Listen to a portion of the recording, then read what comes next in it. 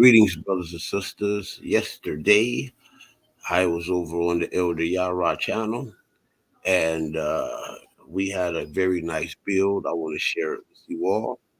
Me, Elder Yarah, and Andrew, the student. So I am going to play this disclaimer, this fair use disclaimer. This is a collab.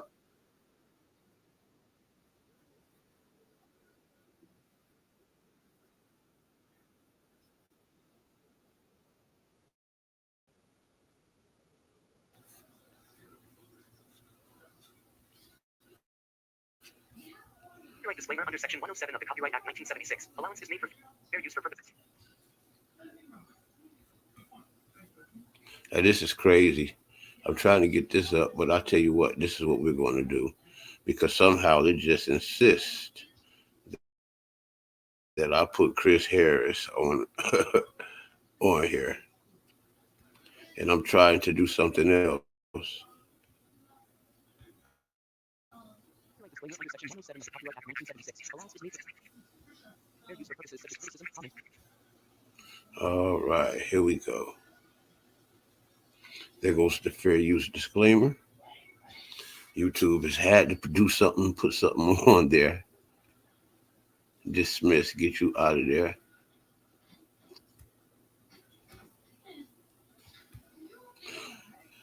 Copyright disclaimer under Section 107 of the Copyright Act 1976. Allowance is made for fair use for the purpose such as criticism, comment, and news rep. So we can get up out of there. And now we can get into the show.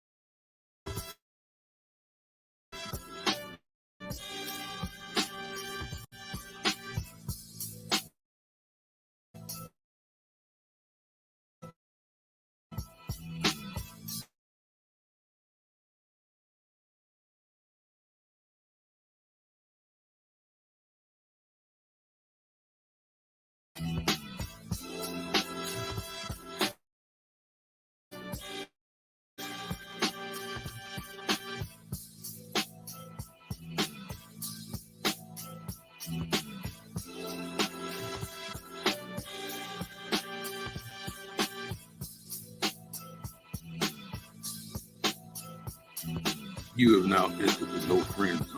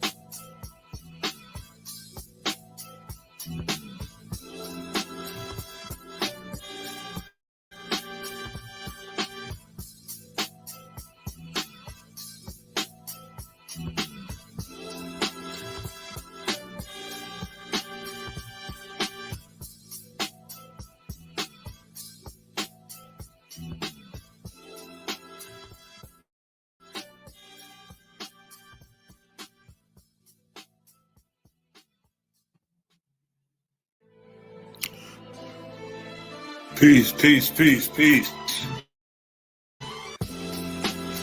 Peace and blessings, family. You have now entered the no friend zone with myself, Elder Yarah, and my great brother, Andrew, the student. Shalom and peace and blessings to Sister Cassandra in the building. Professor Lovely Lady, I appreciate you as well for being in the building as always. And you guys know what it is. We've been advertising this for a few days now. We're going to be talking about the superiority of Catholicism and Christianity. This is a topic that my brother Andrew, the student, brought to my attention. He wanted to discuss. So I'm going to fall back a little bit. We're going to see what the brother has to say and what kind of dialogue and how he kind of wants to take it. And we'll see what this thing looks like, man. Happy Friday, man. I know some of you have been working vigorously, been toiling hard on a plantation, so to speak. Whether you work at home or whether you have to get up and go to an office. Hey, listen, we have to do what we have to do, but we thank and praise the Most High Yah for allowing us the opportunity to be able to keep a roof over our heads, food on our tables, keeping us in our right mind. And, in all things give thanks, man. In all things give thanks to the Most High Yah. So, hey, man, that's my opening. That's my spiel right now, man. I'm going to turn over to my brother Andrew the Great. See, your mic is hot. Yo, what's going on? What's going on? What's good, my good brother? Peace and blessings to you. Shalom, Hotep, Ashe. All of the wonderful Shalom. Welcomes, man. Shalom, Hotep. Praises to the Most High. Praises to the ancestors. Big KMT in the building. Shout out to the Geechee Islands. You know what I mean? I got to go through all my stuff. Y'all know the vibes. It's the no friend zone. Big Drew and Elder Yarah. I'm looking forward to a great conversation. I was checking out one of your joints yesterday. I didn't know it was a pre-recording. I was trying to jump in, man. That was a good conversation that y'all was having. And you showed some like real work, bro. That's what it's about, the work. People get on here and just kind of give opinions. They give opinions, but at the end of the day, it's about the work. And when you stand on facts, bro, you're 7 foot tall. So I couldn't do nothing but salute. You know what I mean? It was a good show. No doubt. I appreciate that. No problem. How was your I don't know if you do the New Year's, but how was your, holiday season? Did you get out a little bit? I got out. I don't necessarily celebrate. I don't celebrate. Let me say that. I don't celebrate the New Year's at all. I don't do the Christmas holidays. I taught a little bit about it. I just give my opinion, my understanding on it. But what I've come to find out during this particular period of time, because of the land that we live in, this is the time that most people throughout the year at least come together as a family, whether you have like beliefs or not, in regards to your faith or your spiritual walk. It is a time of gathering. Anytime you can get family together in one place. We lose so many people throughout the year. We hear so many tragic stories of loved ones that have lost their lives from sickness and disease to gun violence to domestic violence. We hear so many horror stories. Anytime you can get family to come together in one place and just commune, and it's peaceful. I'm all for that. I support that. I don't have to support necessarily the holiday in order to support family getting together. So I always support family get together.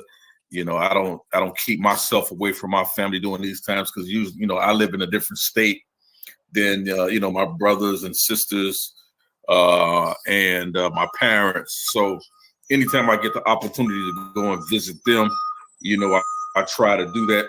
So yeah, man. So I did go visit my family, man. Did a little bit of traveling, went to visit my family. So we had a good time as usual, man. So I appreciate this time them being able to come together, man. So no doubt. Yeah, that's a good thing. That's a good thing, because that's really what it's about. And nobody, I mean, I can't say nobody, but nobody's trying to really celebrate the new year. Nobody's doing that, but this is the time that we all have off work. You know what I mean? We got real jobs, we got real lifestyles, real responsibilities. So when we do have time off work all at the same time, it's about the family. You know what I mean? I'm way up here in Indiana, so it's my whole family's in Atlanta. So I do a lot of traveling back and forth. You know what I mean? And it's always good to see them. So shout out to my Atlanta fam. They own what we own too. They're gonna start checking us out and sharing it. I think that'll be a good market for us down in Atlanta. They got a thriving conscious community down there. And I mean some of everybody, bro. It's the Moors, it's the Hebrews, it's KMT. They are active, man. So that's a hotbed for the conscious community. So make sure y'all checking out Atlanta. You know what I mean? Yeah, no doubt. Shout out to the folks down in the ATL, man. No doubt. So, hey, we see what the topic is, man. I have a little bit to say. I'll put a little bit of spin, but man, I'm gonna let you rock out with it, man. However you want to do it, and whatever you want to get into. So the floor is yours, my brother. Let's do it. It's the no friend zone, man. It's the no friend zone. We're talking about this. This is my personal take. I know it's shocking to a lot of people, especially to my Hebrews, especially to Protestants, regular Christians. You know what I mean? They may not want to hear this, but I really want to go over the superiority of Catholicism.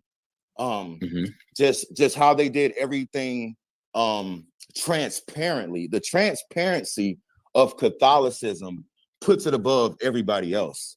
And it starts from the beginning. Just the unadulterated truth telling. Like, you got Pope against Pope. You got people getting exiled, and it's just a lot going on. Also, being a 2,000-year-old monarchy. I mean, if you don't understand what that really means, you need to like sit back. We praise Egypt for having thousands of years of dynasty after dynasty after dynasty. We're watching a 2,000-year-old monarchy. And they've kept great records. They canonized the actual Bible. People out here giving their lives away for this thing, and they don't even know who canonized it. They don't know who actually went through the dirty work of getting this together. You know what I mean? And standing on it to the point that it might cause a war. You know what I'm saying?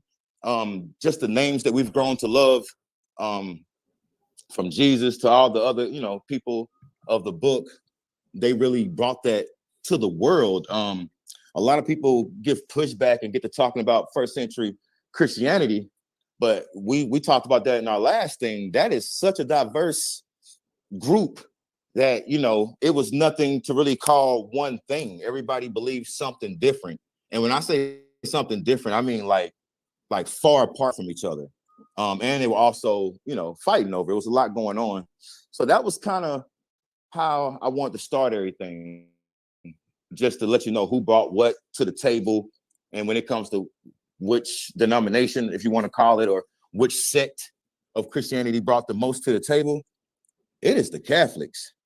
And also when we do the ancient Egypt versus Christianity, or comparing the two, when we do that type of comparison, ancient Egypt always gives, the opposing team a handicap match, because we let y'all separate from Catholicism. We allow that. We allow that just to make it a more engaging conversation. Because if we kept the Catholics grouped together with y'all, then it wouldn't even be an argument about what you've taken, from Africa or from Egypt or from Kemet, whatever label you want to put on it. It would be so complete that you would pretty much be on my team, especially somebody like you who deals with reason. If you find something contrary to your beliefs to be a fact, I've seen you adjust your thought patterns. I've seen you adjust your arguments. I've seen you adjust your logic to allow room for the facts. And if we kept Christianity and Catholicism as one, which they started off as one, I feel like that wouldn't even be an argument. From, you know, they got a whole Egyptian museum in the Vatican. They picking up our obelisks and taking it around the world. You know what I'm saying? And they so real. That's what I'm saying. The transparency, they leave the original markings on the obelisk. They tell you where they got it from. They tell you why they took it. Like, it is such night and day when you compare it to a modern day Protestant. If I talk to the Protestant about the Bible, they're gonna say, "Oh, it was inspired by God. God breathed it into these people." You know what I'm saying? They're gonna give me this whole spiel about it being God inspired, pretty much.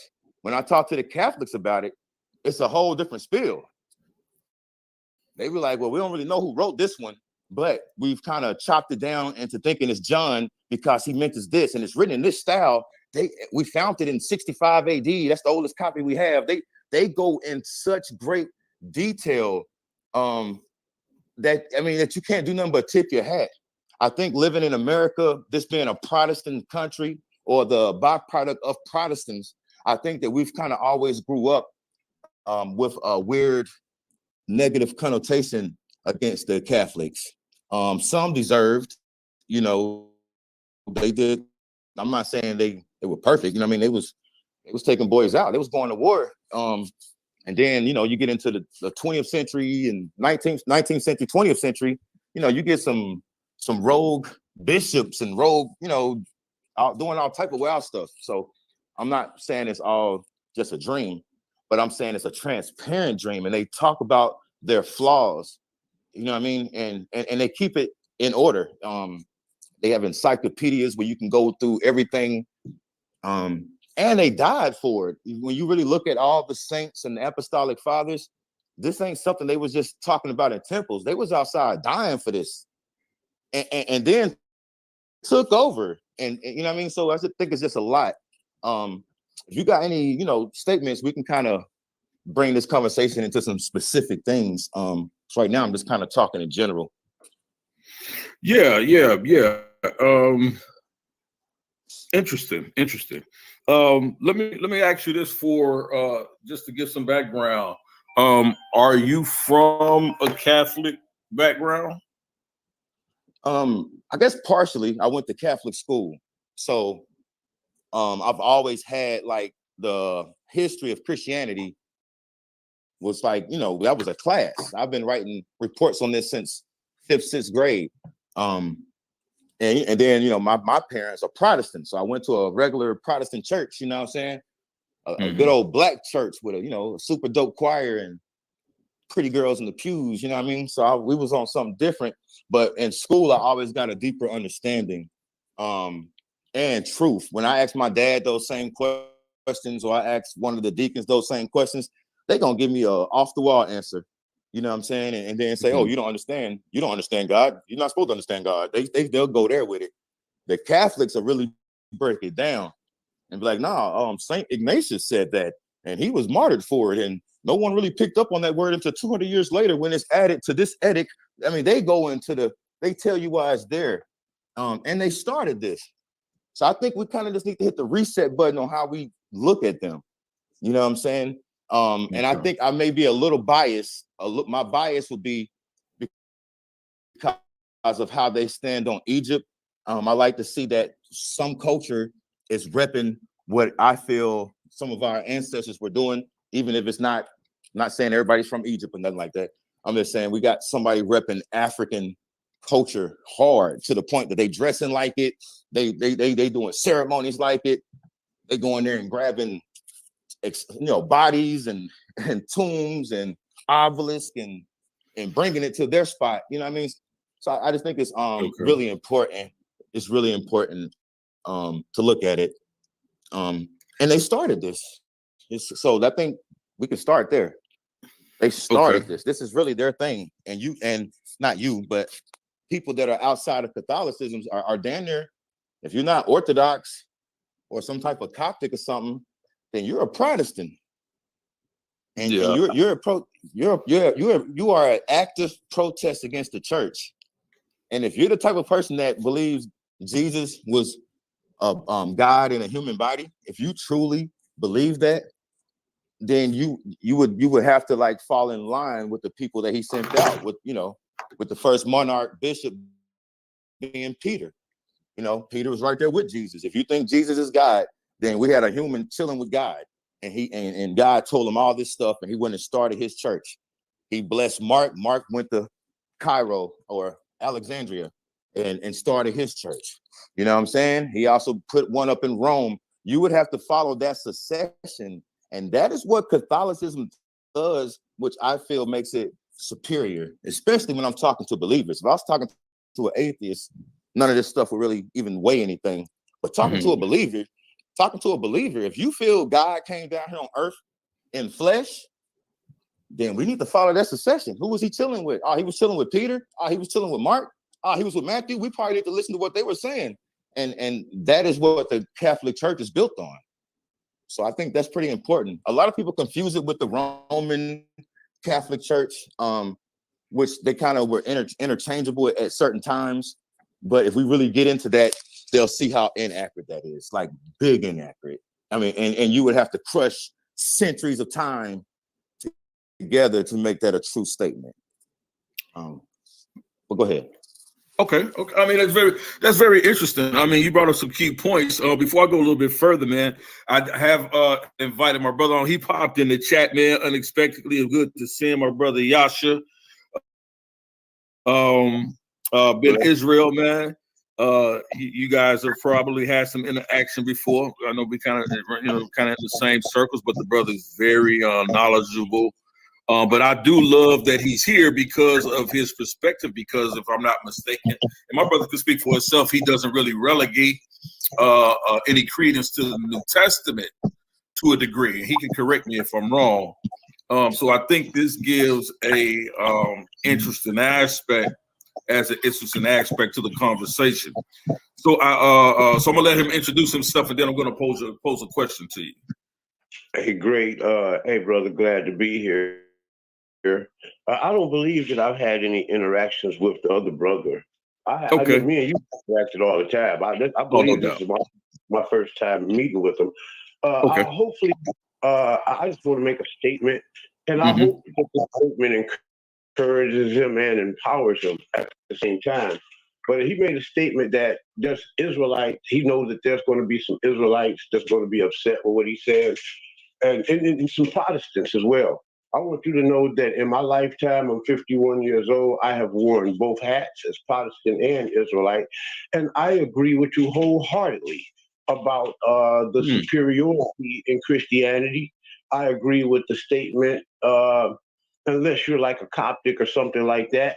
And even in the case of a Coptic, they have been infiltrated by Catholicism, which brings them up to number one.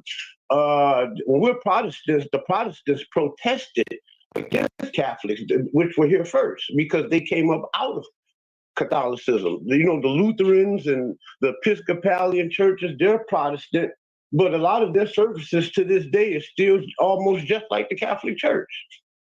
The whole Protestant movement came right up out of the Catholic Church, which deems it superior it deems its superiority. I mean, the very idea that the Catholics were the ones who changed the day of the Sabbath, to Sunday, all other Christians follow it. No other Christians have did any reformation and went outside of the Seventh-day Adventists, I mean, I agree wholeheartedly with you, man. Wholeheartedly with you that the Catholicism is the superior Christianity. Hey, that's what's up. That's what's up. I'm actually surprised from that feedback, but it's like greeted, what I'm saying, happily. So right on for that. I'm really just looking at the facts. And when I say facts, I'm just talking about the chronological order that things took place, who did what. I mean, they're so transparent that we can get into like the people who are at each council. We can do an attendance of who's at each council. The council of Nicaea, the other one in Hippo, the one in Constantinople. We can kind of, and sometimes we can get in, we can see the minutes. We can see what the argument was, which argument was against which argument, who won, what happened to the loser, what happened to the winner. I mean, it is so it's almost like some Game of Thrones stuff. Like when you really get into it, it's just like they really trying to make a kingdom on earth and succeeded. You know what I'm saying? That's the crazy part. They succeeded against a lot of opposition, and not just basic opposition. I mean, they went against Rome, went against the Jews, went against Islam, went against whole countries. You know what I'm saying? They was taking over. They conquered all of Europe. I mean, straight conquest, bro. So I'm like, we kind of got to tip your head a little bit, and I think it's kind of been categorized as a white religion. But when we start looking at the beginning, the actual apostolic fathers and the apostles, it's a lot of Africans. It's a lot of Africans. And when I say Africans, I'm not using the word black. I'm talking about people that was born on the continent of what we know as Africa, and many of them died on the continent that we know as Africa. Yeah. St. Augustine, Tertullian were Berbers. They were Libya. They were Berbers. I did a show maybe about a month ago, and I got some pretty nice views on it, considering that I have a small channel. And I'm talking about the African synods and like the conferences of Hippo. Yeah.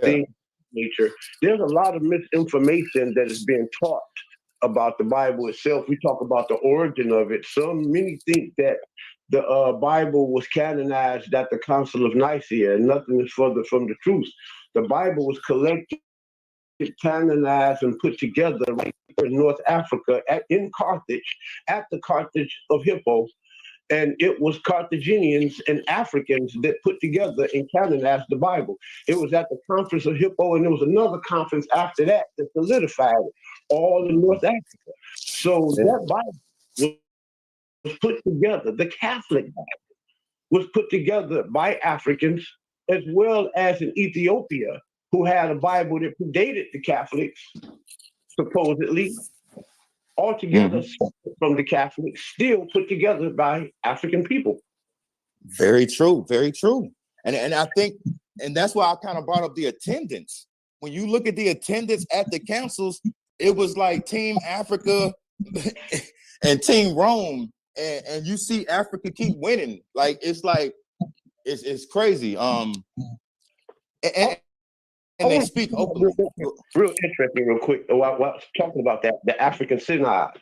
A lot of people know that it was conflict within Catholicism. You know, how Arianism almost took over. But in these conflicts, that the people from Africa, the synods from Africa, really didn't want to do nothing. Didn't want nothing to do with Rome at first, and they were really having real conflicts with Rome because they didn't want to attend, you know, the synods, the councils. You know, they felt like that they were superior. You know, but ultimately they end up succumbing. You know, but and these were the superiorities, the authors of what we know as Christianity today. You know, your first, second century Christianity, we have very little to no records of that. Very true. So we don't have a real clear picture of First Testament, you know, first century Christianity, second century Christianity either. I think that the apostolic fathers in the late first century and early second century, they start popping up and going on a mission, man. Going on a mission is crazy when you really look at what they have said to have done and how they all died. I wanted to get into that a little bit. I had some notes on some of the first people that really went out to talk about it, and you know what their fate was for, you know what I mean? But you said something interesting about the Reformation. And we need to say this on the airwaves. The Reformation happened 900 years after the beginning of Catholicism. We need to understand what that means. It's 2024. Like, what's 900 years ago? We're going where? 1100 something? Where we going? Like, do you know how long of a time that they did their thing? Like, Yeah, you know what I mean? 1300. We go back 900 years ago and put us back in medieval time. You see what I'm saying? So that's how long they put it down. So I don't like when people hold the Reformation up like it means something in the eyes of history. It's a blip on the eyes of history. What happened was the Second Reformation.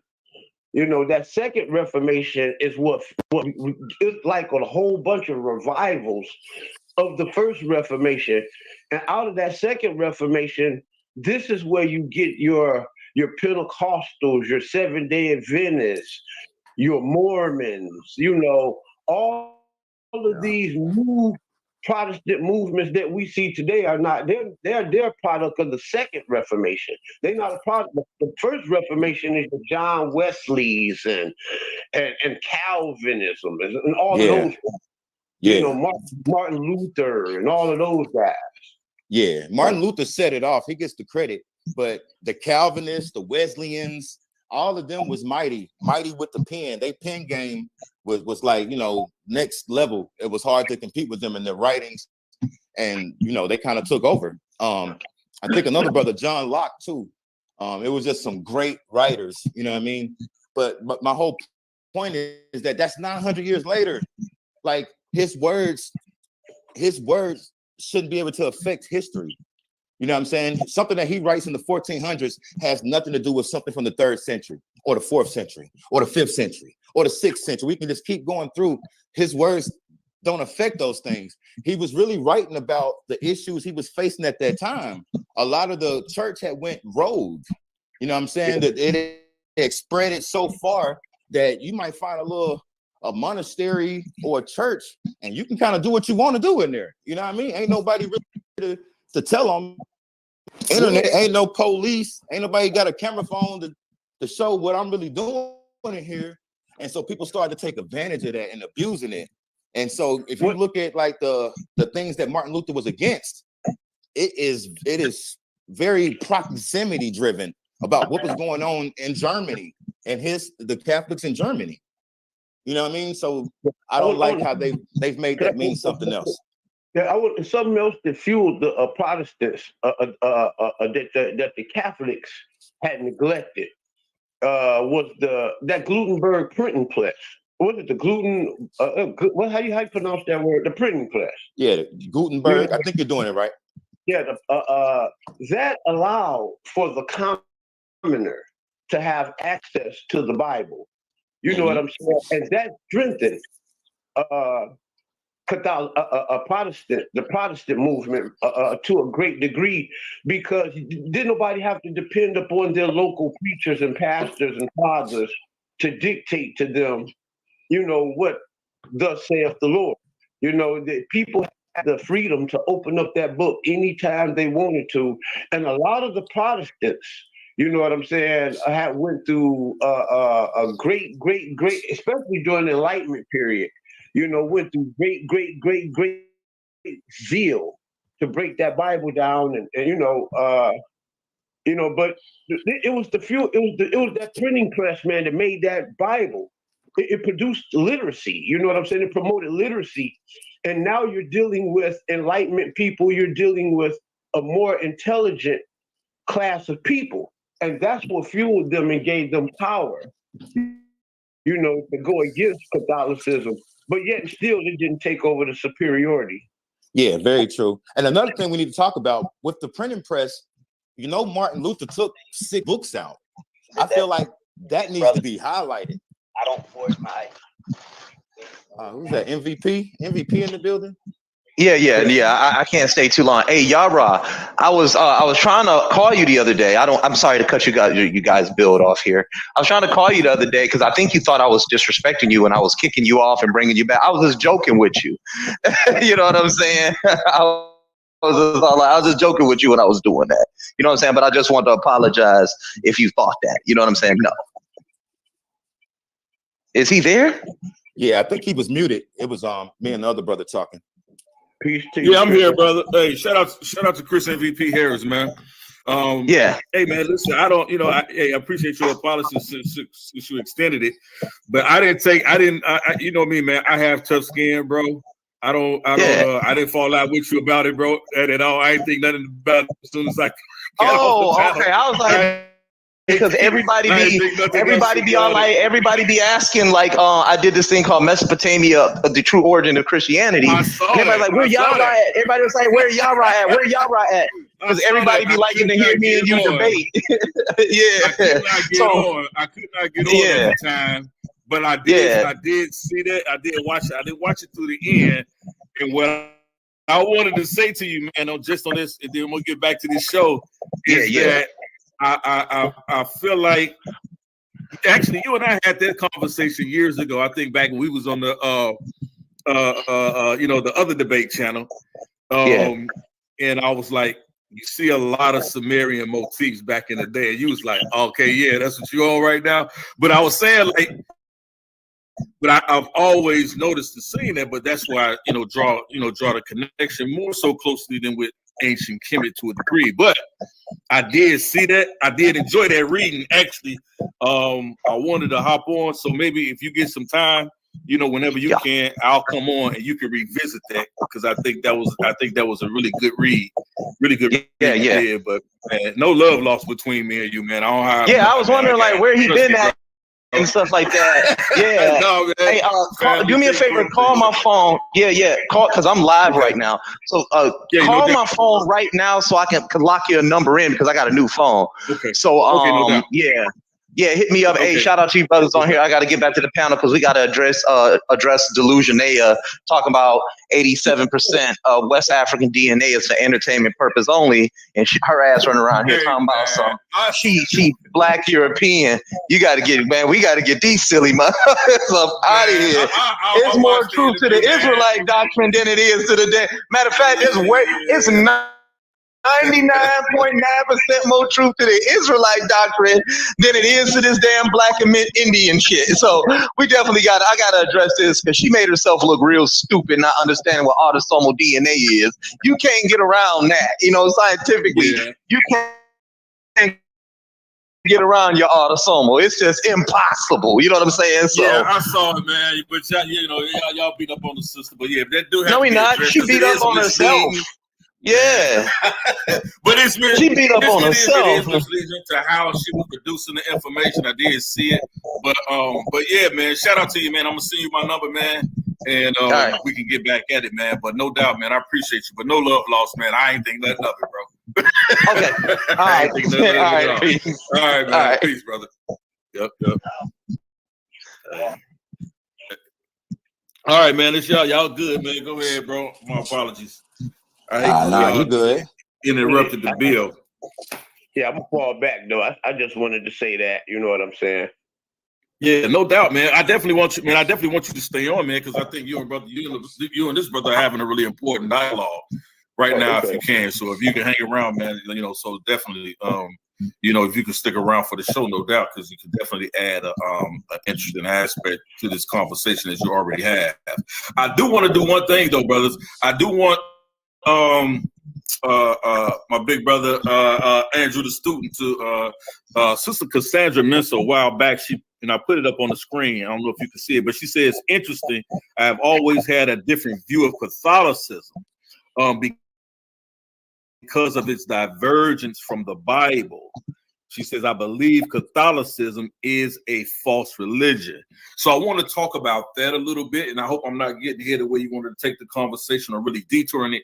And then I wanted to bring the conversation back to, I think, where both you brothers have already touched on and talk about pre-Reformation of the Catholic Church versus post-Reformation. So pre-Reformation would be up until the time of Constantine. That would be pre-Reformation, and then up until the time you guys were talking about where we see the actual Reformation began to occur, going back about 900 years or so, almost 1,000 years ago from where we are now. So they're dealing with their pre-Reformation and post-Reformation, and then on the screen, because I do want to kind of get into that a little bit as well. And if I'm going too far, y'all can pull back and just keep it the bill. No, that's fine. This comment. I appreciate her comment greatly. But I'll say something real quick, and I'm gonna jump off of that.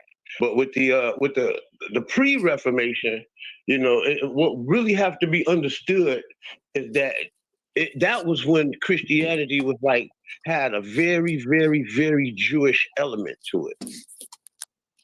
It was after Constantine and his Catholicism is when they separated all of the Jewish elements out of it. That's what the Council of Nicaea was largely about. And the many ecumenical conferences that came after that, it was a separating it from its Jewish origins. When the Pope separated Easter Sunday from the Passover, when he created the Saturday Sabbath, when he created the 7-day week, all of those things were things that were done to disconnect it, the original first and second century Judaism from its very, very Jewish origins. Okay. I think that was a good response. I want to respond to the sister as well. I think that's why we're kind of having this conversation, because we gotta put things in order. And when I say order, I mean like chronologically. Everything, the Catholicism was first. So I don't know how it can be a false religion. Like, who would be the real religions? The people that popped up 900 years later? Like who would? I don't or the Jews, like, you know what I mean? I don't understand. I guess I wouldn't understand the premise. She would have to almost clarify a little bit, because everybody else came after them. Like, they put the canon together for you to read it and create your own denomination. You would have nothing to even compare. So that's that's kind of important. So I don't know if she wants to maybe clarify a little bit, and I can give her a better answer. But from my understanding and my studies, the Catholics started this. They started this, and they took it more seriously than everybody. People was running around in little tribes saying whatever. They actually got everybody together. They got the best of each city to come and represent their ideology in front of everybody, and we're gonna figure this out and see what's what. And it was so like transparent and in search of the truth that it might be like the Council of 74 will be titled against the Council of 72. You know what I'm saying? Like, they was really they would look at the work you did at your council and then do their own and kind of peer review it. So I would have to get more information to really answer her question. You had a double-sided question though. What was the second part of the question, Yarah? Could I respond to her question before we move forward? Yeah, go ahead. She said something about what she say, interesting. I have always had a different view of Catholicism because of its divergence from the Bible. I kind of tapped on that in my first statement, as Yarah mentioned the first Reformation. That when you talk about its divergence from the Bible, she's talking about I believe she's talking about its divergence from its Jewish origins. She said that she believed that Catholicism is a false religion. I'm stating the things that I'm saying because I am a reader and a studier and an intellect, and I'm reading this from a historical standpoint. I am not Catholic at all. I don't believe that Catholicism is the pure religion when you're dealing with the things of God. I believe it goes back to its Jewish origins. That's why I myself am Jewish. But nonetheless, I am not one of those Israelites that's going to try to rewrite history or try to manipulate history in any way, shape, or fashion. My job is to go back and study history and record it and talk about it and teach it to my brothers and sisters. And that's the reason why myself, not being a Catholic, I can still agree with the facts that what the brother is saying concerning Christianity. Now, I'm not saying that Catholicism is the superior religion in the world, but when you're talking about Christianity, I would have to say that it just is, because the Ebionites and all of the other branches of Christianity that existed prior to Catholicism, we don't have much evidence of it. We don't even know what the Ebionites is unless we look at the records of people that were recording history of them. We don't have too much of nothing directly from them. We have to get right the Gnostics and agnostics and all of these peoples. We have to get writings, from other people that was recording history. We have the Cathars and all of these different branches of Christianity that was not connected to Catholicism. We have to read other records. It's very little of any of those movements that have survived with us today. So, that would be how I would address the statement that the sister made. No, I don't believe that Catholicism is the pure or the true religion. I follow Judaism, so apparently I believe that is the true religion. But again, I have to deal with this on the scholastic level, and on the scholarly level, the brother's telling the truth. Hell yeah, thank you. Also, what you're saying, another response to that, she said how they went away from the Bible, and I would say it's the exact opposite. The Protestants went away from the Bible.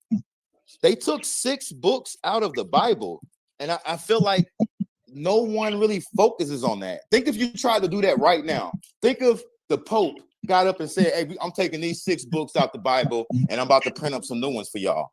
It would be a full fallout, and then when you look at the content of the books they took out, you'll start to see why there's the gap kind of got wide.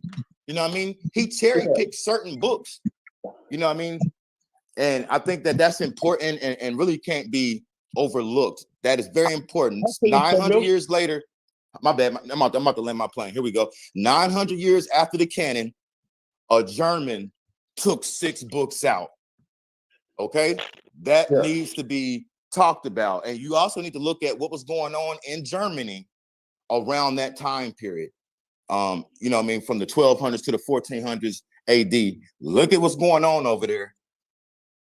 And then step back and tell me, are you going to stand with Martin Luther? You know what I mean? Ain't nobody praising Lutheranism. I don't see nobody on here praising Lutheranism, but y'all all Protestants. You know what I mean? Somebody got to speak truth to this. So I'm glad she gave that question, because I probably wouldn't have said none of this if she didn't. So thank you for that. There's another thing that the Protestants did different from Catholicism. The Catholics did a lot of Nordic heathenistic interloping into the spirituality of Protestantism that didn't exist in Catholicism. And it ended up today, a lot of Pentecostal and a lot of Protestant has influenced the Catholic movement, especially here in the United States. But the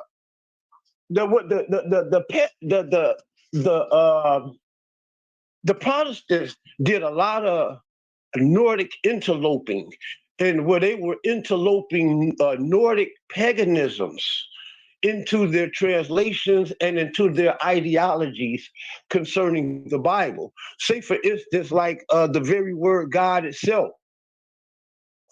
That traced back to Odin, because they had no understanding, of what Yahweh, Elohim, or the Dios, what the Dios was. You're saying who did this? You're saying the Catholics or the Protestants? Bishop Waffles in the 4th century. Bishop Waffles, as a Catholic, was the first person to put the word God into the English language, which was actually Odin himself. Okay. Words like hell. Hell is a pagan Nordic deity, a goddess of the underworld. You know what I'm saying? The goddess of death. You see, that concept like that didn't exist. Words like spirit was called the Erangast in the not the Pentecostal, but the Protestant movement, which represent the souls of the deceased souls of the dead, where before, spirit was the spirer and the spiratus, which was none other than the air of the wind, and it reflected more of a Jewish ideology. The pagans, how we view Christianity today with a lot of the spooky stuff, that is the stuff that was introduced by the pagans. And you can follow that up. You can follow that up in the English word etymology. I got you. I missed one important part of what you just said. You said who introduced this? You said it was the Catholics or was the Protestants that introduced this? Well, the Catholics started it with Bishop Waffles when he interloped the Golden. Right? Do you know the time period? You know the time period for that? The 4th century. So it was when Augustine had converted the Anglo-Saxons. Okay.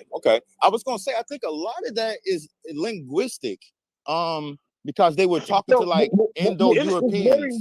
It's very linguistic, but this is what happened when the Protestants began to translate the Bible. When they began to translate the Bible, that's when they interloped. Like a King James version, that's when they interloped a lot of the paganisms into the translation. Okay, I understand that. I mean, that's kind of words like demon. Like, say for instance, the words like demon, the idea that we have of demons and stuff like that. The mythological idea of hell. Most of that stuff was added by the Protestants. I got you. Yeah, my understanding on that, just in brief, I think a lot of it was linguistic, and that's kind of when you hear people saying they translated translations. When people get to talking like that, that's kind of what they're talking about. And then you also have to look at the audience. You're talking to Indo-Europeans, and so I think some of those words, the words. Interloping is when you translate.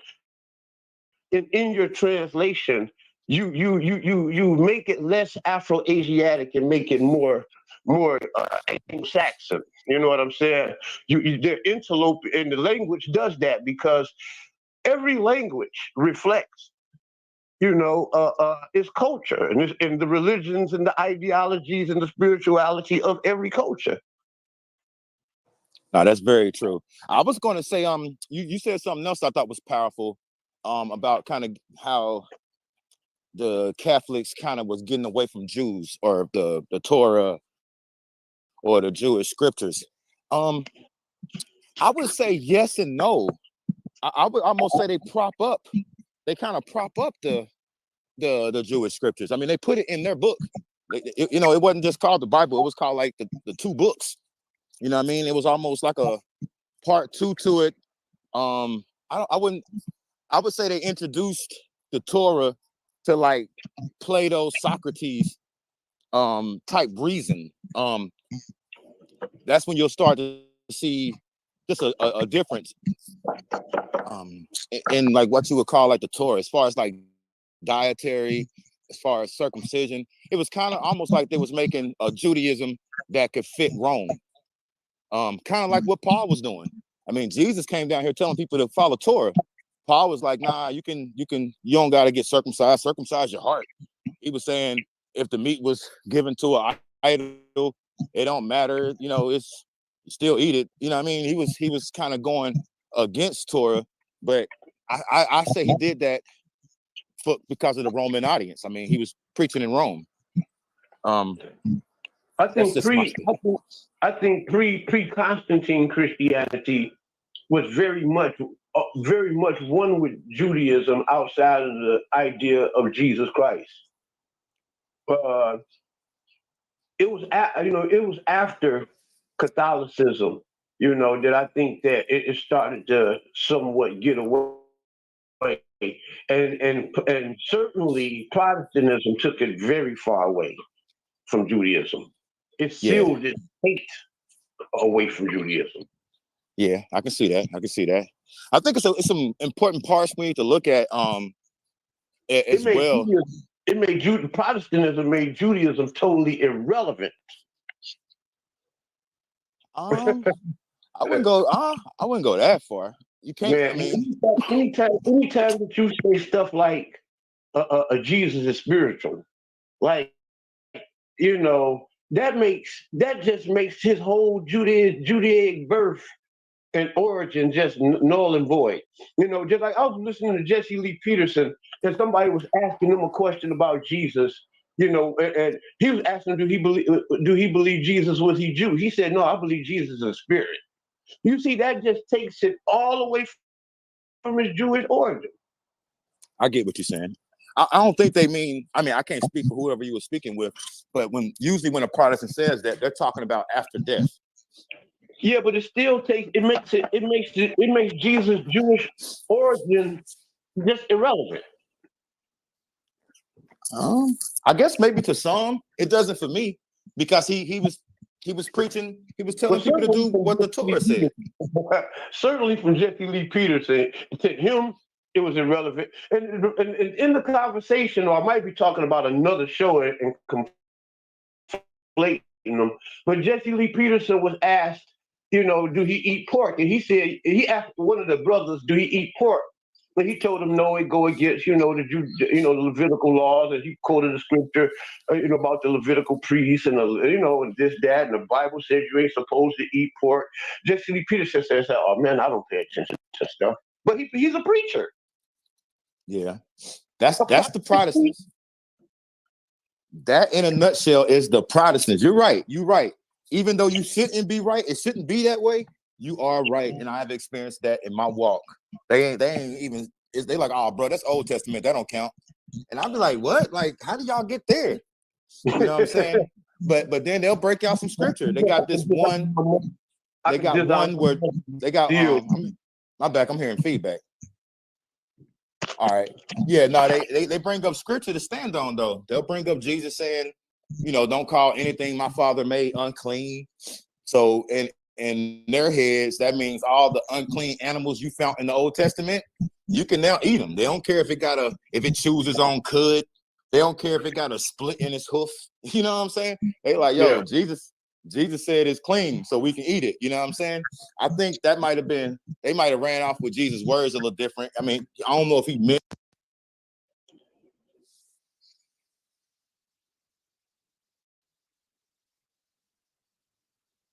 You muted yourself.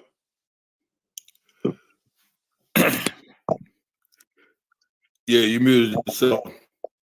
But my bad. No, it's all good. Go ahead. What part did I let off? I don't even know where I muted myself. What's the last thing y'all heard? We was talking about dietary. We was talking about how why the Protestants feel the way. Yeah, we was talking about a part about. So we was dealing with how whether Christianity. We talk about Christianity and like I guess you was contrasting Catholicism with the Protestant, and how one or the other takes Jesus' words and run with it like another way with it. Okay, yeah, that's where I was. Well, I was pretty much bringing up the scriptures they use to make that leap. When Jesus talks about not making things that my Father made, saying they're unclean. That's a bad paraphrase, but hopefully y'all know what scripture I'm talking about. People take that and they just threw everything out the window. So they start eating unclean meat, unclean beasts from the Old Testament. They start eating. But I'm saying that's because the Gentiles, they were talking to people who eat this stuff and been eating this stuff. And like they got this, they have herds of this stuff to eat. So it would like throw off the whole economy if everybody was trying to go kosher. That's my personal belief. It probably can be pushed on a little bit more if we do some research. He said they misinterpreted. Cassandra says they misinterpreted the verses about not calling food unclean. That's exactly what I'm saying. It says that, but I feel like they took that and ran with it, made it like a big reach. And Yeah, I think that you've gone into you've quoted a lot of different things, just in the brief part of the conversation. So I don't really just want to get stuck on those things because you have said a lot interesting things. But let's do this, right? So I'm glad to my brother Indigenous Black, I call him the silent scholar. A couple of broadcasts ago here, he brought something to my attention that I was aware of, but I had totally forgotten and really haven't even spoken on it at all. And I'm glad he brought it up because it made me go back and start to revisit this one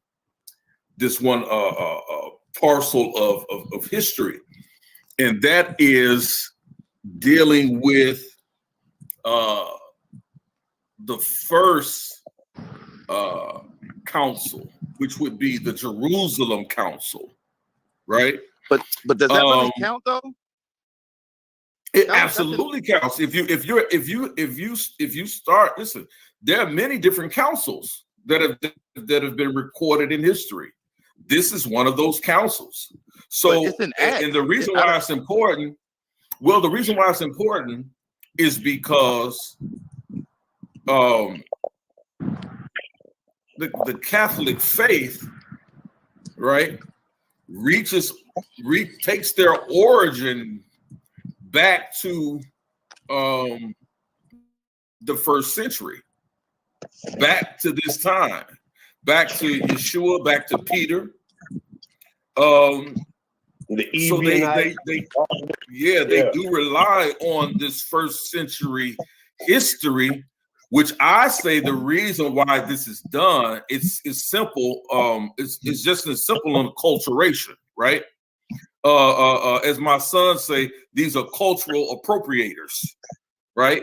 And so what they have done, this is why I talked about pre-Reformation up until the time of Constantine. Constantine doesn't even come into power until 325 CE, right? So a lot of people harp on what Constantine did and what he set in place, and a lot of the ecumenical councils that he called and different things like that. But Constantine doesn't take power until 325 CE. Why is that important? Is because we see at 325 CE there could be no creation of Christianity or an origin at that point. It has to be a movement, and I think Brother Yasha talked about this, that there is a strong Israelite element, right? We know that the origins of Christianity begins in that first century with the movement of a man called Yeshua, Yahushua, Jesus the Christ, whatever wets your palate. It begins with that individual after his martyrdom, right? And that's the term that I use. People say death, burial, and resurrection. I say after his martyrdom, right? Because what we do know is that if we don't understand anything else, he would have been considered a rebel, right? He would have been considered a criminal, right? This is what he was martyred for, right? Let's talk about it in a historical fashion. Let's remove all of the dogma and let's just deal with the historical fashion of it, right? And so what you see is that immediately after his martyrdom, what you find is a scrambling, right? You get glimpses in the New Testament. Peter denies him, they run, they leave. Thomas, or the one that they call Didymus, he runs. He's nowhere to be found, right? Mark, he goes back. He flees back into Alexandria, right? You have a lot of these people who are purported to be followers of him and main connected to Yeshua or Yahweh or Jesus the Christ in that first century after his martyr, they scatter. They scatter. And so what you have is that those who remain, right, by the time you get to the story of Acts, which is being recorded, by the way, by Luke, and people often fail to realize that Luke is recording this not as it is happening, but after it has already occurred to a degree, right? So he's writing, he's getting eyewitness accounts of people who were there, people who were around, people that was going on in these particular periods of time. So as he's recording this, and thank you, Silent Scholar, Indigenous Black Man, he talks about the Council of Jerusalem that occurs about 40 AD. Now, this would be about 7 years after the martyrdom of Yeshua or Yahweh or Jesus the Christ, right? And so in this 7-year span, this movement has gone completely underground. This newfound movement, right? It's not yet called Christianity up until about that time, because the Bible says that in the book, I believe in the book of Acts, that it is at that time that in Antioch that they are first called Christian, right? What they called Galileans and Nazarenes before that? They were called Galilean, Nazarenes, Nazorians, followers of the way. Yeah. Hey, those of the way. Go ahead. Can I add something to what you were saying? Yes. Okay. Well, it's like 2 points, maybe 3. But the first one, I feel like it's very unfair to say they scattered. That is super duper unfair. Like, what the proper term or way to say it would be, they were getting persecuted. They just killed their leader, and they started crucifying and killing everybody that had something to do with him. It was a murder show. You know what I'm saying? Yeah, I agree with that as well. So as Israelites, we take that with persecution and scattering is all the same. Yeah, absolutely. Yeah. Well, scattering has like a cowardly connotation added to it, like they really wasn't down, so they left.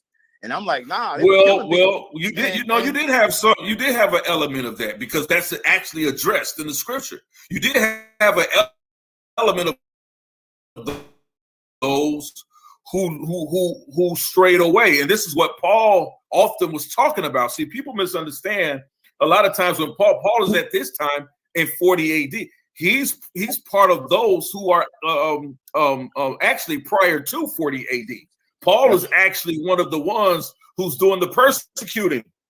That's okay. I'm glad you said that. I'm glad you. And this is how we know that even during those times, that even by the time we get to that Jerusalem Council, and Paul claims to have this enlightenment or this conversion, or he comes into this understanding of the sanctity or the divinity of Yeshua, or the not necessarily so much as the divinity, but Paul begins to talk about there's a conflict when Paul comes and he's addressed.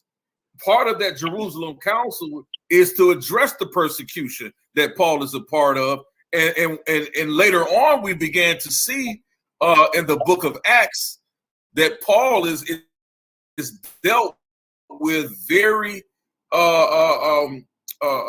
with kid gloves as far as being bought into the fold. And they're saying, listen, we know who this guy Saul is. We don't care what he's calling himself now. We know who Saul is. This Benjamite, this Hebrew, this Israelite, right? And the reason why people often try to make this claim, and I'll let my plan let you guys get in, that Paul was working under Roman tutelage. Bingo. To a degree, That's really not the case, because if you understand how Rome relegated and governed a lot of these vassal states and communities that they control, one of the things that they did not do was take your religion from you. And this is how people remain loyal to the Roman Empire for so long, because they didn't take like other conquering nations. You couldn't practice the Assyrians, the Babylonians. You could not practice your religion. They would set decrees and would have you killed and martyred. This is have you killed and murdered and maimed. This is the reason why Cyrus in the book of Isaiah is called the Messiah. Because Cyrus' decree years later after his passing is his decree that is carried out by Darius that allows the Israelites to go back and rebuild in Jerusalem, right? And so this is why the book of Isaiah refers to King Cyrus as a Messiah, because that wasn't a practice of foreign conquering nations to allow you to keep practicing your religion. You have to follow these other deities and worship. This is why we get the story of the Hebrew boys and thrown in the fiery furnace because the decree was made. You had to bow down and worship the king for a day or a week or a month or a year, different things like that. Stuff like that was already done. Real quick. Yeah, go ahead. Okay. All right. A couple things. One, the Council of Jerusalem can't be found outside the Bible. All the other councils, yes, are well documented. We got an attendance. We can go over the minutes. We got the topics at the bullet points. We got everything they talked about. We got the characters. We know what they did after and before the councils. So I don't really hold on to the one from Acts because it's only in Acts. Two, Paul chased out the original apostles. That has to be looked at. Paul never met Jesus, and he chased out the original apostles. So you don't take the Bible to be the infallible word of God like Protestants do, then? No, but that's a separate conversation. I wouldn't just give a yes or no on that. I would have to go in detail. That's a big question. Being that it is inspired in some type of holy or inspired or believed in spiritual book. The book wouldn't the Council of Jerusalem be if we was to accept Jesus or the story or in the Bible is real, wouldn't that substantiate it or solidify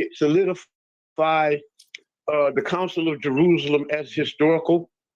The reason I'm giving you a little pushback. Let me ask you a question. I'm not saying it didn't happen. I'm saying there's no evidence outside the Bible of it happening, and I'm also questioning the date because Jerusalem is under siege in 40 AD. You know what I'm saying? When Paul writes this stuff in 70 AD, Jerusalem is being eviscerated, but none of this is in his book. Paul is one of the people chasing Christians, and somehow he doesn't bring up the siege of Jerusalem, and he's writing during the year it's happening, and he's even speaking about the people who did it. So I'm saying that that's false. Like the council, the siege of Jerusalem happens in 70 AD. Paul is not living. It happened twice. But You're talking about when Gaius, I believe that's his name, Gaius comes and he does the desolation of the temple, and he begins to I think he places swine upon the altar, and that causes this sort of uprising that happens during the time, I believe, during the time when Nero comes to power. Right. And then you have sort of this uprising, and then it is Titus in 70 AD who comes in and sort of quashes this thing. So you're talking about two different instances. But the Catholic that's what I said. It happened twice. Yeah, but the Catholic Church does recognize the Council of Jerusalem. So I don't understand how you're advocating for all the other councils, all the other councils of the Catholic Church, but you have this non belief of the first Jewish council, the Council of Jerusalem, which happens between like 40 and like between 40 and 50 AD, and is at that time this is where we get most of Paul's letters. This is where we get most of Paul is writing as a convert at this time to this newfound Christian faith that he once persecuted. Now you say some things that I often hear people say is to try to discredit Paul, right? They say, well, Paul never met Yeshua, Yahushua, Jesus the Christ. Maybe not physically, he did not meet him. But why? I always ask this question. Why was Paul persecuting Israelites? Say it again. Was Paul persecuting? Why was Paul persecuting Israelites? I don't think anyone argues against that. Why was Paul? Yeah, why was Paul persecuting Israelites? Because he was tied to the Herodian family. He was tied to the Herodians, King Herod, and he had marching orders, and he followed those orders. Why was he persecuting Israelites? Because they was rocking with Jesus. Because they were rocking with Jesus. Now, if you make the statement, Paul never met Jesus, what consequences is that so much to the argument if we know that the reason why Paul was persecuting Christians is because of this man called Jesus? So that still makes Paul, that still makes Paul a contemporary. Do you understand? That still makes him a contemporary. So you can't use the argument.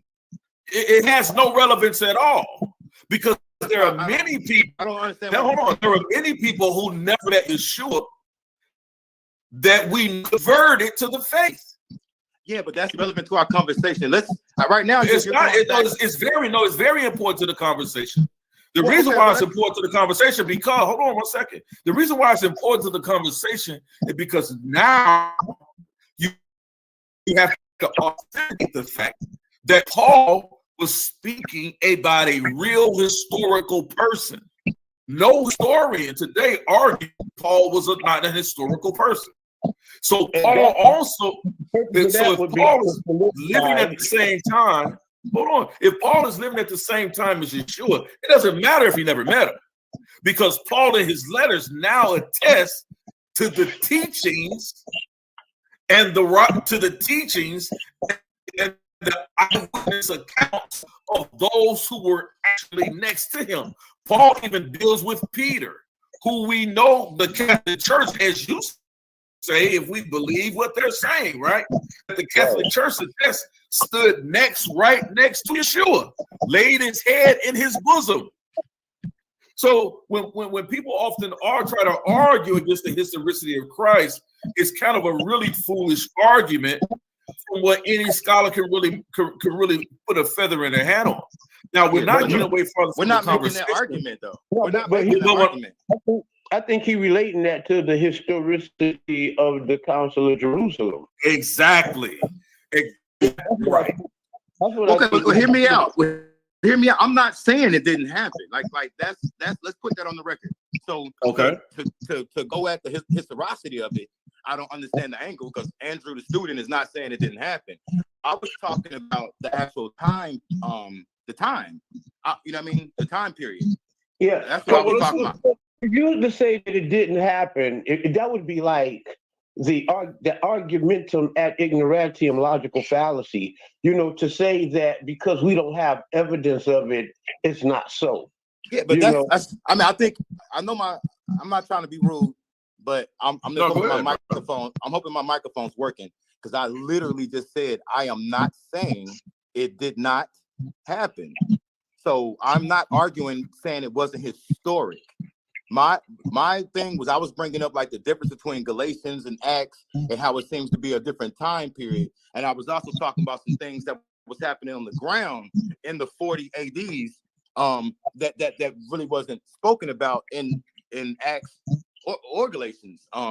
That's what I was saying. I'm not saying it didn't happen at all. And the reason I said I don't really count it is because we don't have like the one that was right after it. We have a full attendance. We got the bullet points, we got the topics, we got the minutes, we got people getting poisoned right after it because they lost. We know so much about it. You're saying all that to say what though? If you're not saying that to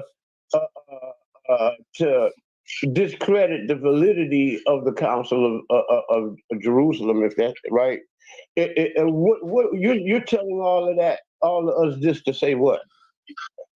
To put the facts on the table. Like, our whole goal is to stand on facts. I'm not going to omit that. But let me hold on.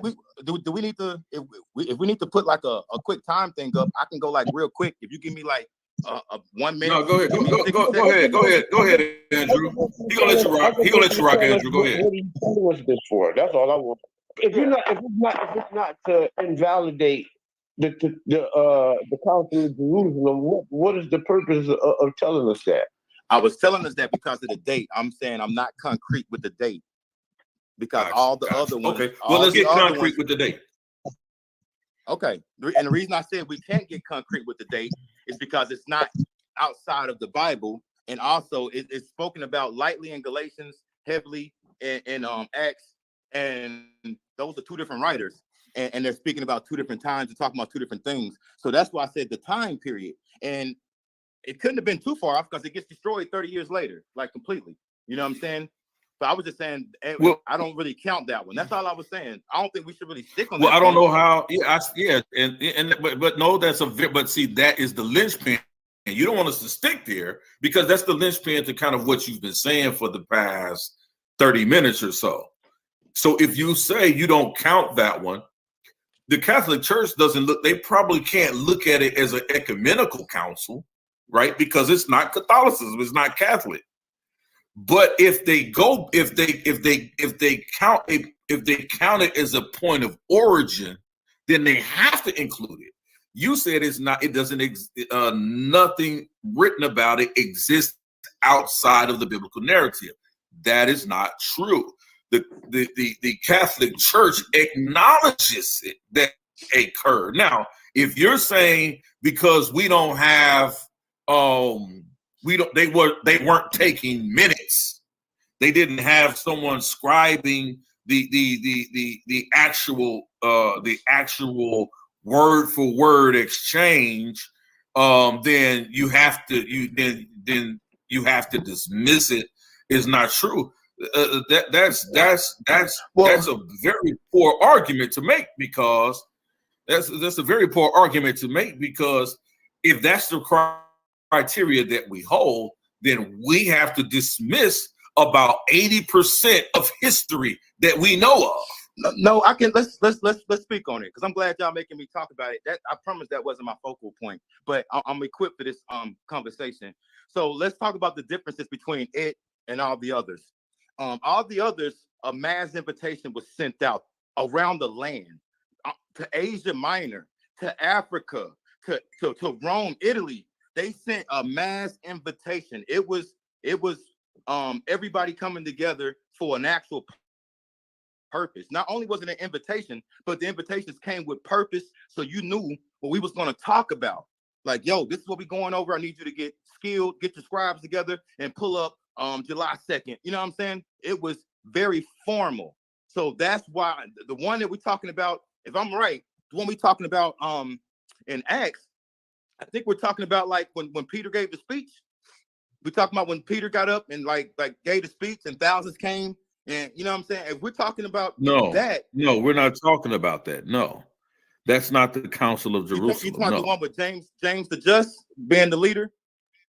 James yes. One, like, okay, like if we look at that, that is not an invitation. You know what I mean? This is just things that actually happened when these brothers came to town, and it's recorded by Luke.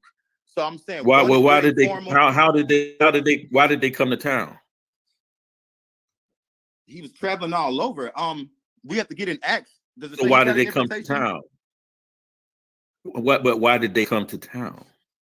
Because they was on missionaries. They were out spitting. They was out letting everybody know the good Because they news. were invited to Jerusalem. They were invited to Jerusalem. Yes. I would like you to first of all, I'm gonna show you this, and then I'm gonna go into the scripture. I'm gonna show it for you. Yeah, I'm gonna show you this real quick, and then I'm gonna show you. Let me know if y'all can see my screen really quick. And I won't prolong the time. I won't prolong the time. But you guys should be able to see it. And this is from the Encyclopedia Britannica, right? A lot of people talk about this is, tutelary and secondary information, but it's peer reviewed. So let me read this. And this is the Council of Jerusalem. Let me make sure I get that right. And it talks about the Council of Jerusalem, a conference, right, of the Christian apostles in Jerusalem. Now, mind you, they say Christian apostles here, but these were Israelites, right? In Jerusalem, about 50 CE. It says apostles. Go ahead. What was you gonna say? The apostles are the apostles. Well, they weren't called. Well, they weren't really called, referred to in that manner at the time. But let's talk about it. A conference of the Christian apostles in Jerusalem about 50 CE that decreed that Gentile Christians did not have to observe the Mosaic law of the Jews. Now, believe it or not, you actually mentioned this. You actually touched on this a little bit, and I don't think you realized that a little bit when you talked about how Paul was saying you didn't have to be circumcised. Paul really never made that statement or that claim as you're stating, and I hear people do this all the time. Paul says that Gentile Christians did not have to observe the Mosaic law as far as circumcision was concerned, because the circumcision was a sign given unto Israelites only as a sign for a covenant to the Most High. Paul's argument was if these people are not Israelites, then they weren't given the covenant of receiving the sign of circumcision. That's what Paul taught against, because if you go into the book of Titus, if you the book of Timothy, and then with the book of Titus, Paul actually performs circumcision himself. He actually performs a circumcision, but he doesn't do it with Titus. Why? Because it is my understanding that Titus was of Greek ancestry and had a Hebrew or Israelite mother, but he had a Greek father. And so this is Paul's argument as to why Titus did not have to be, in his understanding, according to the law, circumcised. But he did circumcise, I believe, Timothy. And I might be saying that in reverse. I have to double check that. But it had to do with Timothy and Titus. He circumcised one, then circumcised the other, because one had a Greek father and the other one was Israelite. So he did circumcise one. Paul actually performed circumcision. So when people make that argument, it's just not that from understanding from reading the scripture, right? And so when Paul talked about, as Sister Cassandra said in the chat earlier, people often misinterpret the understanding about clean meats. Paul wasn't saying that you can go and eat all kind of manner of food and different things that went against the dietary laws of the Mosaic law. That's not what Paul was saying. Paul was saying that my gospel is to the Gentiles. The Gentiles have always been raising swine, eating of certain meats and different things of that nature. He's saying that's your custom. Continue to eat that. You eat that as a Gentile. Now, as an Israelite, you're bound to that. You're bound to that. So when we see these different things, people say, well, eating that. And then he has another argument, I believe, in the book of Corinthians, where he's talking about eating meats out of the markets. The problem, the issue was eating the meats out of the markets weren't because those meats were being actually unclean. Those meats were meats that were being offered to other gods. These meats were being offered to other gods. And then what these pagan priests would do is they would take these meats and then they would sell them in the marketplace for money. And then it was an argument as to whether or not could actually buy those meats to eat them. Paul was saying there's nothing wrong if you're going to buy that meat to put on your dinner table. You're not worshiping it to Aphrodite. You're not worshiping Zeus with that meat. You're not sacrificing it. So he said, yeah, go to the market and buy it and eat. That's what Paul's argument was. And oftentimes people they misinterpret the scripture as if Paul is saying, just eat whatever you want. It don't matter if you're eating a meat that's sacrificed, if you eat the meat that's sacrificed to the gods, as if you're praying or thanking that God for the meat that you bought from that market. That's not what Paul was saying. He said if it's some lamb chops hanging up there that they put in the market, you ain't got to go investigate where them lamb chops came from. If they smell good and they good to eat, go and eat. Feed your face, feed your family. Would you rather sit there and starve? If there's nothing else to buy, if that's what's being sold, if that's the choice part of the meats, because that's what these priests would be doing. They would get the choice parts of the meat and they would sell it into the markets after they have sacrificed it. We know that it's a fact, right? No, I got you. But this is what Paul's understanding. So people misinterpret they misinterpret Paul so horribly. I do agree. So who was sacrificing these meats? Were these Jewish priests sacrificing these meats unto idols? No, these weren't Jewish. A lot of these weren't Jewish priests. Okay, so if these were pagans, what separated us from them was the culturing process in the eatings of the meat, that we drained the meat of all the blood, right? So I'm saying, wouldn't Paul be circumventing the law by having them eating meats? Because if there's no real evidence that people outside of Israel were koshering their meats from the blood. No, and I don't disagree. I don't disagree with that. But I think context. No, I don't disagree with that. The context is that I think everybody doesn't understand what Paul is saying. Paul is not talking to Israelites when he makes this statement. He's talking about Gentile converts. He's talking about Gentile converts, and often he's saying these things, as we see here in this Council of Jerusalem. It decreed that the Gentile Christians did not have to observe the Mosaic law of the Jews. That's the argument that the Jerusalem Council made. That was the argument that James, the brother of Jesus, had come to an agreement with, that Peter came to an agreement with. So when Peter actually has this vision of the Most High showing him, saying, "Don't call clean what I have made clean, and don't call what I have made clean, don't you call unclean." And he showed him a sheet of all these different animals and different things like that. It was not to circumvent the dietary laws presented by Moses in the Mosaic law to the Jews, but it's a revelation of Gentiles being converted in that new movement of the way, that movement of the Nazorians, of the Nazarenes, that way, the followers of the way.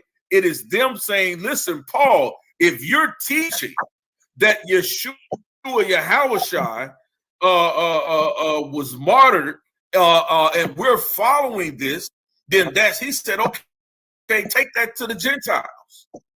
And so that's the argument that's being made. So at the Council of Jerusalem, James the Just he was there.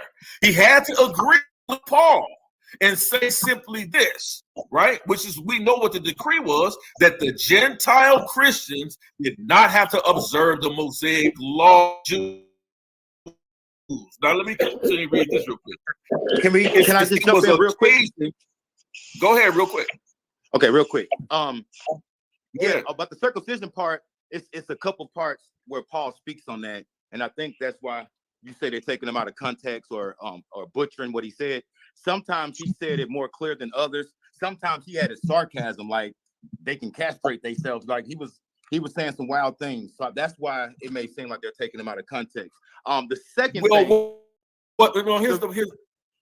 Go ahead. Okay, the second thing with the council, the reason I'm not really calling it a council is because like nobody was really there. It was like 3 out of the 12 apostles. These niggas are still alive, but none of them was there. Like it was no invitation. He pulled up and saw Peter, James. Who was the other person he saw? Peter, James, and somebody else was there. Was it John? Peter, James, and John. It was like 3 people there that he was talking to, and he pulled up like I think to drop off his money. So it wasn't even like. That's why the council that came after that, the council you're describing is in 40 AD. Everything is destroyed 30 years later, and the next council happens 230 years later. That's why I'm saying that first. Why? And I'm glad you put that out though. No, you can't. That's what I'm saying. Your argument is so horribly bad, bro. And this is why I'm saying that. Like, this is what I'm telling you, because the reason why you see this all the time, bro. This is why you see a large gap, right? Before you see these next few councils, beginning with the Council of Jerusalem, and by the time you get to almost to the late 1st century, early 2nd century, hundreds of years later, then you see these other councils ecumenical councils began to happen. Why? Because they have gone underground. They have gone underground. That's why you don't see this. And I keep telling people, like, you can't just argue with the bias against the linear history that's occurring. It's not chopped up. It's not pieced together. There's a continuity in the history. And so even when we read, it says it was occasioned by the instances of certain Judaic Christians from Jerusalem that Gentile Christians from Antioch in Syria obeyed the Mosaic custom of circumcision. That was the big argument. And we see Paul dealing with this very thing during this time. And we read about the Jerusalem Council in the book of Acts. So we know Paul was there. Hold on, let me read this right quick. Now watch this. It says a delegation. A delegation. So it wasn't just those 1, 2, 3 buddies on the celery log. It was a delegation led by the Apostle Paul and his companion Barnabas, was appointed to confer with the elders of the church in Jerusalem. So there was an nation. It says the ensuing apostolic conference noted in Acts chapter 15, verses 2-35, and we're going to read some of them.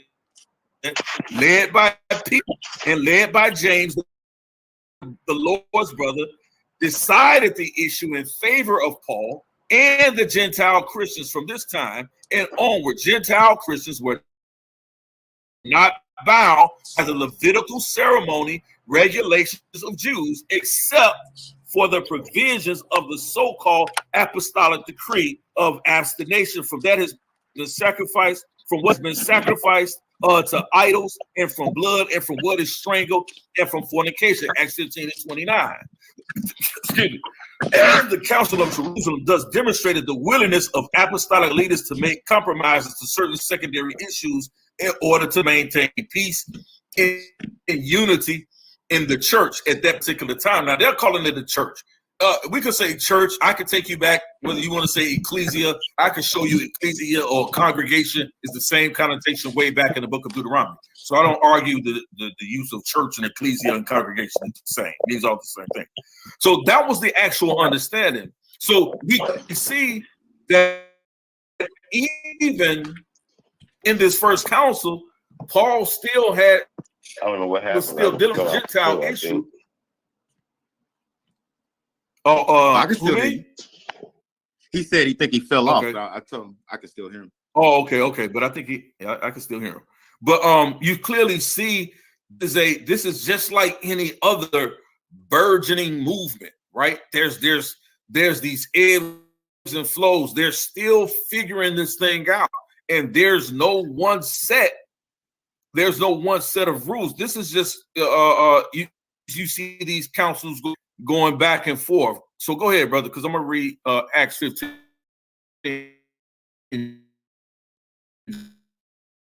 Just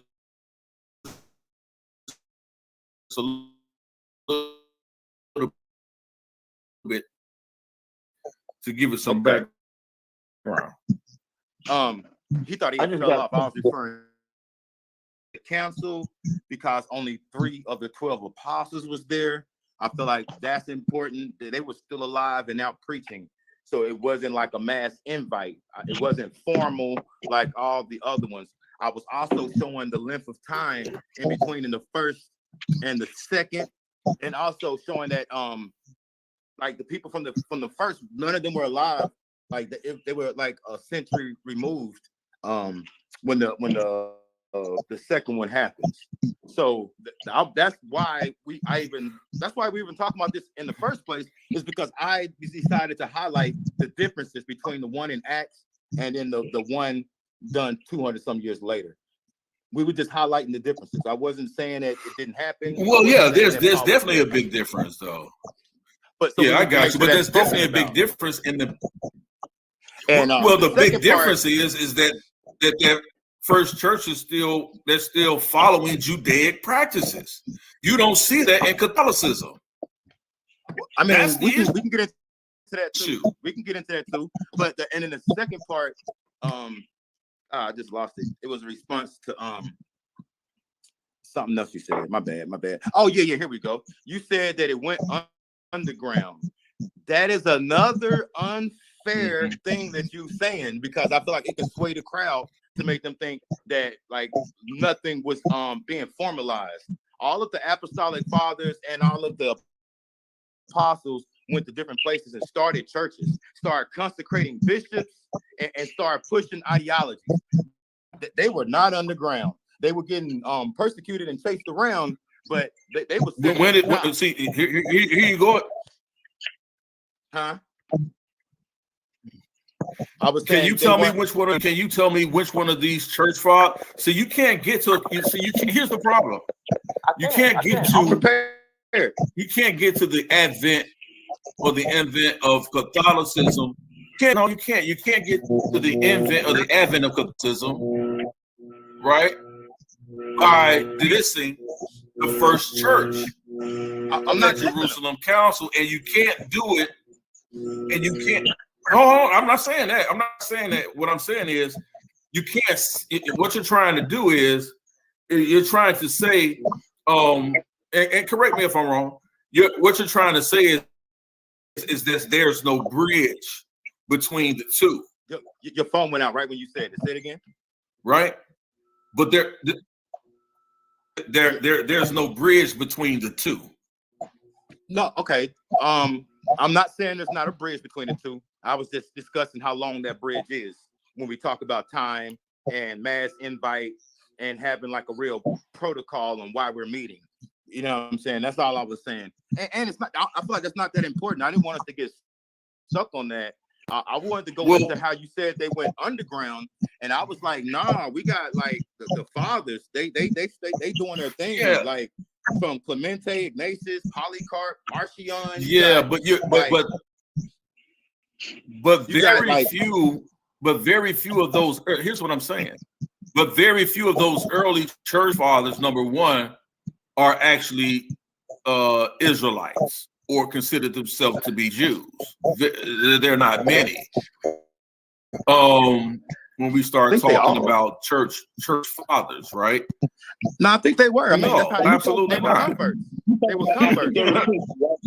What do you think they were converting from? Oh, somebody phone breaking up. Go ahead. If somebody talking. No, I was asking, you talk about after 3rd century, right? Say it again, Yasha. I was asking. Yeah, he has to be. No, okay, no. Well, after 3rd century. After 3rd century, yes. I'm saying like you got Clement, you got Augustus. These people is like 2nd century and 1st century.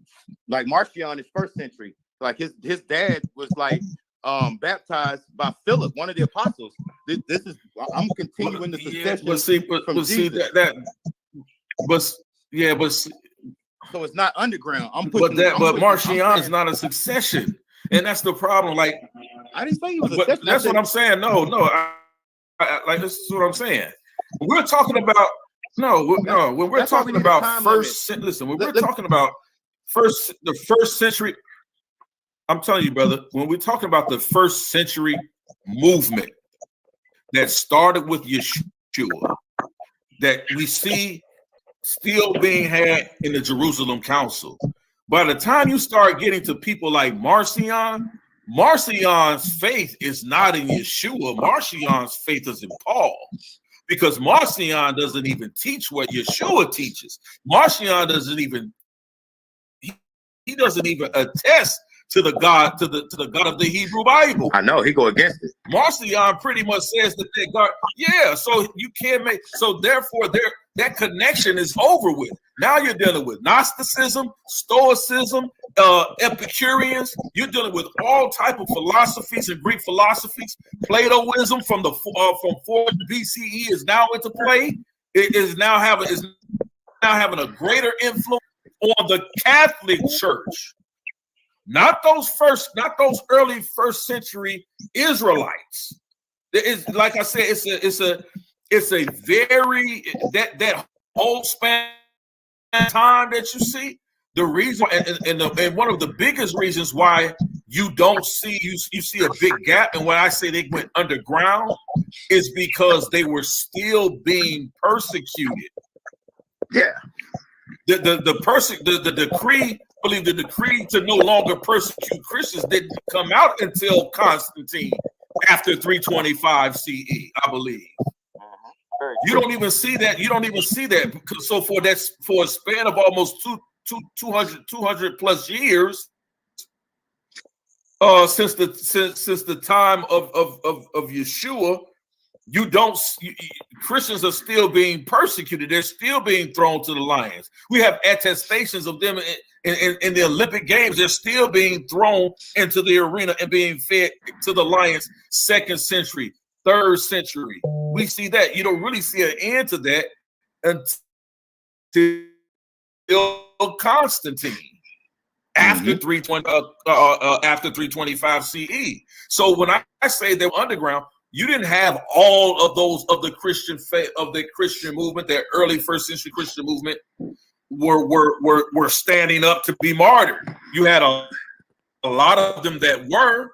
We have attestations of that, but where did they go, brother? They went underground. They didn't stop the movement. The movement just went into hiding. They went into houses, and you see this with Paul. This is why Paul was going into these various cities. When he go into these various cities where he was writing those letters to Ephesus and to Corinth and to Galatia, these people were having these meetings in their households because they had no synagogue, no temples to go to. So it very much was an underground guerrilla-like movement that was occurring with this early Israelite take on now being Yeshua and the followers of the way. Like you see, it's clearly like it's two different things going on here. The floor is yours, brother. All right, right on. You said a lot of things there. So I'm gonna try to follow you. First, I guess let's talk about the apostles and the people that they consecrated as bishops that end up becoming the apostolic fathers. Their stories are them going places and setting up shop. And when I say set up shop, I don't mean like in somebody's crib. They breaking out the masonry. They got people building temples and churches, and some of them are still standing there to this day. If you look in Antioch, if you look in Alexandria, if you look in the early ones in Rome, the ones in Rome is rubble, but they built over them again after Rome was sieged. Rome has been sieged quite a few times as well. So I guess I was just trying to show that it was almost like that 200 years they're calling underground. They were preaching and they all were getting murdered. Like I had just some slight notes of who they were, the ways they died and stuff. St. Andrew died in Greece. He started his church there, became a bishop. They crucified him on a cross that was shaped like an X. You know what I'm saying? Because he didn't want to go out like Jesus. He felt like he, didn't deserve that because he was less than Jesus. You got who else we got? You got Mark in Egypt. He goes down there. He consecrates a few bishops. Those bishops, it starts a line of bishops, of real live people that end up going to these councils. The same thing with St. John. They tried to boil him. He went to India and was preaching. They boiled him, and he was so full of the Holy Spirit, whatever, this is tradition, but the boiling water didn't hurt his skin, so they exiled him to like an island. He ended up writing Revelations. You can follow his story. The same thing, let's see, we can go to the people that they actually consecrated, like Clement or Ignatius or Polycarp. I brought up Marcion because he is not in direct succession. His direct succession comes from like his father. His father was in this early movement that you would call underground. He was actually baptized by Philip, one of the apostles, and Marcion went on to preach. Marcion's Gnostic. It's really not Gnostic. People that are like unlearned, haven't really did a lot of studying, will throw him in with the Gnostics, but his was called Dotism. Hopefully I'm not butchering that word, but his was Dotism. He went a little past the Gnostics. He believed in gnosis, yes, but he went a little past the Gnostics. He was, and he had something to stand on. I feel like you're miscarriaging or whatever that word is. You're adding stuff to him that shouldn't be there. The reason he looked at the Hebrew God as a different God of Jesus is because of the books that we find in the Apocrypha, or the books that we find in the Dead Sea Scrolls. Those books that were not canonized. The Catholics made it so he's a heretic because they took the books that he was standing on out of the original canon. This is way before Martin Luther. I don't want nobody to get confused. I'm talking about the original joints. There was a lot of stories like the wisdom of the Egyptians, the book of Mary, the book of Thomas. I think Clement even had one. And he was with Mark. So like, and his is one of the earliest ones. It was like earlier than Matthew, but they still took it out.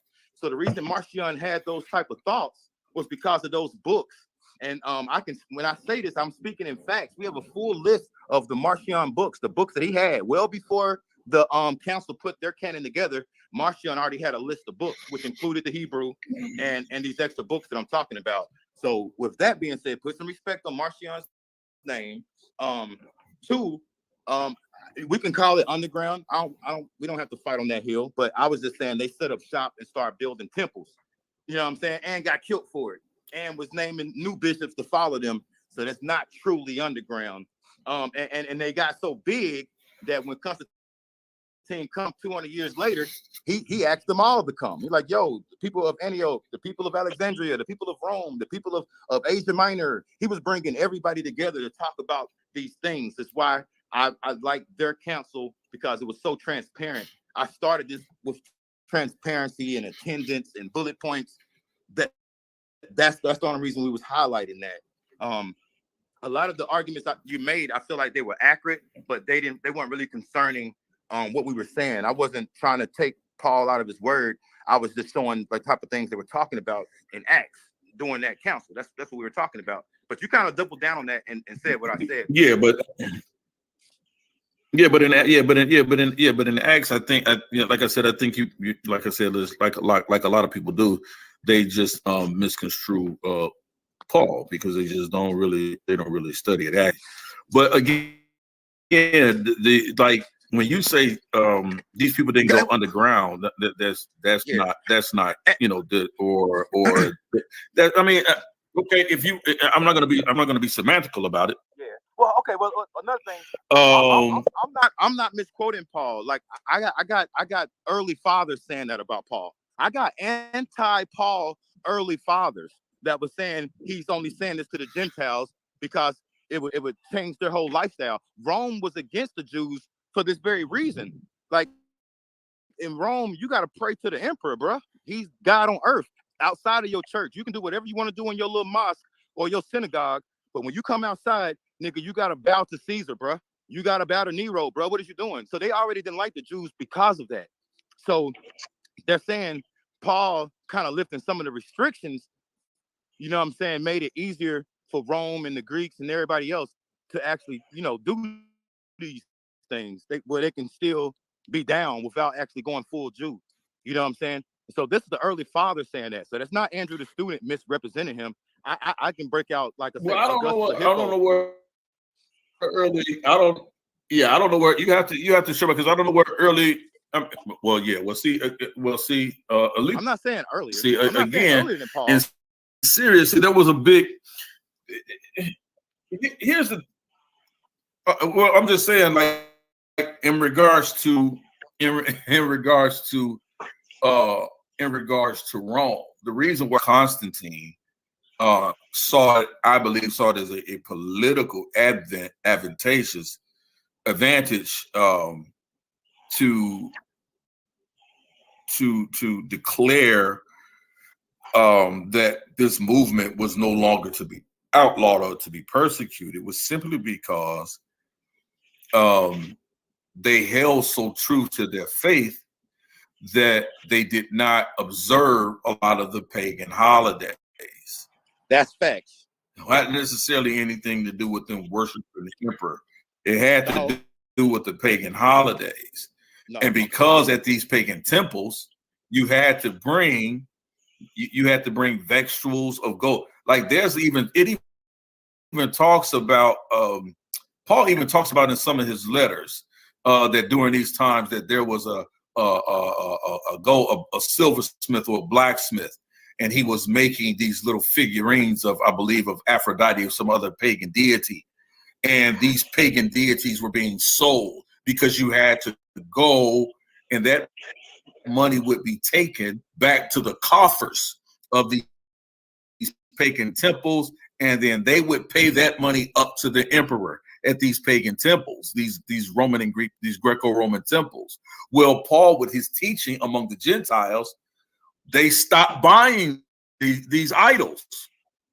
And so these blacksmiths got together, and this is in the scripture. They got together, these craftsmen, they say, look, he's preaching this, he's teaching this newfound religion, and it's taken away. I believe the gentleman's name was Demetrius, and he's taken away from our livelihood, so we can't pay up. When they came to collect, they said we can't pay up. We can't sell their idols, these idols of Aphrodite. We can't do this.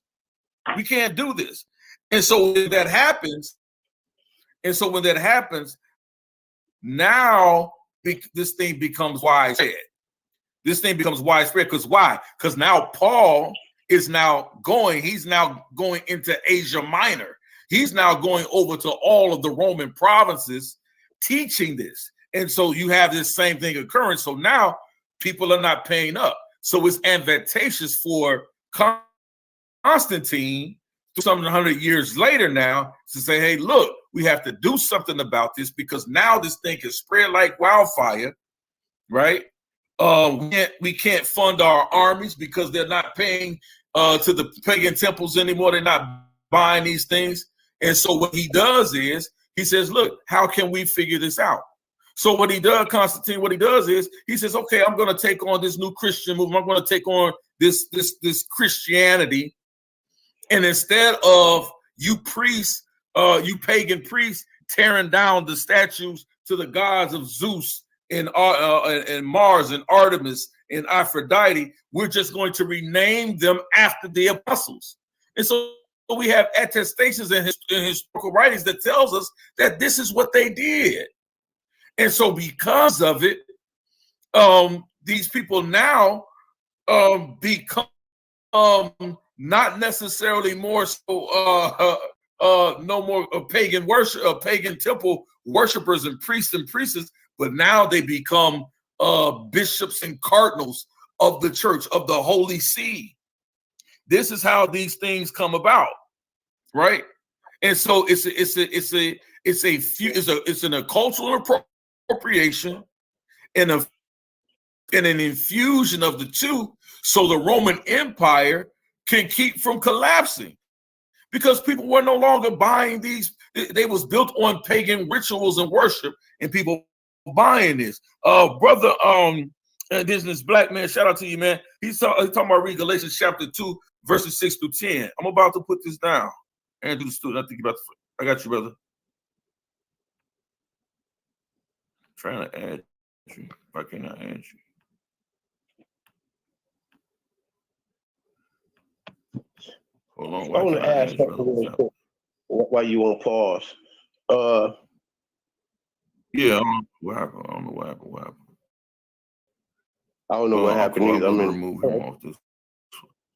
Am I still in? Oh, there he is. Yeah, I hear you, brother.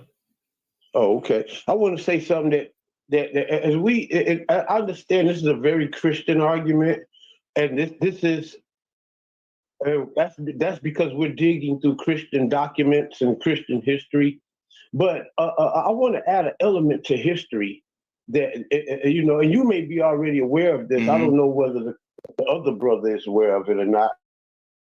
This was not something that was just happening to the followers of Jesus Christ. This was something that was happening to the persecutions and all of that was happening to the house of Israel abroad. And evidence of that is the Rome, starting with the Roman Jewish wars. Okay, while Jesus and Paul and all of them were being persecuted, that the Roman Jewish war was being waged underway.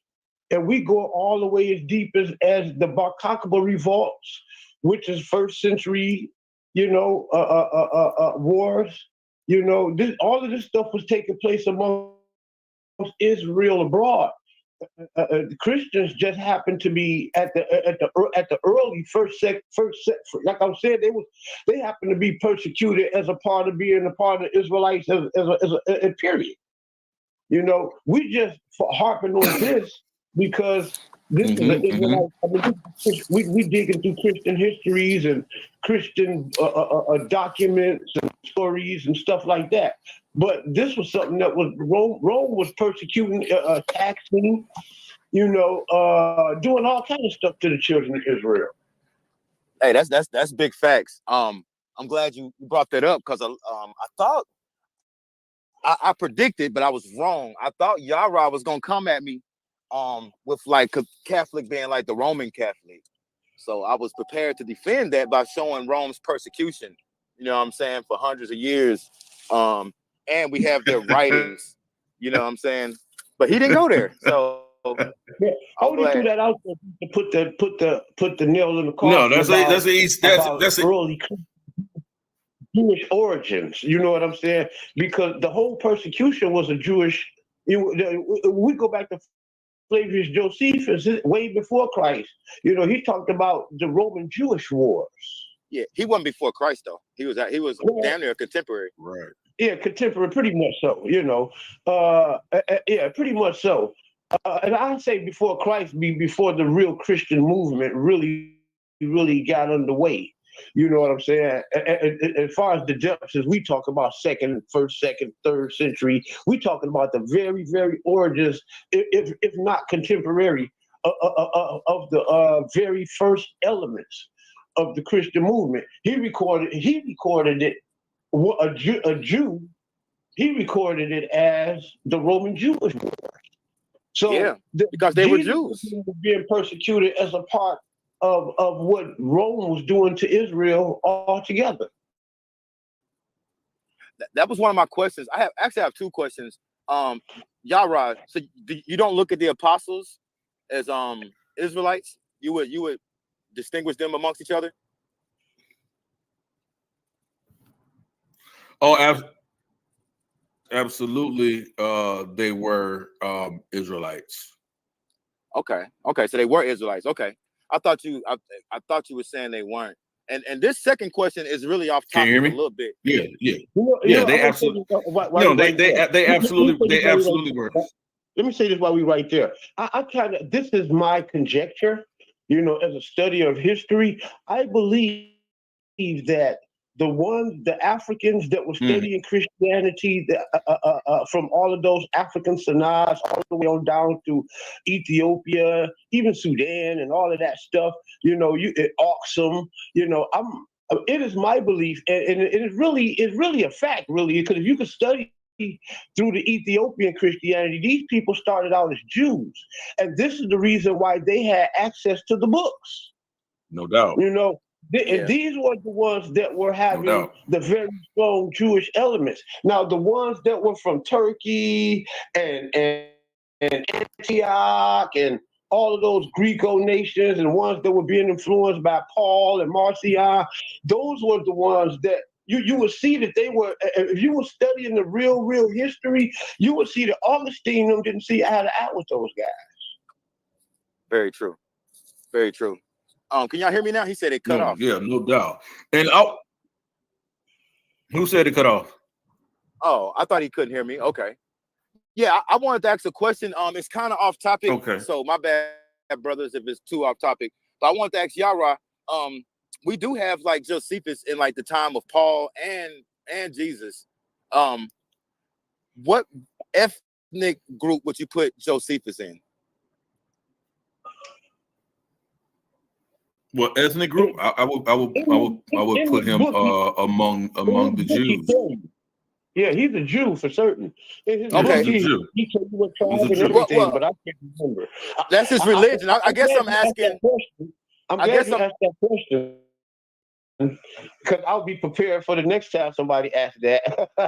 Yeah, well, the reason I'm asking that because would you see him as white, like look like the other Romans that he worked for? Straight Afro-Asiatic Israelite. Have you seen like? Yeah, there's no such. Yeah, there's no such. Listen, during that time, man, when people talk about whether he was a white guy or those drawings are medieval drawings, man, that you see. None of those drawings are drawings of those people of those times. Can I use the words of the Israelites themselves?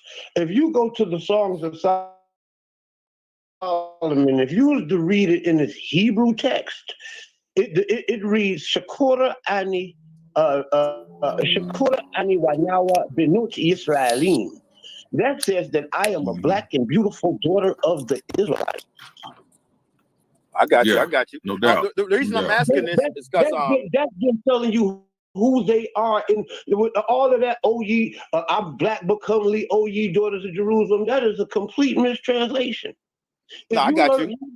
If you learn real Hebrew, that text read, "I am a black and beautiful daughter of the Israelites." She is telling you that she is a Shulamite from the Shulamite city in Jerusalem. She's telling you she is a black and beautiful daughter. She's telling you exactly who she is, what she looked like, and her bloodline. Okay, well let me continue with this line of questioning. Yeah, no doubt. You jump back to Solomon. That's hundreds of years. That's centuries before the people we're talking about. I guess my question is, when was the switch? Because I do look at Josephus and Paul as like, Roman almost. Paul has like a Roman mother, like Jesus. When did it switch from what we would call African to what these new people look like? That's my question. Yeah. Can y'all hear me? I think I lost. I'm losing audio. You can't hear me? Okay. I can hear you, but it's very faint. I don't know why that is. But anyway, but I wanted to do this. Yeah, I wanted to go this before I get to your question. I wanted to read this from Indigenous Black Man. Just to get to the point. This is Galatians chapter 2. And it says, then 14 years after I went up to Jerusalem with Barnabas and took Titus with me also, right? Remember I was saying about Paul doing circumcision himself, and this argument is going on.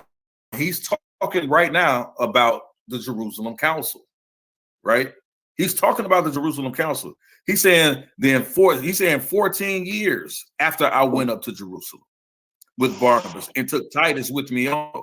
He says, and I went up by revelation and communicated unto them that gospel which I preach among the Gentiles, but privately to them which were of reputation, lest by any means I should run or had run in vain. Verse 3. He says, but neither Titus, who was with me, being a Greek, was compelled to be circumcised. And see, this is what I'm saying about when people talk about Paul didn't perform circumcision. He never taught against circumcision. He taught against circumcising Gentiles, those who were not Israelites, but had been converted to the faith.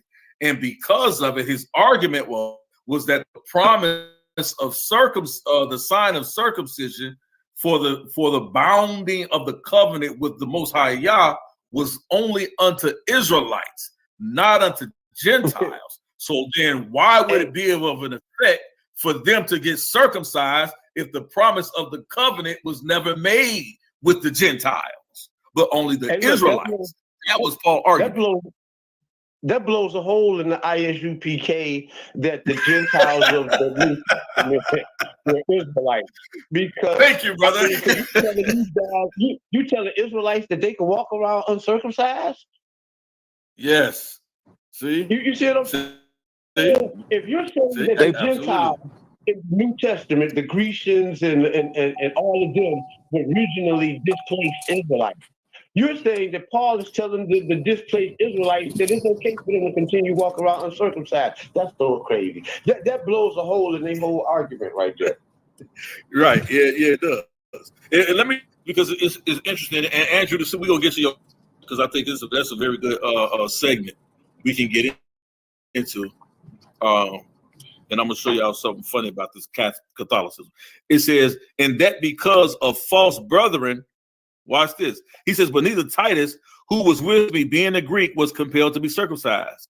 And that because of false brethren, unawares, brought in, right, who came in privy our liberty, which we have in Yahweh or Jesus the Christ or Yeshua, right, that they might bring us into bondage. In other words, he said, listen, we only here because y'all sent some Jews, some brethren, down among us while I was teaching and preaching to the Gentiles to hear what we were talking about on this topic, only so that you can bring us back what? Unto the bondage of the law of Moses. That's what he was saying. And when he's saying the bondage of the law of Moses, he said, look, we're bound to this as Israelites. He says, Paul says, I'm a Hebrew, an Israelite, and a Pharisee. I'm bound to that. That's my belief. I'm bound to that. He said, but these Gentiles are not Israelites. They're not bound because the promise wasn't given to them in that way for them to have circumcision as a sign of the covenant. He says, to whom we gave place by subjection. No, not for an hour, that the truth of the gospel might continue with you. He said, but of these who seem to be somewhat whatsoever they were, it maketh no matter to me. He said, God or Yah accepted no man's person, for they who seem to be somewhat in conference added nothing to me. Right? He says, but contrariwise, when they saw that the gospel of the uncircumcision was committed unto me, as the gospel of the circumcision was unto Peter. So he never taught against circumcision. He said the gospel of the circumcision is committed unto me. I don't have to teach circumcision is required because I'm not talking to Israelites. I'm preaching to Israelites. That wasn't sent Israelite. You see what I'm saying? So he said you should drop a bomb on that, bro. That's good work. But no, shout out. Yeah, but it's heavy. But shout out to Indigenous Black Man for putting this verse in the chat, because this basically breaks down the whole argument. Right. This is the whole thing for Jerusalem Council was based on this right here. And listen, here's the other thing. Most scholars agree, biblical and non-biblical scholars agree, that Galatians is one of Paul's authentic letters. When they argue for the history of Paul, they say at least 7 of his letters were authentic letters.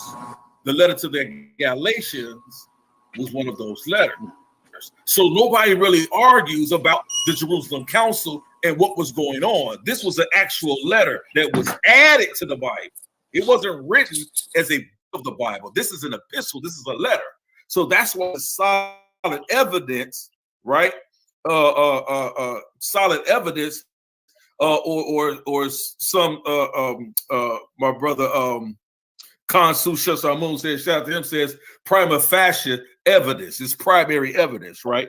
He says, but for verse 8 says, for he that brought effectual Peter to the apostleship of the circumcision, the same was mighty in me toward the Gentiles. He says, so the same way Paul teaches circumcision to the Israelites is the same way I teach uncircumcision to the Gentiles, simply because the promise wasn't given to the Gentiles, but it was given to the Israelites as a sign. We can take that back to Genesis chapter 15 with Abraham, right? We're talking about circumcision. Yeah. So it says, and when James, right, the brother of Jesus, Cephas, which was Peter's name, right? That's the Greek version, or one of the Greek versions of Peter's name, right? His name, it was Cephas, right? That's Peter, and John, who seemed to be pillars, perceived the grace that was given unto me.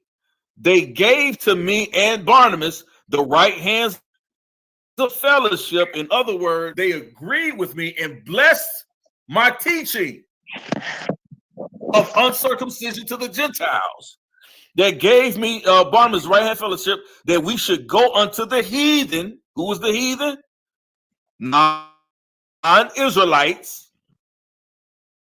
That they unto the that we should go unto the heathen, and then they should go to the circumcised, to the circumcision. He said, so yeah, you can preach to y'all. They basically what they said, yeah, you go to the Gentiles, the non-Israelites, or the heathens, and we're gonna go teach circumcision to the Israelites. That's what they agreed upon in the Jerusalem Council. That's why it's so important to this whole scheme of things. Watch this, verse 10. It says, only they would that we should remember the poor. He said the only thing they charge us to do, that we should remember the poor, the same which I also was forward to do. He said, I was called to remember the poor as well. He says, but when Peter was come to Antioch, I withstood him to the face, because he was to be blamed. He said, I came face to face with Peter, and I looked him dead in the eyes, and I said, this is your fault that we got this whole issue going right now, that we got to even call this council, because it is Peter, going back to Peter, when Peter kept saying, he had that vision, don't call clean what I have called, don't call unclean what I have called clean. That was what, and even as we were saying that, he wasn't talking about foods. He was talking about the heathens, the non-Israelites being bought the gospel, being bought the teaching of the truth of Yeshua. This is what they were talking about here. That's why I say people, they go in on Paul. Exactly. And he says, and said, watch this. He says, watch this. He says, because he said, I stood to face with Peter, and he said, and I called him out because he was to be blamed. Verse 12, he says, for before that certain came from James, the brother of Jesus, he did eat with the Gentiles. But when they were come, he withdrew and separated himself, fearing them which were of the circumcision. He said, before they even came down to even see what I was doing, what did he say? He said, he was eating with the Gentiles too. He said, and so when everybody came to see, you flipped the script. You cowered out. You punked out. You tried to play like you wasn't eating with the Gentiles either, that you wasn't hopping and rubbing elbows with the Gentiles. And the reason why you felt comfortable doing it, because you know that's what Yeshua was doing. Yeah. Rubbing elbows with the heathens. I do got a quick question for that one. That's why they were doing it. Yeah. Jesus preached to the Gentiles as well. Did he tell them Absolutely. That they didn't need to be circumcised? No. No. You never. No, not at all. He didn't say that, did he? Not at all. Okay, that's very important to highlight. But that's why I think there was a conflict between Paul and Peter and James and them. I think that was the root of the conflict. You got this guy coming along and talking about he seen my brother. Yeah, that he yeah, yeah. he That's had, you know, he talking that's exactly what's my going brother, on. and he giving him some strange instructions. Right. That's exactly what's going on. Because this is the whole argument. He said, man, y'all don't come here flipping the script now. Because y'all got a bunch of folks on y'all backs telling people that, and see, this is why what you see happening here, really, let's get into it real quick, and then we're gonna get back to the topic. What you see really happening right here is that after the death of Yeshua, these Israelites who are in this way, these Nazareans or these Nazarenes,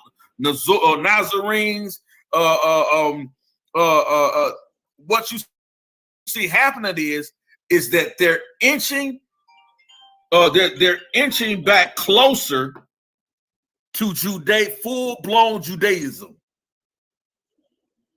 They're inching back, going back to full-blown Judaism, back to the what Paul talks about the ordinances of men.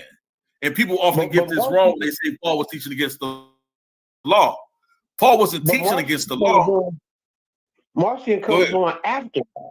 Marcion he comes on, yep. And then he takes it back, away from the Israelites again. Yep, that's exactly what you see happening here. And see, and so what Paul he starts talking in certain chapters against the ordinances of men. He's not talking about the Mosaic law. He's talking about the stuff that was added on, like washing your hands before you eat, that type of stuff that they would condemn you for. And then this is why Paul will start to say, y'all have made the law of Moses a stumbling block because y'all add on to stuff that ain't had nothing to do with the righteousness of the Most High. This is stuff you guys are adding on. That's what Paul taught against. And so by people keep trying to criminalize them and demonize them, they don't understand it. This is why Peter himself says, look, some of y'all can't listen to Paul because y'all don't get it. Peter even says that. Isn't it quite possible, right, that, and this is why I brought Marcion up, about the taking it back away from the Israelites, their sovereignty and their spirituality. Marcion, he what was I fixing to say? Oh my God, he got away from me. It'll come back. Yeah. I'm going to say something about Marcion. So in relation to what did I want to do, man? Yeah, him sort of taking him sort of. This is what I was going to say. Isn't it quite possible that the Pauline letters made it to us by way of Marcion himself? Basically, if it wasn't for this pushback against Israel that Marcion was bringing to the synods, the councils, the churches, right? And he, because he started his own thing. He had his own little Bible and everything. Isn't it not possible that the Pauline letters wouldn't have made it to us if it wasn't for Marcion? Oh, I agree with that. I can agree with that point to a degree, because look, Marcion bigged up Paul more than he did Jesus. Yes. You know what I'm saying? And so he was, and he had absolutely. 10 letters. He had 10 letters of Paul in his canon. They only kept 7. Yeah, absolutely. Yeah, I mean, so you gotta keep that, because Paul talks about other letters and things that he had written and exchanges that he had. He talks about that in some of these letters. He says, in the other letters that I had written to you, in the other letter, in the other epistles that I had sent out to the various. See, Paul, he would write a letter, and he would have the letter. He would send out the same letter at one time to 10, 15 different people, sects of people, right? And that's one of the things that I would do as a New Testament Israelite. When I was teaching that, I would teach my people that, in Paul's letters, Paul was very, very, very clear that if you was an Israelite, you have to follow the law still. You have to follow this. He created something totally different for strictly Gentile people. When you read, like in the beginning of his letters, like you said, he said something about like this letter him writing these letters. I wrote this letter to the church that was in Corinth and the church that was in Rome. Being that we were Israelites, those letters were not for us. They weren't. Most of them were not written for us, not at all whatsoever. And I keep telling people, when he's talking to the people at Galatia, these people are still coming out of pagan worship. And pagan rituals and practices. And he's combating all of that.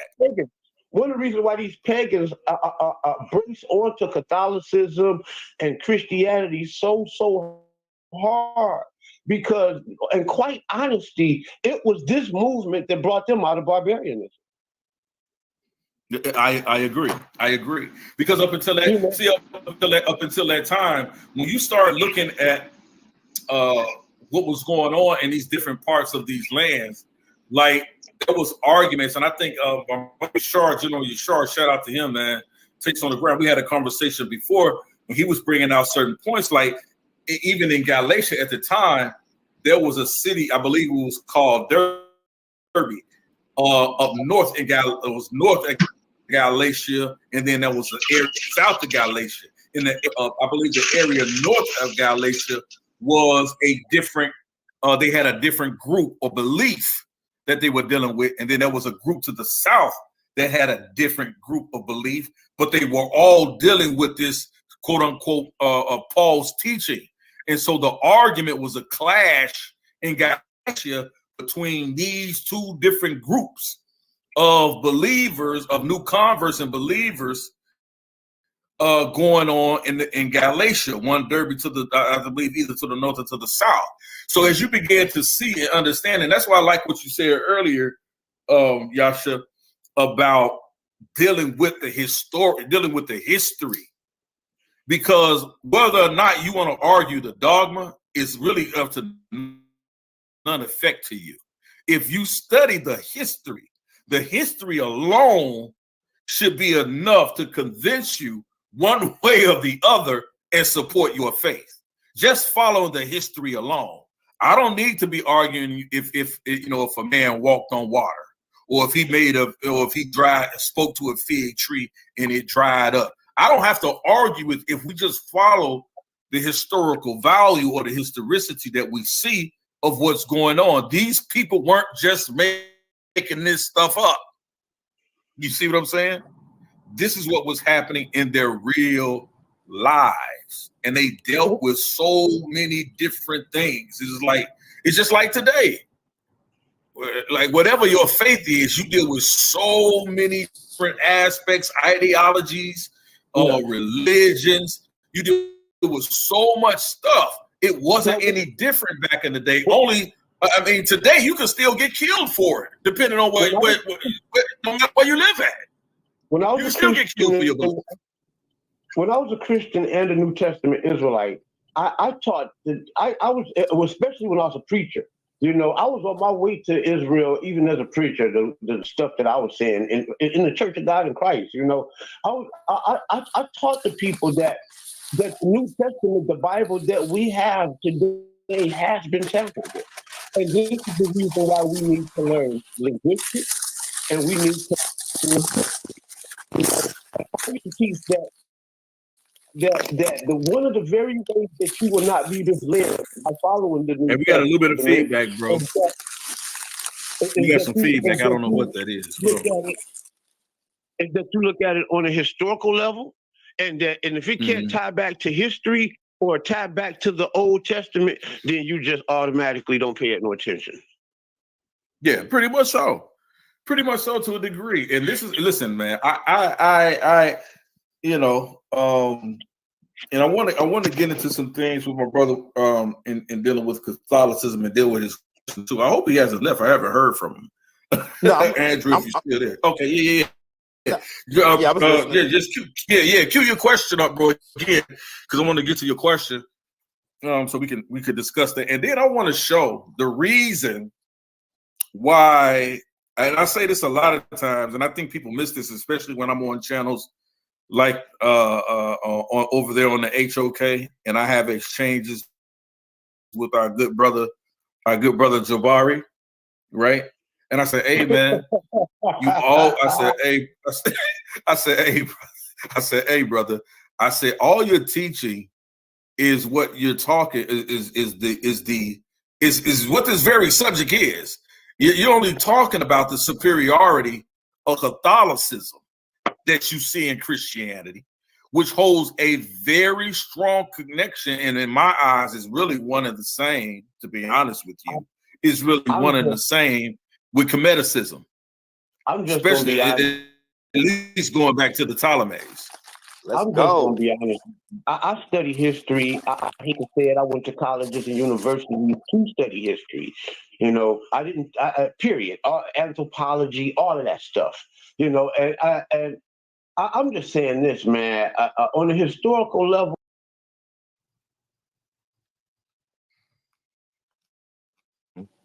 I think he fell off. I lost my brother. Yeah, I think he just tried to come back in. Let me hit it real quick. Yeah, the stuff that Jabari's talking about to there me he is. Is very, very pseudo.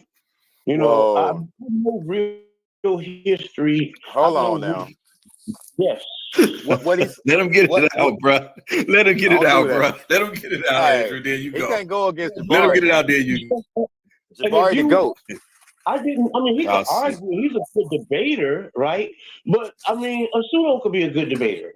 You know, absolutely.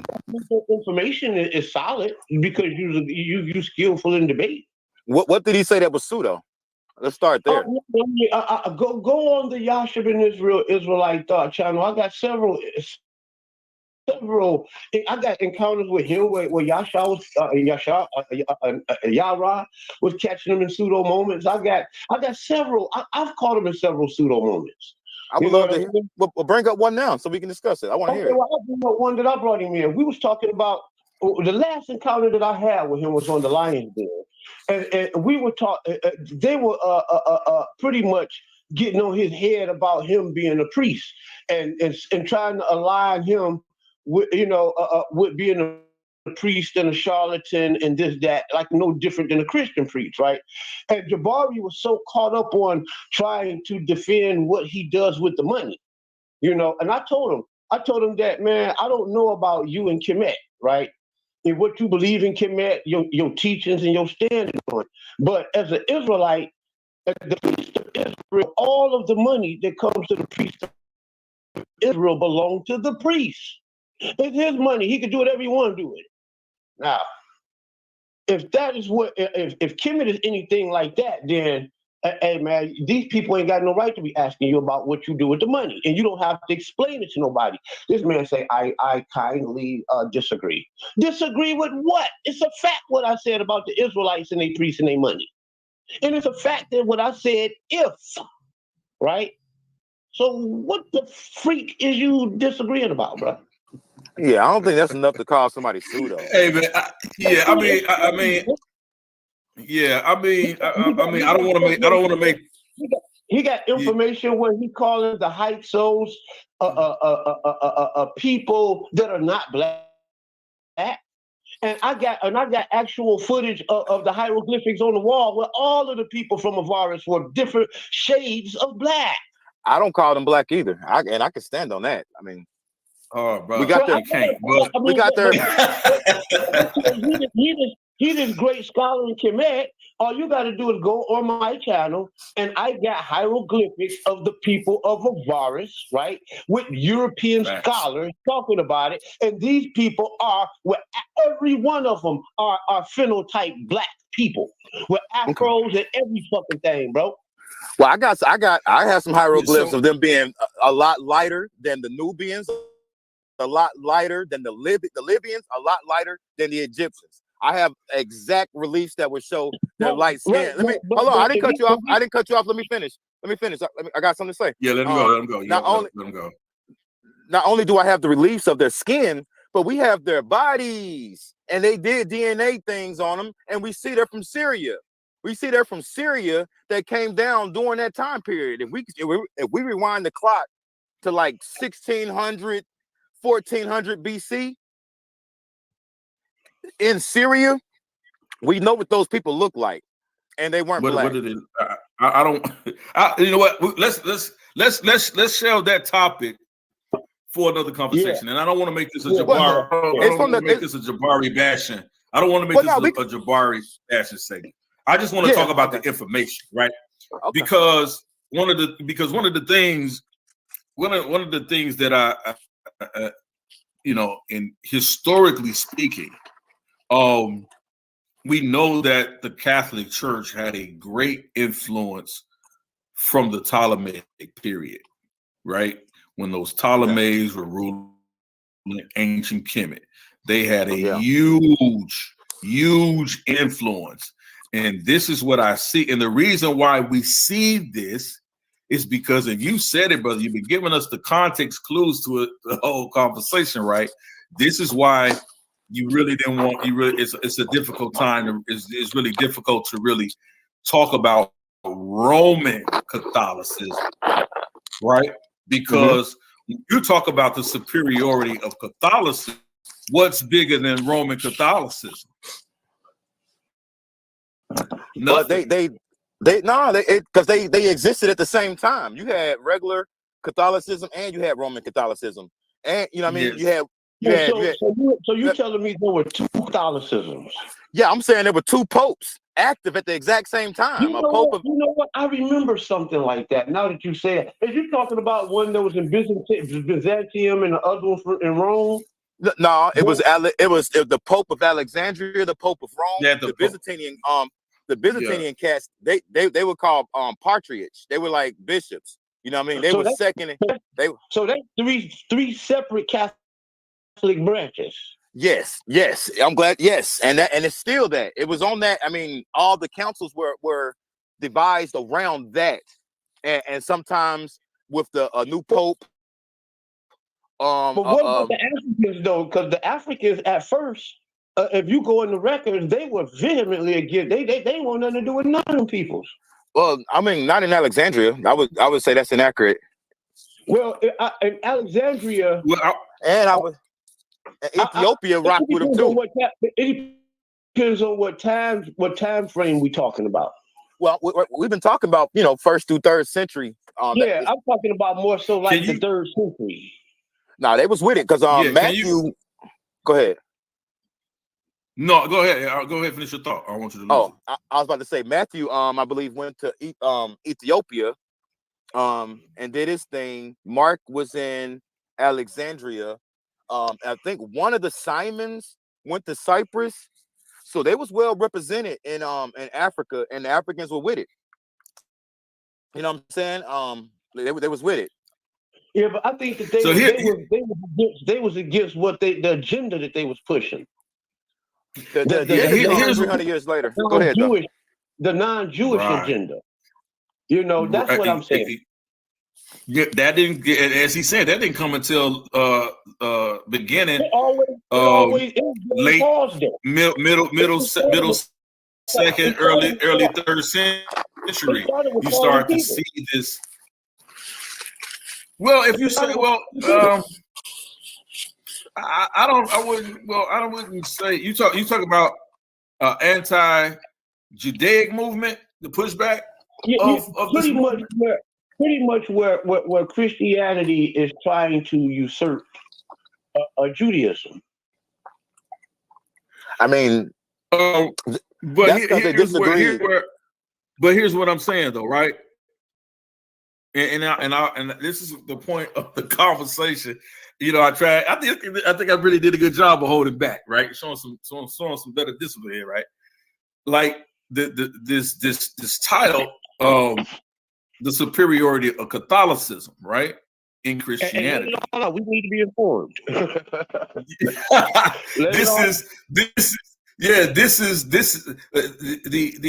There's nothing more. There's no level or branch of Catholicism that's greater than Roman Catholicism. Now, we can argue about the different branches and then the fusing, and then whether or not and then whether or not we have this this burgeoning empire and this fusion by the time we get to Spain, where we do see the largest papal seat at the time in the 1400s at that time, right? Versus to now where we know what the Vatican is. Go ahead, y'all rock out. Go ahead. I got a question. Is what the Jesuits, are they Catholic? Are they part of a different branch of Catholics, or are they something else? Yeah, they come from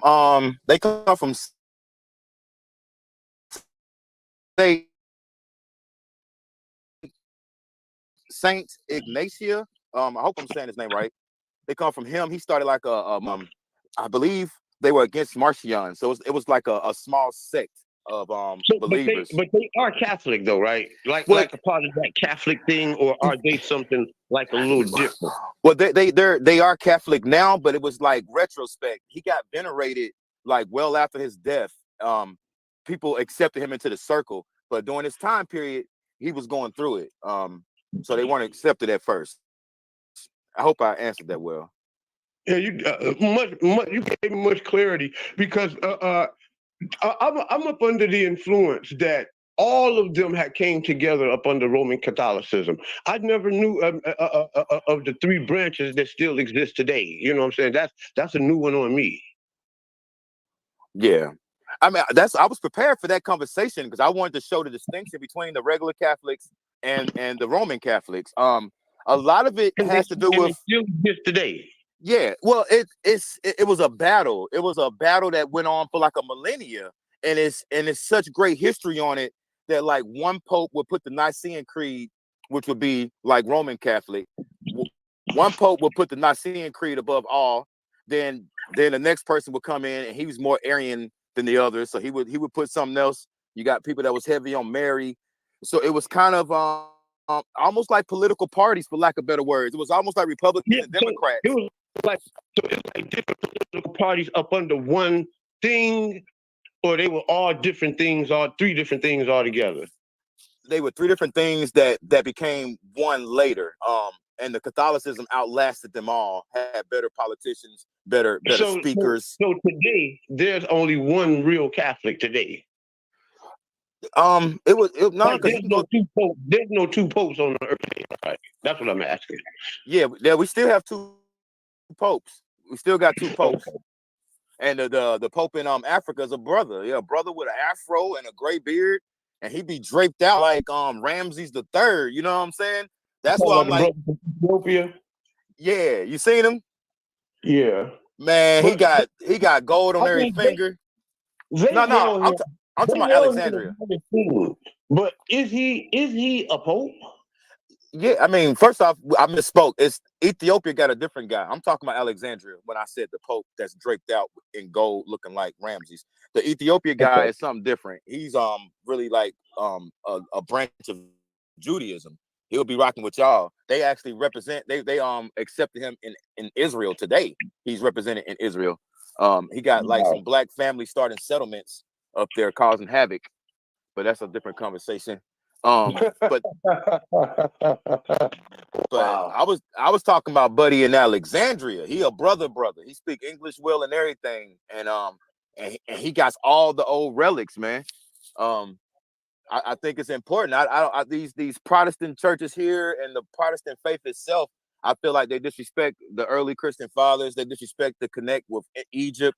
And I feel like we need to talk about that. And that happened for a reason too. Like if that just didn't happen out of nowhere. That happened for a reason. With them trying to disconnect from Africa. And let me tell you, it had a lot to do with, it being Africa, and they've been kind of ashamed of it. But in contrast to like conservative and liberals, like, wouldn't you say that the Pentecostals, the Protestants are very like liberal when it comes to Christianity and Christ and stuff like that? Yeah, I would say super liberal, because they kind of write their own beginning. They have like they started like a new beginning, and they ignore the past. They can come up with a new cult or sect right now. Whatever that pastor say is what it is. Yeah, and that would never happen. History, irregardless to what history says, irregardless to what reality is. What this preacher says, this is what it is. When I was in the Pentecostal church, man, I was misled, to believe speaking in tongues went back to Acts 2 and 4. You understand what I'm trying to say? Okay. That's how that's how liberal they are with their interpretation. Well, I don't blame them all the way. They got to go to school. So they're, for lack of better words, they're kind of indoctrinated. It's almost like they're taught. They read commentary. There we go.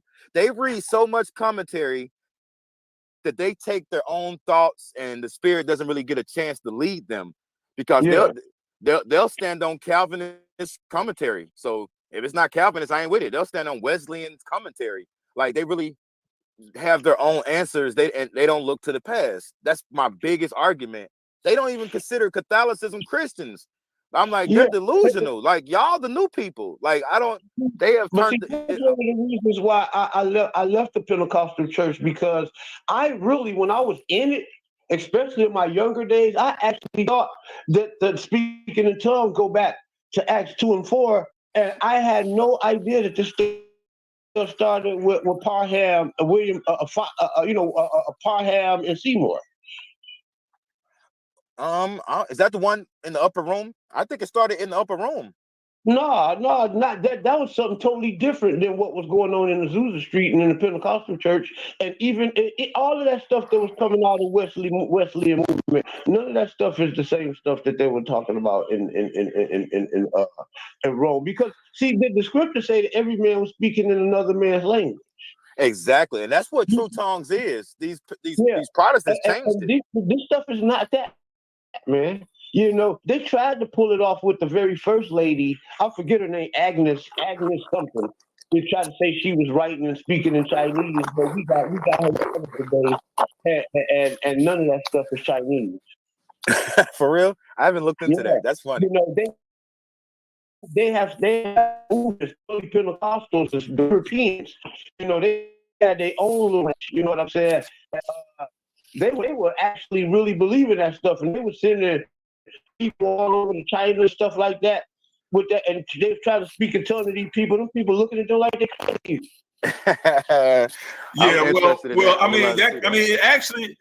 It actually does come from a passage of scripture. Well, I must say scripture because I don't consider Paul's letter scripture.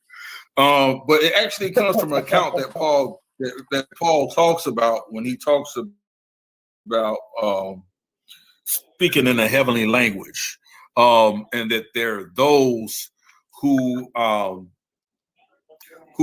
are doing this or practicing this, speaking in a quote unquote heavenly language, an ethereal language that can only be and should not be spoken among mass people or mass congregations without an interpretation from a prophet or prophetess, right? Yeah, this language was an intelligible language to some degree to somebody. Yeah, you're supposed to have somebody there to translate. What happens is that in the book of Acts, it talks about this. It talks about what you're speaking about, Yasha, that this supernatural ability comes upon those who are waiting in the upper room. They're endowed with this ability to understand foreign languages that they had never been taught before, right? That wasn't in the Gospels? So, I thought that was in the Gospels. Well, no, that's only in the book of Acts. Yeah, it's in Acts. I think in one of the Gospels. Only in the book of Acts. Acts chapter. It's only in Acts chapter 2 that you began. That's your first understanding of that. That they're speaking. Hey, look, with, as a former Pentecostal, Acts 2 and 4, or was it 4 and 2? It's the pillar of Pentecostalism. So it's a pillar of Pentecostalism. But you rarely see that I've understood people being able to being endowed with this instant ability to do the extraordinary, and that immediately speak a language that they had not been taught, which happened in the upper room, right in Acts chapter 2. That's different from what Paul was saying in some of his letters when he says, I speak in a heavenly language and I do it more than ye all do. So in other words, Paul was saying that he wasn't the only one doing this practice. He wasn't the only one doing this. He said, but I do it more so than you all. He said, but if you do it, it should not come without someone interpreting what's being said, right?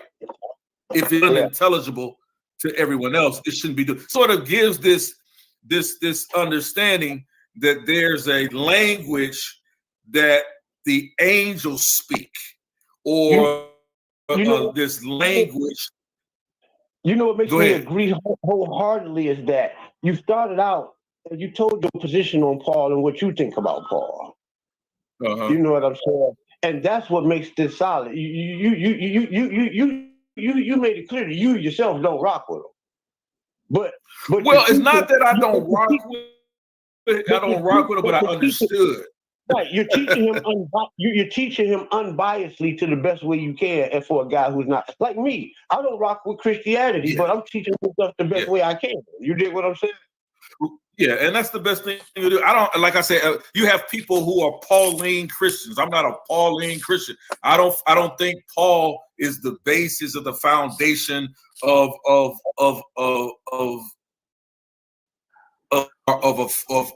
faith. Yes, some people that do that. What I teach is majority the truth do that. Of yeah. You have a lot that do that. You have a lot that do that. But I don't. I try not to do that, because what happens is that you automatically acquiesce to a man-made doctrine. You automatically do that, and once you do that, you have now boxed yourself in. Yeah, you cannot go outside of the parameters of that doctrine box that you've just put yourself into and sealed. Once you do that, right? So you have to look for truth in the history, in the material culture of what's going on, what they meant by why they said things, and why they were saying things, the way they were saying things. Even to almost down to the point, can we find out what the weather was like that day? You see what I'm saying? So if what the political climate was, all of these things come into play. Now, that they believe that they believe heavily in spirits. They believe heavily in demons. Paul even talks about in one of his letters to the church of Ephesus and Ephesians. He talks about that there are many gifts of the Spirit of the Most High that man is endowed with. Right? You have the gift of being an apostle, pastor, preacher, teacher, prophet, right? Which many in Pentecostal churches, they refer to it as the fivefold ministry, like those are the top gifts. And then under that, you have the gifts of the ministration, you have the gift of helps and different things like that in order for the church. Go off of that, but give me a quick education on what is the fivefold. Because I got a friend who says that all the time. As a Bible student who was raised in Christianity, that was something that went above my head. What is that fivefold ministry, real quick, for me? Yeah, I believe it's Ephesians 5th chapter talks about when Yeshua ascended, right? But I teach it in the terms of this consciousness, right? So when he ascends, right, he doesn't leave his followers, or he doesn't leave the apostles without understanding fully the importance of this higher level of elevated consciousness. And what he's saying is this. Now we get into a lesson that I got coming up talking about spiritual intelligence, right? I did emotional intelligence, EQEI, a few days ago. I'm going to be doing spiritual intelligence, or the SQ quotient. Because what this is, claim to have that stuff. Yeah, what it is Ephesians chapter 5. Yeah, it talks about Ephesians chapter 5. He says, I shall give gifts unto men. Let me see. I want to pull it up and show people, right? And I'm gonna show you exactly what that is real quick. Like,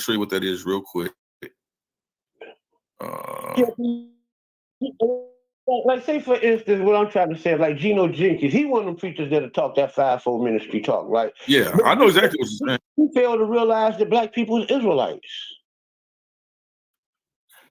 How could you have a higher? Well, I'm gonna show you that these were still Israelites. We never got to answer that. How could you have a higher consciousness and you fail to realize that? Like, if we talking right now about as I was trying to show y'all about the Bar Kokhba revolt and how this stuff here was a part of the Roman Jewish wars. What we got to realize is that these people, Rome chased these Israelite Christians and Israelite people all the way down into Carthage, right there where the Conference of Hippo took place at. The Bar Kokhba revolt took there between Carthage and Tunisia, right there in North Africa. These people didn't run to Europe. These people didn't run to China. They ran directly to damn Africa. They didn't run to Iraq like Garfield said. They ran to Africa, which signifies and validates the blackness of the scripture that I've said before. I mean, that's a little problematic, but I follow your logic. That's why I asked that question, because during the Jewish and Roman wars, we have famous Jews that kind of crossed over with the Romans. It's a lot of famous Jews that crossed over to the Romans, and we have their busts. We have their families. Yeah, that's why I brought up him. He's one of the most famous ones, but it's some other people that work for the Tacitus family and the Herodian family. And we see them, and they're white. So that's why I was asking Brother Yarah. I love talking to Hebrews about this because they can go deeper. Yeah, I'll say this. Because, man, I don't want to. I'll say this. Like, go ahead, when you bro. go back to look at those ancient drawings and stuff, frescoes and stuff like that, statues and stuff like that, I have come to find all of them Europeanized. And like Spinoza, for instance, ain't near one of those pictures of Spinoza real. None of them. You know, we look at the statue. We got a statue of Hannibal right now that looks so white and European, it's a shame. But the most ancient coins of Hannibal is a black man with an afro, big nose, and big lips, unmistakably. Yeah, I seen that coin. I saw that coin of Hannibal. But no, I like talking to Hebrews about this because they have this is one of their focuses. So I be feeling like they can really give me like a solid answer. You know what I'm saying? That's the reason I like asking people like y'all. Our history has been whitenized by our conquerors. You know, you're not only not Israelite. You know, you're not an Israelite. You're not an Egyptian. You're not from the kingdom of Great Awesome. You are one of those jigaboo mud tree swinging niggas that we stole about Africa. That's the best you're ever going to get from them of who you are. Those people just fell out the fucking sky or something. Irregardless to those Egyptian and hey, bro, man, the dialogue is great, man. I try to keep this clean. Hold on one second, Yasha. Yeah. Yasha. Yeah. Not to cut you, bro. Can you hear me? Yeah. Yeah. We got to keep it clean, bro. So we got to keep the language to try to keep the language clean. So, but I agree. I want to read Ephesians chapter 4 real quick. We're gonna talk about this fivefold ministry thing. And then I want to get to what my brother Andrew, the student, right? Because I think, although I agree with Yasha, I think that there's a nuance to that our brother Andrew the Great So let me read this real quick. Let's deal with Ephesians chapter 5 because I want to answer this just in case somebody else has a question. Because it's always pertinent. I'm going to share my screen real quick. Hey, then, I'm about to change phones again. Check me out backstage. I'm gonna come in with my other phone. Yep, I'll hear you pop in. Yep, I'll hear you pop in.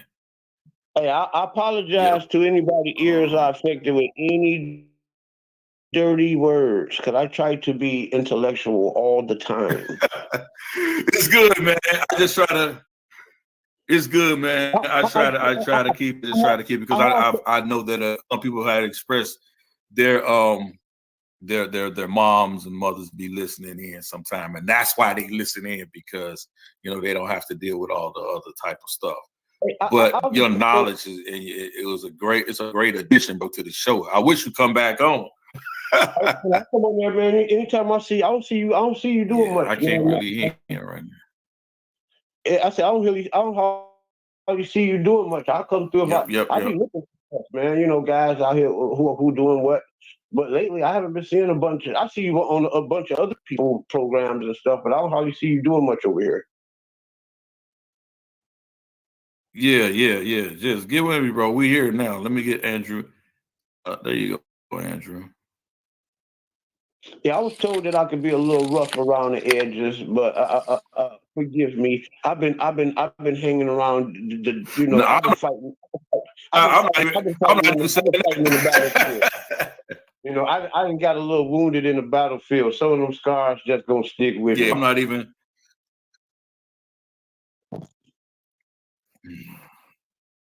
The guy who got on the white suit, and he happened to walk through the dirty. He happened to walk through the dirty area. I'm trying to got a little dirt on him. That comes from hanging around these rotten Israelites. They got me talking all. Yeah, man. Hold on. I don't know what's going on, Andrew.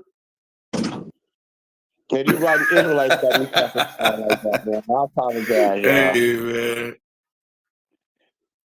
The ISUPK will cut you right on out. Hey, I don't know what's going on. Keep talking.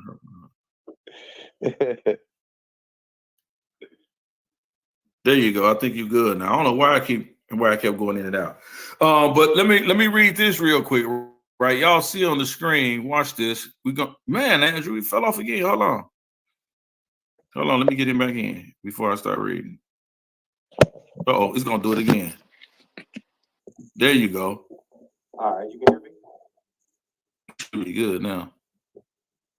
Can you hear me? I think he got a bad connection. I think he's good. Yep, we can hear you good now. So let me ask you, Brother Yasha. This is Ephesians chapter 4, verses 11 through 13. So this is where they get the whole understanding of the fivefold ministry from, right? When you hear it. It's right here in verse 11. Ephesians chapter 4, verse 11. It says, and he gave some, talking about Yeshua upon his ascension, with what he left to his apostles, right? Or to the followers. Because we know that we often talk about the 12, but we know there were about at least 120, both men and women, that followed him without fail to the very end, right? So he said gave some, not all. I just seen in that text where it said multitudes follow Jesus. So I don't see why people just want to. I think it was. 12. Yeah, absolutely. I think it was 12 men. He had 12 consorts. You know what I'm saying? But that man had multitudes following him. I wouldn't call him consorts. That makes something else. Yeah. Thousands follow him, but we know he had a I would say a staff of 120 at least. I thought at least the staff of 120. Right? Yeah, I think that's for the lack of a better word. He had 120. I think biblically it's 70. No, it's 120. No, 120, because those are the ones that he instructed to wait in the upper room in Acts 2. It was about 120. Could that be why so many different Jameses and Johnses? Absolutely. This is a popular name. Absolutely. So let me read Ephesians chapter 4, verse 11 through 13. It says, and he gave some. Can y'all hear me? Yeah. I think I got a little delay. It says, and he gave some apostles, prophets, evangelists, pastors, teachers. Ephesians 4:11 give you the fivefold ministry, right? So the teaching is, the Pentecostal teaching is, or the teaching is that you have some who have the anointing or the gift of being an apostle. You have some who have the gift of being prophet. You have, or prophetess, or you have some who have the ability to be evangelists, right? You have some who have the ability to be pastors or called to be pastors. And then you have some who have the abilities to be teachers. And for the verse 12, for the perfecting of the saints, for the work of the ministry, for the edifying of the body of Christ, till we all come into the unity of faith. Now, we know we're not all at verse 13, right? If we're following this, we're not at verse 13. So conventional understanding of this verse is that there should be apostles, prophets, evangelists, pastors, and teachers still today, or operating today, but they should be working towards one goal. For the perfecting of the saints, in other words, maturing, how to walk out this life circumspectly. If it's done correctly, Christ followed Torah. He kept Torah. Yeah.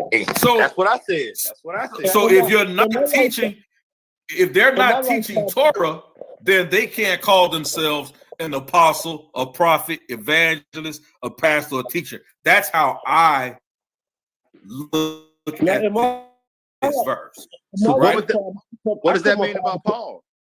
I come out of the Pentecostal movement, and Paul would have been an apostle. In my church, they had people who called themselves all of that. Now, I became Church of God in Christ later on. But I originally came up out of Holiness Church, and then the Holiness and then the Apostolic Church, which is equally as Pentecostal. They got all them titles in them churches. Yeah, and you can have, you can have multiple people operating in these offices, now that they call them now offices, these gifts, these offices, operating in these offices in one congregation. That's how I believe that's possible. Absolutely. But if they're not teaching Torah, I don't care what anybody say. Because Paul even taught, I mean, the scripture, I believe it's in the book of Acts, where it talks about that the law is the schoolmaster that leads us to this point, talking about the Gentiles, right? That the law is the schoolmaster, the foundation. That's really what it says in scripture, that the law is the schoolmaster that leads them to the foundation of maturing these heathens or non-Israelites, right? To teach them the ways of the Most High. Which goes back to Isaiah chapter 56. That throws out the fivefold ministry in the Pentecostal church, yeah. That's my point, bro. That's my point. That's my whole point. That's my whole point. So when you got these folks walking around talking about the apostles and they're not teaching Torah, they're not teaching what Christ taught, because Torah, that he clearly observed the feast days. He clearly observed Shabbat, kept the Sabbath. If they're not doing that in these churches, then they're not operating. Right. Y'all not the ones he's talking to. Hey, y'all got to church. Yeah. Y'all talking over each other, man. Yeah, I think we got a delay. I think there's a delay somewhere. Okay. I think there's a delay. Big, and I don't know where it's coming from. I don't know if it's me or my brother. I think it's the brother, because he be waiting and then he'll come in talking right when you start talking. So I think it could be a delay. Yeah, I think there's a delay. Yeah, it's the delay. See, he's just not answering us to the first time we talked. Yeah, you might want to drop out and come back in. That might fix it. I don't know. I'll let you right back in, but I think that's what it is. But that's the understanding of fivefold ministry. Okay. And that's how I view that. Hey, let me jump in there. I want now. Let me jump in there. Go ahead, brother. Can you hear me? All right. We were talking about the number of the apostles. Yeah, I can hear you clear. Okay, good. When we were talking about the apostles, I was actually talking about the scripture from Luke, where they talk about the 70 disciples. You know, I mean the 70 70 disciples. Sometimes it says 72. And they end up becoming the 70 apostles or the 72 apostles. So I was talking about that. And that was Jesus appointed them and sent them out. It wasn't even, you know what I mean? This had nothing to do with Paul. This is before that.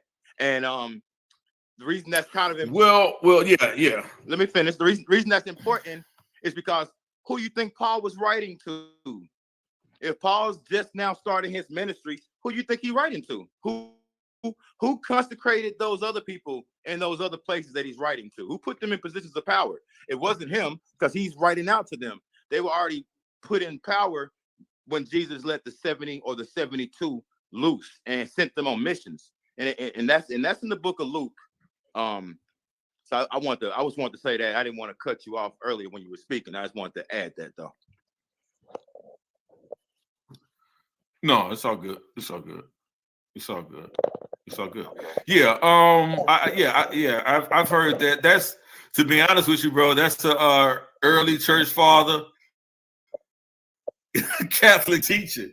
But I get where they come. Well, I get where they get the 70, right, where they were sent out by twos, right?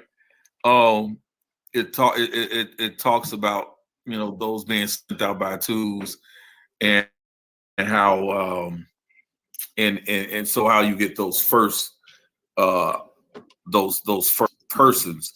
The reason why the 12 are called the apostles is because it is these 12 who are considered the founders of the quote unquote Christian movement after the martyrdom of Yeshua, Yahweh, or Jesus the Christ, right? And please don't get me wrong, folks. When I'm saying martyrdom, I'm doing that for the sake of the conversation, because I could really go into death, burial, and resurrection of Yeshua. I understand that, but again, there is evidence that those that looked at it at the time considered it a martyrdom, right? Which is probably more appropriate to what it is that if you were walking the streets at that time, that's what you probably would have really understood it to be, right? So let's you had a question right before we got into this, Andrew. Yeah, it was a little off topic. That's why. It was a little off topic. It was about the we were talking about, was it colorization, or did we move past it? We were talking about it was colorization. And it came up because as I was doing research on like all the Jewish Roman wars and the persecution, some of the people were venerated later, and we see their bust and their families, and they were like, you know, they were like white people. So when I talk to my Hebrew brothers, yes, I love to ask them, when did the switch happen? In my head, I think it happened after. Can I tell you? Can I share my screen, bro? And that's a good question, bro, because in the Hebrew Israelite community, especially among the camps and other camp-like doctrine, you hear the term Edomites, right? They refer to white people at this time as Edomites, right? Or sympathizers, or the white man, right? During this particular time, they call them the Edomites. And you mentioned the Herodians as well, were these white people. My research has led me to believe that the Herodians were not white people, right? What we would consider today white people. They tell you what their lineage was, and even if you read the book of Maccabees, they really go into their history of who they it's talked about who their history were. So we know that the Herodians historically right, and extra biblical sources, they came out of the stock of the Samaritans, right? And the Samaritans was products of the during the Assyrian captivity or season of Jerusalem, circa 725, 735 BCE. The Assyrians go down into Samaria, the capital of Israel. And it tells us that what happened is that they deport the men of the northern tribes of Israel. They send Judah to the south, or they leave Judah in the south of Israel. They leave them there, but they allow the Reubenites and the Benjamites and the Simeonites and the Levites to go down and take camp among the southern tribes of Judah when the Assyrians come in 735 BCE and sack Jerusalem. They allow those tribes to go among the tribes of Judah. Why? Because they're very, very small in number and they're not a military threat. So they allow them to go down into those lands. But the other tribes, right, that are scattered, right, the scattering of the northern tribes, these men are deported, right? They're deported. And what you see occur is that the women that remain are taken as wives or raped by the Assyrian captors. And it is the offspring of these Israelite women of Samaria during the siege of Jerusalem in circa 735, 725, 735 BCE, and the Assyrian captors. It is their children who we understand later on are or as the Samaritans. And it is out of that stock that the Herodians come out of, right? And so he is actually part Assyrian and part Israelite, right? Based on the lineage of that offspring. And so if you follow history of the Herodians, the only way that they become, they began to rise in power, right, is that during the Maccabean War, they do not assist in fighting alongside the Israelites and those of Hyrcanus. They don't fight alongside them. They sort of fall back. They stay out of it, and they don't assist them in fighting off the Greeks. And so once the Greeks are pushed back, and the and Hyrcanus and the Jews at that time become victors in that skirmish, then the Herodians or those Samaritans or those Herodians are said that not the Herodians at the time, but those Samaritans, that offspring. He says, look, if you weren't part Israelite, I would wipe you out. He said, but since you're Israelite, I'm going to allow you to live among us. I'm going to have mercy on you. But you have to do one thing. You have to become circumcised. And so once these Herodians once these Samaritans agree to that, they become circumcised. Now, mind you, they're still worshiping a different deity because they still have a Syrian influence. And so because of this Assyrian influence, and they still have Israelite blood, they're allowed to stay. But John Hyrcanus says, listen, you have to be circumcised. The Maccabees, you have to be circumcised. And so they began to practice circumcision. But they're looked at as a lesser class during the time around near Galilee and Judea. They're looked at as a lesser class than the actual Israelites themselves. And so because they're half-breeds, right?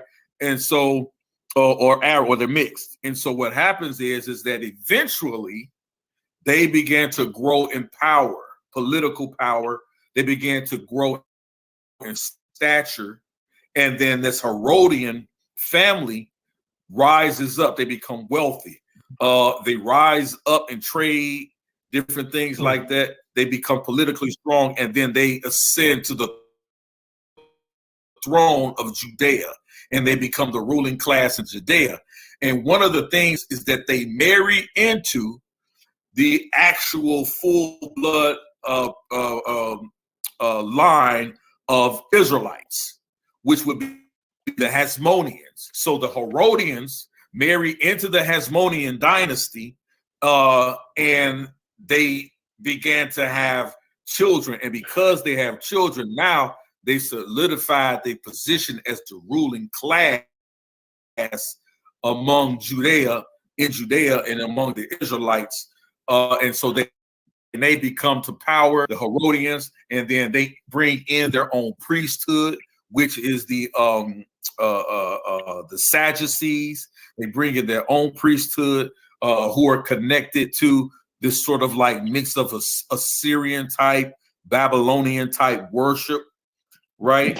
And practice. This the rabbis and all of this stuff come to play later on down the line.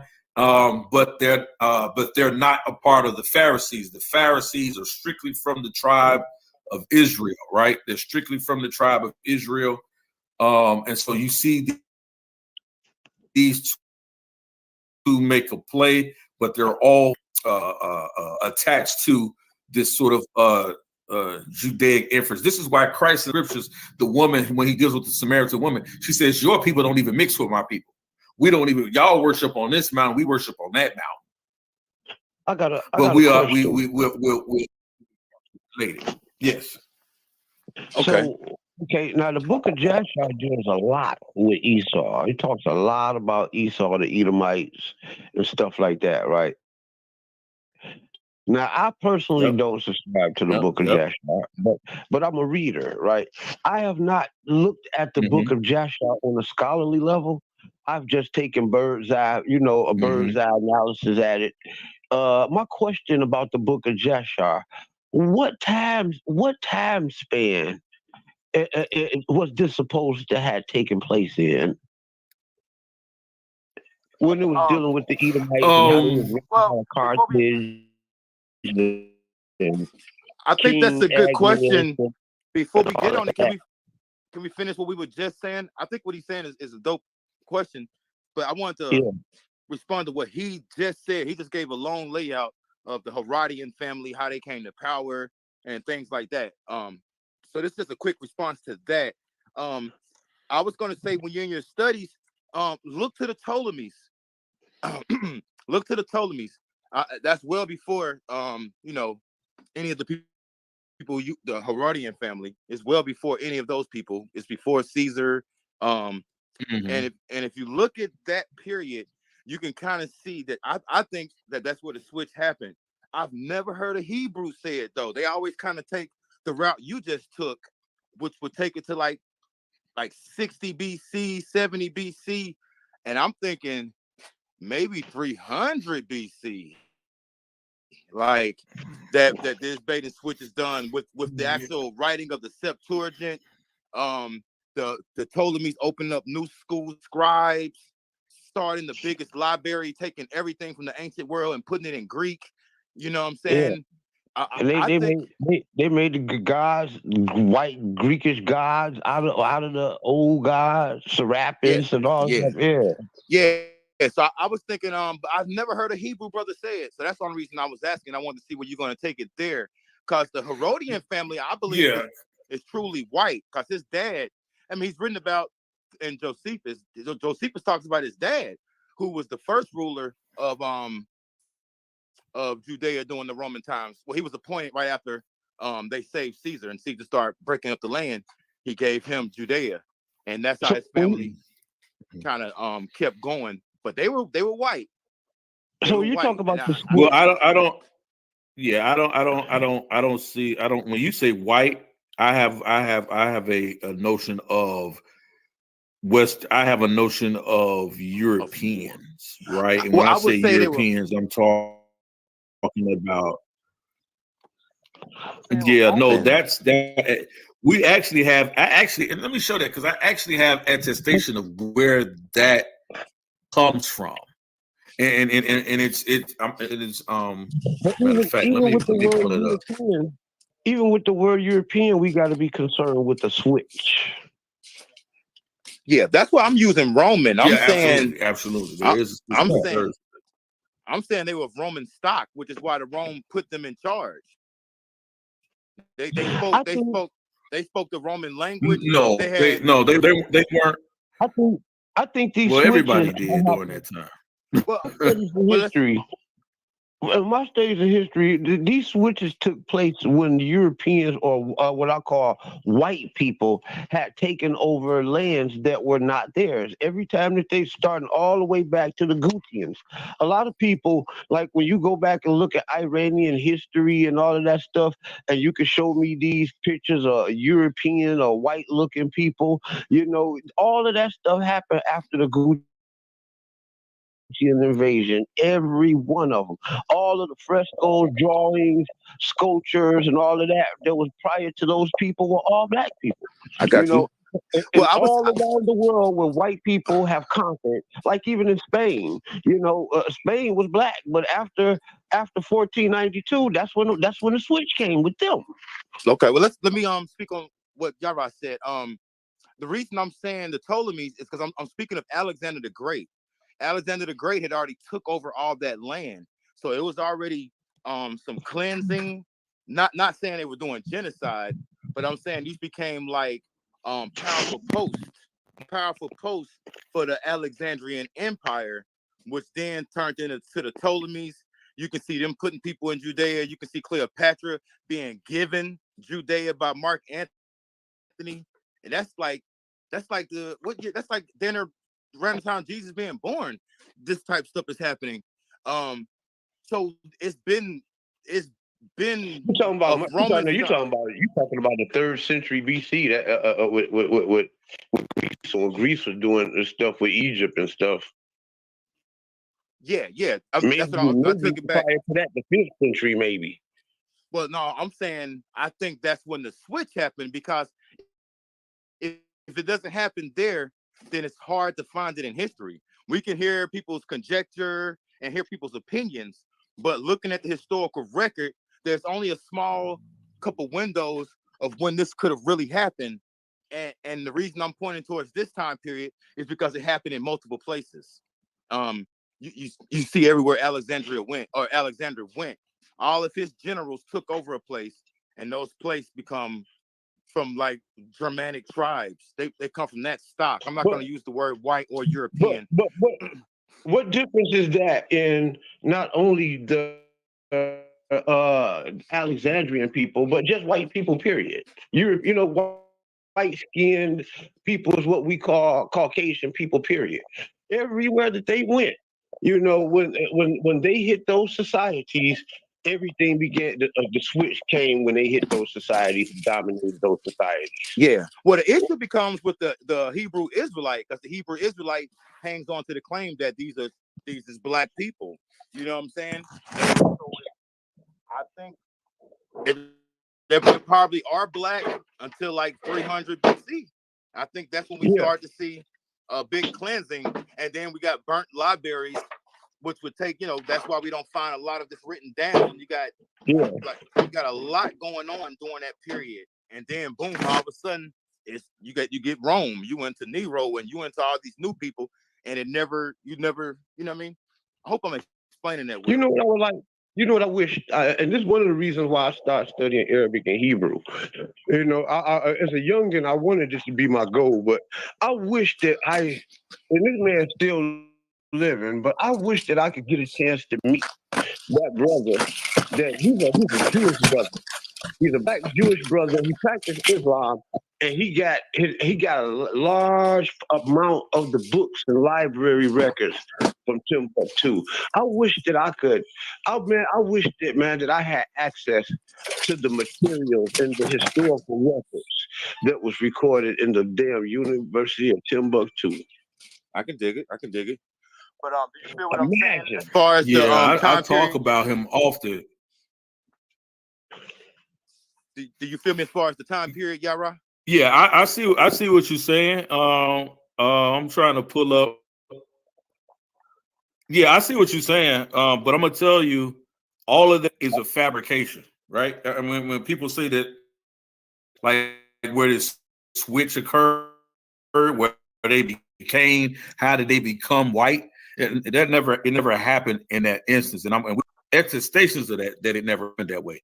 I know a lot of these camps argue. They take you all the way in the book of Yasha, and then they take you all the way back to Zepho and Esau and what lands he conquered and Edom and different things like that, and then they try to make it to show where this was Esau the Edomite and he was a white man. All that's fallacious. all that's fallacious. You know, you start talking about who Esau is. Me and you did a talk over there on Do the Nash channel about that. Hold on, let him cook. Let him cook. Let him cook. He was saying something. Oh yeah, that's right. We sure did. I think he got a delay, but he and I. Go ahead. Nah, you tell me.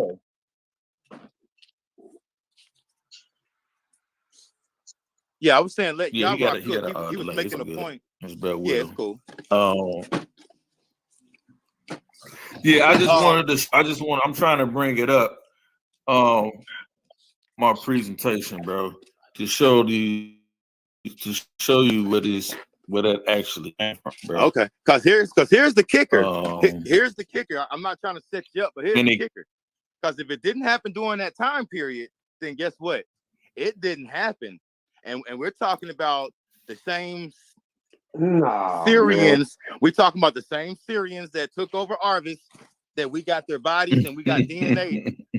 We would have to say that they stayed. That's bro. Like, bro. That's just that's See what you're doing, bro. Is what you're doing, bro. Like, That's the Catholicism, right? Yeah, that's not right. That's not what that is, bro. I'm gonna show you. Like, I'm trying to pull up my screen, bro. I'm gonna show you that none of that happens. Is how you said it had nothing to do with who's conquering who and all this and all that, bro. I'm gonna show you where it all comes from. I didn't say nothing about conquering. I didn't waiting say for that. this, waiting for it to load. Okay, yeah, I didn't say nothing about nobody getting conquered.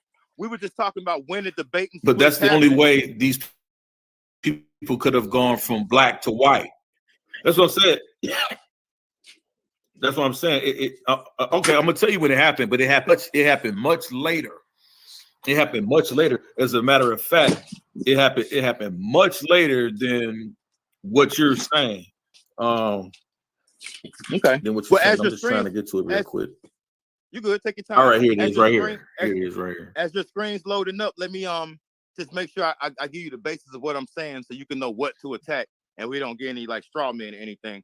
What I'm saying is that the bait and switch had to happen around the period of the Ptolemies, because we see actual people of Germanic tribe stock in 70 AD when they're burning down Judah and capturing people like Josephus and other people.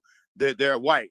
So I'm pushing it back to maybe the Ptolemies, and if it didn't happen there, then they're the people of Arvis, who the people who live in Israel right now say they're the people of Arvis. They got full lectures about it.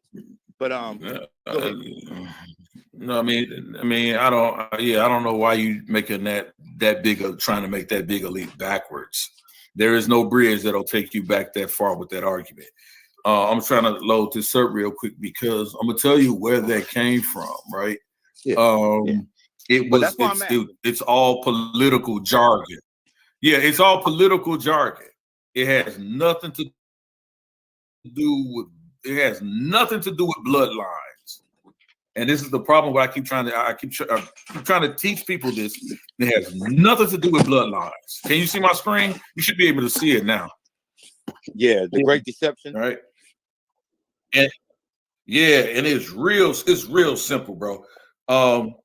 It has nothing to do with bloodlines. And watch this. I call it the Great Deception, how Esau became wrong.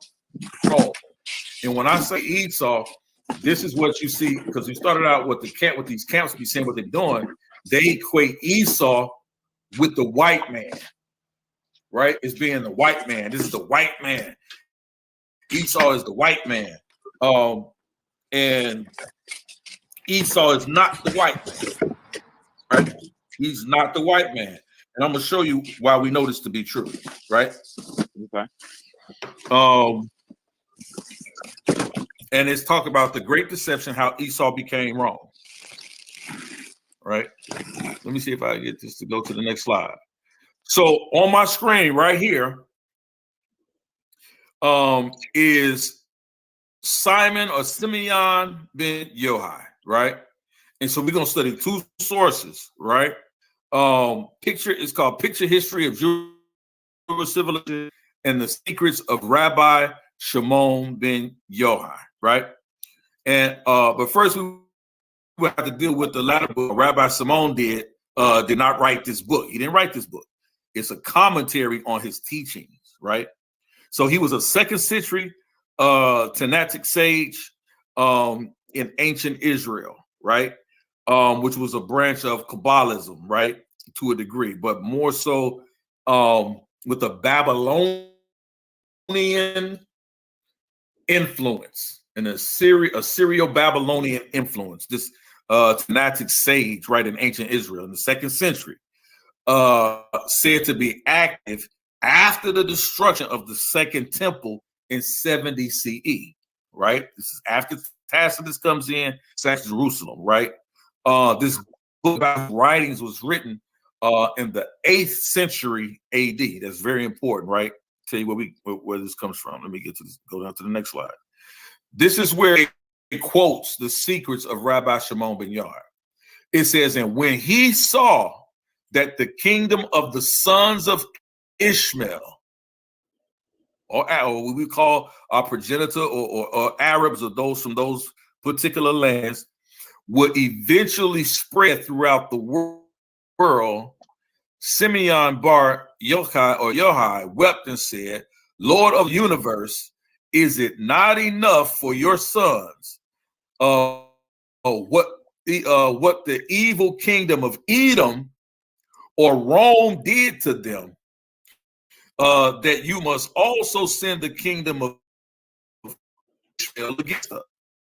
The Holy One, he answered, do not fear, son of man, for the Holy One he brings the kingdom only to save from this evil one. And he sets a prophet of his choice over them, and they will come and restore it to the Jews.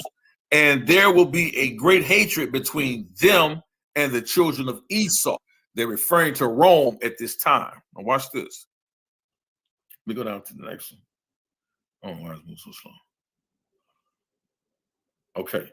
So the secrets of Rabbi Shimon ben Yohai, he says it is a Jewish myth of the mid-8th century, which present a Judaic messianic interpretation of the Arab conquest of the early 7th century.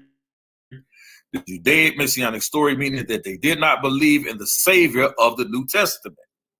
This story was about the first coming of whom they believed might be the Savior that would bring about the end. The 8th century has gone by us, so this itself is not a reliable source. Now we need to understand where the idea of a Edom-Rome connection came about, right? Let me go to the next slide. Why Rome was called Edom, right? Let me load this up. Just bear with me.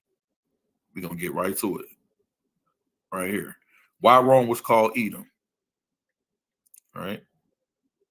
Why did they refer to Edom as Rome? In Jewish history, the Roman Empire was identified with Edom, specifically the Amalekites. If you ask me, that's who those people are that you see, Netanyahu and all those folks. I believe those are the descendants of the Amalekites. That's me.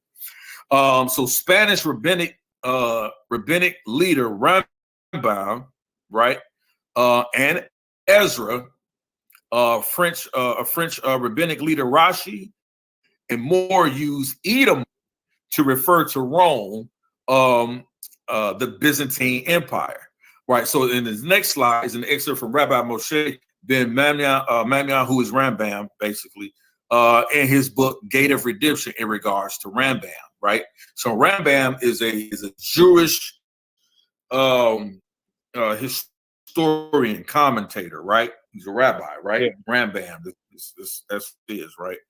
Yeah, Moses Miami. Yep, absolutely. It says, yep, exactly. It says the first gate, he says, this is what he writes.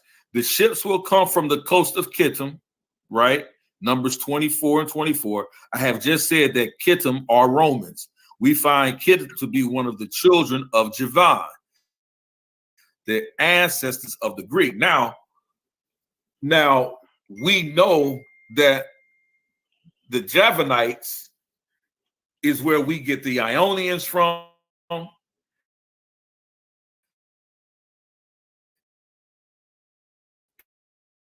Is where we get the Minoans from.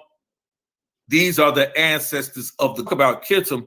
This is what they're talking about. It says, so Kittim, however, became the head of the large family, which eventually became the separate nation named for Kittim. So he's the eponymous ancestor for Kittim, right? Thus we have found in the Torah of Moshe, or Moses, peace be upon him, a clear promise of the future redemption, which is to come upon us. I'm going to get to where we get. This is what he writes. And then in the third gate, he writes this.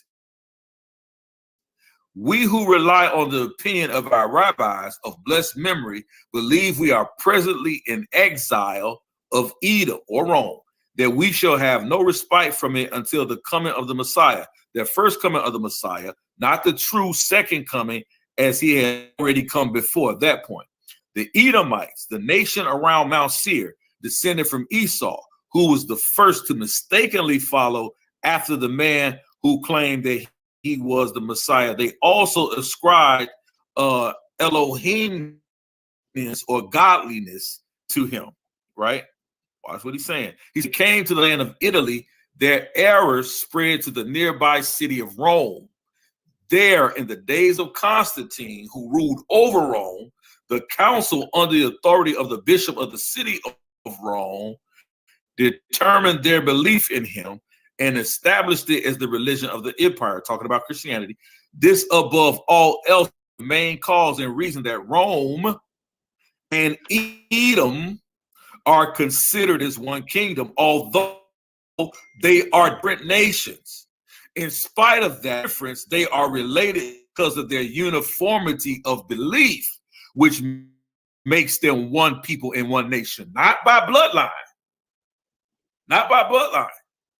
So what he's telling us is that those who we call Rome, those who we call, or we know who would be the Romans, those that Constantine is of the same bloodline, these people, or what we would call European or white people today, right? That lineage of people, these are not the same bloodline people of the nation of Edom or the Edomites or the lineage of Esau, but it's because they came together when they went into the same lands, occupying the same lands. They were different nations that came into uniformity because of belief, which makes them one people in one nation. And as you go further on, by the time you pick up later on with these camps and they're reading, they're not understanding why in these different translations in the Bible, where it's referring to Esau as Rome, that came later on. That's why you have to be careful when you're reading these translations, and it seems though as it's talking about Esau from the lineage of the tribes of Edom or Esau, right, or the brother of Jacob. It's not talking about him. They use this to cover up for their disdain for Rome, because Rome was in power. And so in order for them not to heighten Rome's senses and say, hey, look, they're writing heretical things about us, they use the term Esau in place of Rome. And this is what they're telling you this later on. It says, so even when they call Rome and Edom the same thing, they established a clear distinction between them as races. It was never used to refer to them as the same exact race of people, right? Yeah, that's what in my opinion go wrong, right? Pretty much how they refer to America as Babylon. Exactly. And so as you start to go through all of this and understand, it says, I'll just read it, right? Because you can find this. This is the Jewish Encyclopedia, use of name, right? Use of name, and it's why did they refer to Edom as Rome? The name Edom is used by the Talmudists.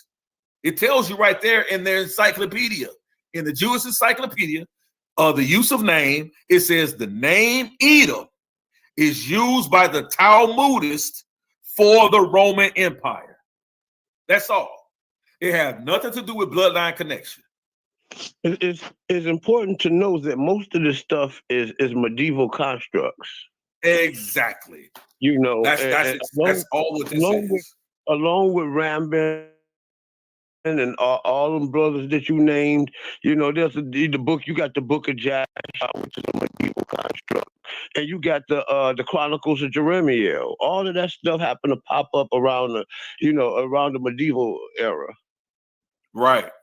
And I want to read something down, just a little bit down in here, real quick. With you saying that, though, so where you kind of gave explanation of Esau, but when did the switch happen, though? That's when the switch happened. I'm telling you, it had nothing to do with lineage. It only had to do with this political jargon that you hear. No, that's I'm where saying the switch occurred. You just broke down something in literary. I'm saying that in the year 70, these people are actual Germanic tribes. So when did the Germanic tribes overcome the Hebrews with darker hues? When did that happen? Let me explain it to you like this. The Hebrew term, and you can and Yasha can put me in this, right? What is the Hebrew word for German, Yasha? Yasha. I don't know what the modern Hebrew term is, because I'm quite sure it's something different.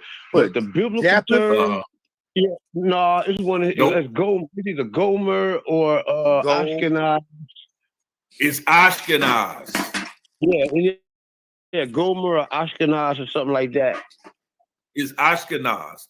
The majority of population of people in the land of Israel today are Ashkenazi Jews. Yeah, I say Gomer. Do you understand what I'm saying?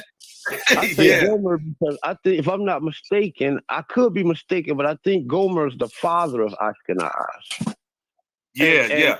Those people are. We look in the ancient records, right? You look up the Gomer. Mm-hmm. Gomer is the Qumri of the Assyrian records, which is the first time the white people was recorded in written history. They were recorded as the Qumri, the sons of Gomer. The sons of Gomer, and it is from that's where it is, bro. Those people are not connected to the lineage of Esau. So they, like I said, a lot of these camps, when they be talking about, see, there was two nations here. One was Esau. Out of that, they not even understanding what they talking about. They ain't even understanding what they talking about. So when they literally be calling the white man Esau, they don't even know the political jargon. They ain't talking about lineage. They think they talking about lineage. Yeah, they ain't talking about lineage. That's why I say. Guess who else? Guess who else is the Gutian from Gomer? The Sumerians.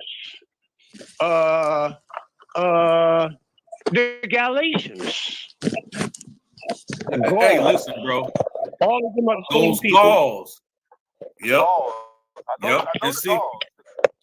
And see, people don't realize who Paul was talking about. And people don't realize it, right? Because if you actually follow the etymology of Galatians, you'll get to what we call the Koitai, right? Later on.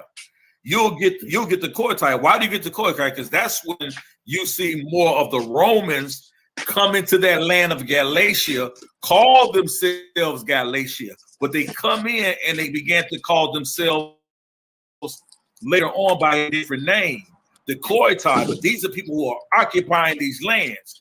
The word Kohathite later on in Latinized in the Latin translations, you get what? The word Celtic. Okay. This is and so from those Celtics, this is where you get that whole. This is why they try their best to hold on to this British Israelitism, that they were once Israelites. You see what I'm saying?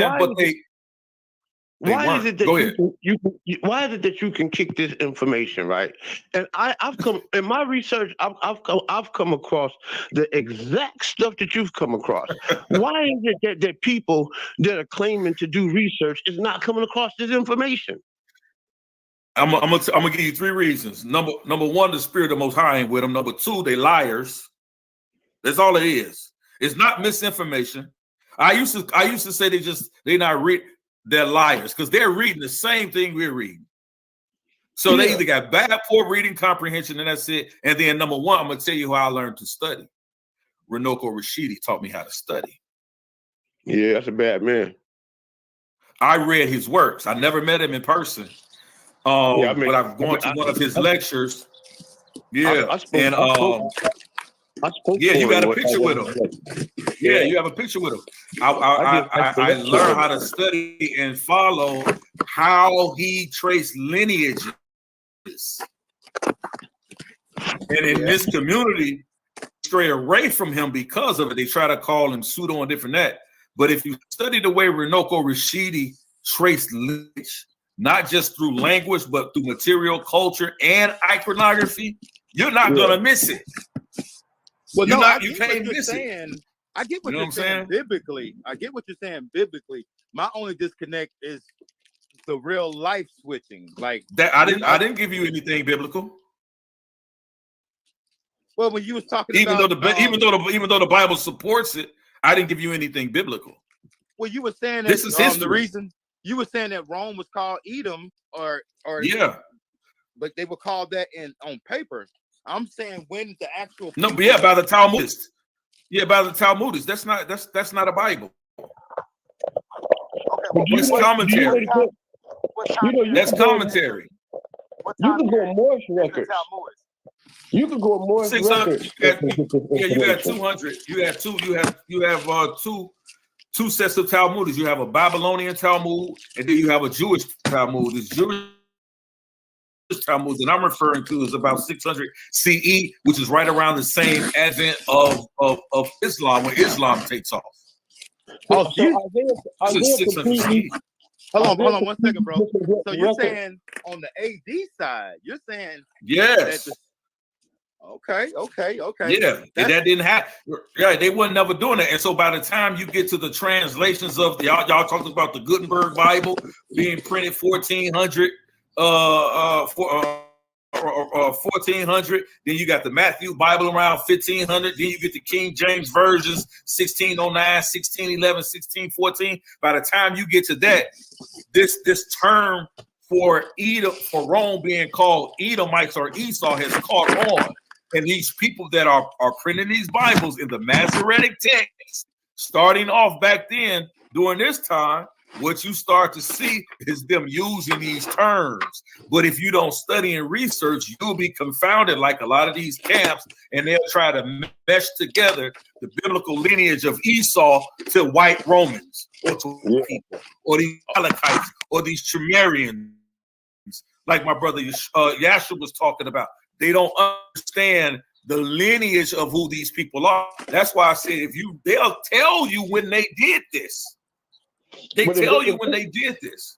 If they read the book of Yasha, it said that the Edomites came directly up out of Carthage. Exactly. That would be blue black folks. Y'all going to the book again. Here, I'm saying this. I'm saying how if you're saying it happened 600 AD, Like I'm saying, so how do we get all of these white Roman Jews? I just told you, there's no such thing, brother. But that's what I'm telling. That's what I'm telling you. You're talking about. You're saying white Roman Jews. There's no these white Roman Jews you're referring to were never Jews. They were never Jews. So Josephus wasn't a Jew. He wasn't no white Roman Jew. Well, I'll tell you this: that the Black Sea. Josephus wasn't no. He wasn't no Roman. The Black Seed that went to Italy and Spain, and if you study the history, you'll see that seed has just mixed itself right off into the Italian population. That's a fact. No, but yeah, but y'all that's a fact. Y'all speaking real abstract.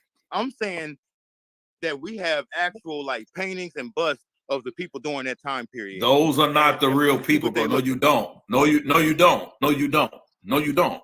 Those paintings and busts that you see were painted in medieval times, brother. 1200 CE. A lot of those busts of Josephus that you see was going around the Middle Ages, bro. That's not. All of them, yeah. Okay, yeah, that's not those people, bro. Yeah, that's not those people. Hear me out. Yeah, that's not those people. We have Mark Antony giving Judea to Cleopatra. And during that time period, we have written records of their interactions. We have paintings of how they viewed themselves, and they are white. There's no way around that, and that is well before. But what 100 AD? That this is during the time of Jesus. Hold on, we're trying to stay on point. What about all those Greek records that says that the Jews were like Ethiopians and Egyptians and all that? You small Plutarch? You have to be specific. That's why I speak in. Well, I don't have them off the top of my head because I wasn't prepared to go down this lane. I'm saying I'm speaking on some that describe the Jews as an African, Black, Egyptian, Ethiopian people. You would have to pull that up. I think you're speaking of Plutarch, and if we look at his time period, he would be around the time that I said the switch happened. You know what I'm saying? Because I love what y'all doing. I'm learning from y'all as you teach me more about Gomer and all that type of stuff. I'm saying that's cool because now I got it on the poetic literature side. Now I'm saying, hold on, in real life, in the year 0, Judea was already a Roman colony. So we know that the white people were there. Bro. You're saying that wrong, bro. You're doing it wrong, bro. You're doing it wrong. How could the switch have happened? If we talk about, I say it happened in different spots and at different places. Because how could the switch had happened when that had already happened, like in the 2nd century in Acadia, and you have busts and paintings of white people in this area who we know are Johnny Come Lately people. Yeah, you speak in such general terms that it's no response. Like you have to. I'm putting real names on things. I'm saying real people. See, I did put real names. Hold on, bro. What do you mean? What do you mean real names and real people? Everybody we talked about was a real person. You keep saying so they whitewashed. He's saying I brought up a particular family. I brought up the Herodians first, and like we got them going back to like 70 BC. I think that's when the father comes in. I talked about them. We know that family is of Roman stock. No. Let me finish. They intermarried. The Herodians intermarried with the Tactices. The Tactices. They didn't. No, they did not. No, they did not. No, they did not. Oh, we need to continue this. We need to continue. They intermarried. I said it earlier. I said it earlier. They married into the Habsburgian dynasty. So you talking about the Caesars? I'm talking about Tacitus. No, listen, no, bro. Listen to what I'm telling you, brother. Listen to what I'm telling you. Why the Herodians weren't white people? Right? We have their body and their butts, bro. We can't do the bro. No, you don't have no. Listen, bro. You don't have no. Listen. Stop saying you have a bust of these people, bro. Stop saying you have a bust of these people. You do not have a bust of these people as they look like from the time that was made contemporary of them during that time. Those things were only made in the medieval times, like circa the 12th century AD. Hey, like you do not. They say the bust of Nefertiti, everybody bragging about is fake. the bust of Nefertiti is fake. If you look at her picture on the walls in ancient Kemet, she got an afro and dark skin. If you look at the bust of the Nefertiti that they show you today, that's the whole white woman, and they tell you who she was. She was the wife. She was the wife of the Egyptologist that first went in there. She was the sketch artist and sketched herself with the African crown on her head. They know this, bro. This is breaking news. That's not breaking news, bro. If the Herodian family is black, that's breaking news. You are deep you keep saying, listen, bro. You keep saying, bro. Hold on, bro. Hold on, bro. But that's what was. Hold on, bro. This old news. He's saying the Herodians are black. No, he ain't. No, he ain't. No, I did not. Hold on. When it came out, that was breaking news. It was breaking news, but that's old information, man. It was hold on. Yeah, it is. It is really old information. But first of all, I said they were black. I never said that. You didn't listen to anything that I said. Maybe you missed it. How the Herodian dynasty came to power, who their lineage was. They were a mix of Assyrians and Israelites. That's during 70. Hold on. During circa 735 BCE, when the Assyrian Empire came and seized the city of Samaria in Jerusalem, the capital city of Israel at the time, I should say, the capital city of Israel, which was Samaria. In Samaria, those Assyrians deported the men, raped the women. Their offspring of those women who were taken into captivity, those Israelite women who were taken into captivity by the Assyrians, that offspring became what we know today as the Samaritans. Those Samaritans is the lineage of who the Herodians come from, not Esau. Right? Yeah, I'm not saying Esau. I'm telling you that but I'm just telling you, these people they're not, I wouldn't consider them black, and I wouldn't consider them to be white either. These weren't white people, because those Assyrians, the hell for sure weren't white. We know that, right? So when those two groups mixed together, this is how we got Samaritans. It is out of that stock that the Herodians came to power in Judea. Right after the Maccabean revolt, they were allowed. They rose to power. They came to power in Judea. They got to the throne, and they solidified their power in Judea by marrying into the Hasmonean dynasty, which was considered the blood dynasty of Israel. At that time, they married into that to legitimize themselves as to be rulers and to be able to bring in their own priesthood.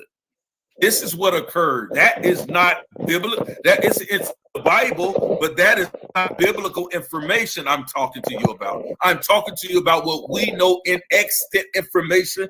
Notice through Josephus, we know they talk about this in the Jewish-Roman wars. We know about this history. So this is not something we're gleaning out of the Bible. No, I got you. I got you 100%. This is substantiated in history. So I'm not saying they're black, and I'm not saying they're white. I'm saying these are mixed people that come to power. Now, if you want to talk about phenotype and what they look like and all of this and all of that, that's a different conversation, right? I keep telling people you can't determine race based on phenotype. If just because folks got a much fairer skin than one group of another doesn't mean you can determine which one is ethnic is black or white, as we do, in this false social construct we argue about all the time. You can't determine these people that way. I'll tell you, you can't go by historical record and historical accounts. And that's why I said I read a lot of the Moorish and Muslim records from Africa, Ibn Battuta and El Jahiz and all of those guys. A lot of them guys will let you know exactly who Esau is. The Fulani of Northwest Africa to this day claim their descent from Canaan, Israel, and Esau. Okay. Well, I think this. When I was looking through the bust, they were different looking. I actually found one where Herod looked black. You know what I'm saying? Like straight up, he had like a beard. I'm sure he had some color. He had a beard like mine. He had I'm saying that the Muslim records say that the Edomites are black people in Africa. That's what I'm saying.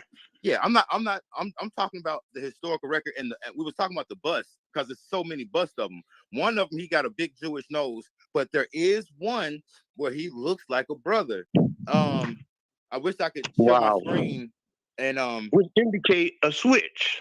Yeah, that's what this whole conversation was. I was asking, when did it take place? Because I know for certain it took place because Herod had sons and his sons had sons, and I know who they intermarried with. And that's why I brought up the Tacitus. You start to see them in people's letters. You know what I'm saying? They start showing up in but y'all keep letters. But you keep saying a switch. There's no switch. What it is that this is fine. The Herodians married into the Hasmonean. Yeah, they're married into the Hasmonean dynasty to assert their Jewish authority. And as they continue, so when Herod dies, his sons, right? One of them he killed. He had murdered. Was the son of the offspring of the Hasmonean of his wife of the Hasmoneans. He had her killed. He had the son killed, and then his offspring that he had prior to came to power and rose to power. And in Augustus Caesar didn't even recognize him, relegated him as a governor, didn't even allow him to precede his father to the throne in Judea. And so, as you continue on, these people began to marry. Their offspring began to marry into other dynasties. So I wouldn't argue if you married into some form of, you have some lineage of kids that was connected to Vespasian or Tacitus. But what you won't see, and I often tell people, what you won't see is these large amounts of Israelites or Jews being married in these two power dynasties. You don't see that because that's what they tried to get rid of. This is why they tried to get rid of that. This is why I keep pointing at Arabic history. You know what I'm saying? What in Hebrew, that interbreeding, that intermarrying, we call that Arab, right? The word Arab in Hebrew means to mix. When you're talking about this mixed breeding and this mixing of different lines, we call those people Arab. Like say when they was in Egypt, when they were coming up out of Egypt, where they talk about the mixed multitude. In Hebrew, they were called the Arab, which means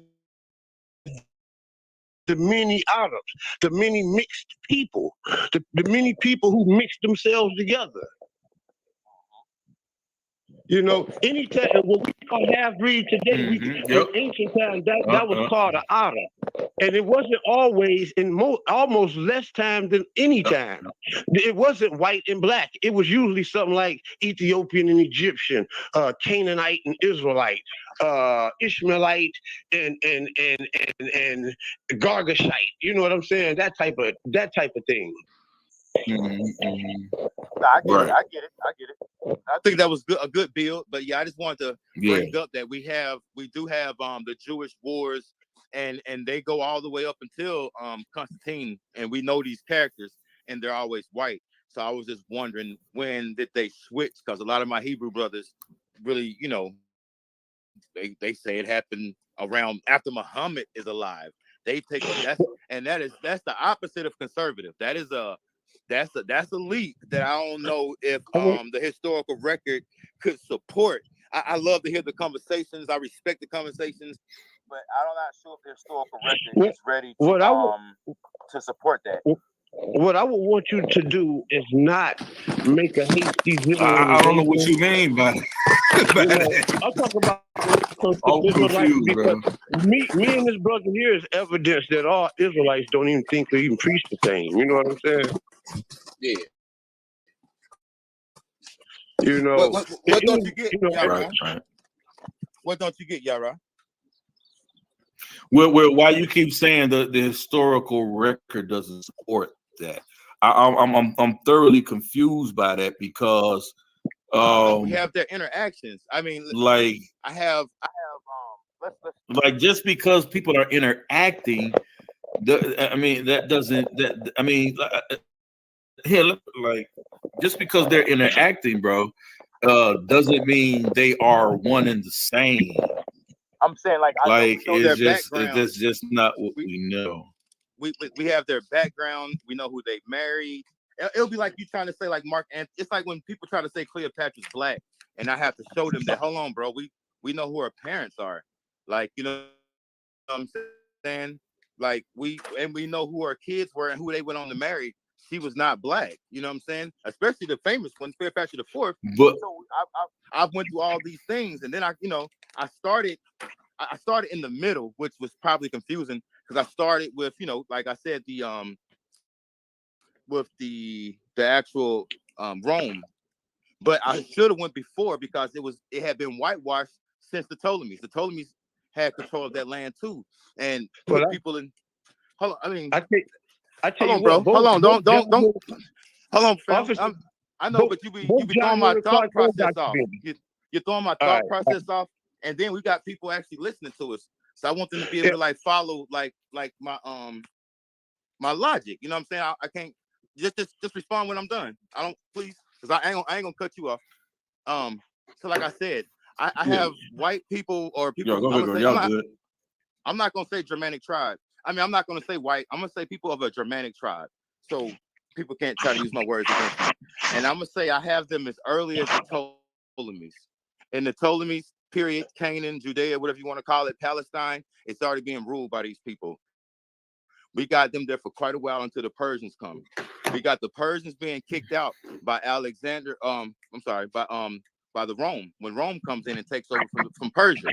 So we have that period all the way up into the Ottoman Empire that Rome ran that area. They went through multiple wars in Jerusalem. They raided that place, seized that place hundreds of times from the year 70 AD all the way up into the Ottoman Empire takes up and it becomes Islam. So, and during that time period, there's zero history of black people being in charge or even being like, I mean, we were still inhabiting it. Don't hold on. I'm about to land my plane. That's why I said when I'm done, you're gonna or take notes if you don't want to forget something. It's all right, baby. So, it's all right. We ain't gonna die. Yeah, I got you. So I'm saying I have a direct lineage from Rome up to the Ottoman Empire, where these are Germanic tribes of people. These is not black people at all. Now, my study shows that pre-Ptolemy, I can have some black people in there. But everything after that, the historical record does not support. I don't care if you bring up literature. I don't care if you bring up somebody mistranslating a word.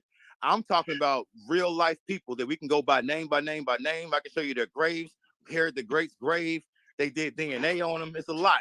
So I'm saying, respond to that, please. Okay. And my phone is about to die again, so I'm gonna come in backstage on my other phone. So look. I want to ask you a question real quick though before you dip. Have you ever read John Henry Clark's and I haven't. This is why I'm asking you. I do know that they are proponents of the Cleopatra was black thing. And I wanted to ask you back then because you said something to make me think this. But have you ever read John Henry Clark's and Dr. Ben's arguments or heard them about the black Cleopatra? Yes, I have, and I disagree. I'm not gonna call them pseudo, but I don't think they had enough information. We got better information now. Yeah. Okay. Yeah. So let me respond. A lot of Yeah, people, let me respond to what a lot of people go ahead. Yeah, they do. No doubt they do. No, I just said a lot of people think those guys real big. You know what I'm saying? I got you know, and I haven't heard the argument. So and I'm like, wow, you know, you coming with some good information. But to me, I don't see how Cleopatra could have been black. But and I just study history, and I haven't heard the arguments. I wonder, was the argument any good at all for people to run around to this day, years and years later, to still keep pushing that forward? I think because they don't know the history of it. They think 0 BC or 0, you know, the beginning. It's hard to even say that. Let's say 1 AD. They think 1 AD Middle East was like Arabia and black, but it wasn't. These is colonies. They got full senates and they got schools and it's a lot going on. They have been running this area since Plato and Aristotle and Socrates. They've been going back and forth. Even if Arabia was black, the Ptolemies were white, right? I'm not saying Arabia was black. I'm not sure why you. I mean, but the Ptolemies, they were a white people, weren't? She's supposed to be a descendant of them, ain't she? Yes, I mean, that's her family. That's her name. Yeah. So I don't see who's her. Yeah, are y'all talking about Cleopatra? Yeah. She was a Ptolemy through marriage. What's the matter, man? Not through birth. Okay, if you're going to speak on it, like which one you talking about? Because we're talking about the famous one, which is the fourth, and we know her dad and her mom. Yeah, the fourth. She was the only. She was Ptolemy. She was the only Ptolemy. What you talking about? Which one we talking about? I'm not sure what you mean. So she was the only Ptolemy. Wow. That's no. So I mean, you would have to. That's why I said history doesn't support that. Cleopatra Ptolemy. She was the only Cleopatra. She was the only Cleopatra. What are you talking about? It was four. She's the only Cleopatra Ptolemy. Right, the fourth one. When you say Cleopatra Ptolemy, that's her. What you talking about?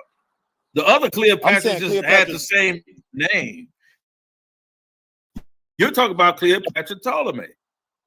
Yeah, her mom was named Cleopatra too, and one of her sisters. They were but they weren't Ptolemies. How could her mom not be a Ptolemy? Like let's because she was married into the Ptolemies. He was married. He married his sister. Like what are we saying right now? That's why we talking about. No. You got that wrong, bro. You got it mixed up. Hold on. I'm about to play my other phone and pull this up. Yeah, you got it mixed up. I know Cleopatra married her brother.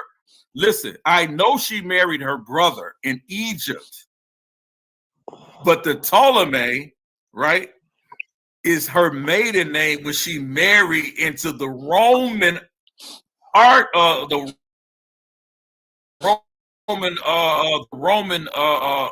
last name by the name of Ptolemy. Her brother's last name wasn't Ptolemy, and her mother's last name wasn't Ptolemy.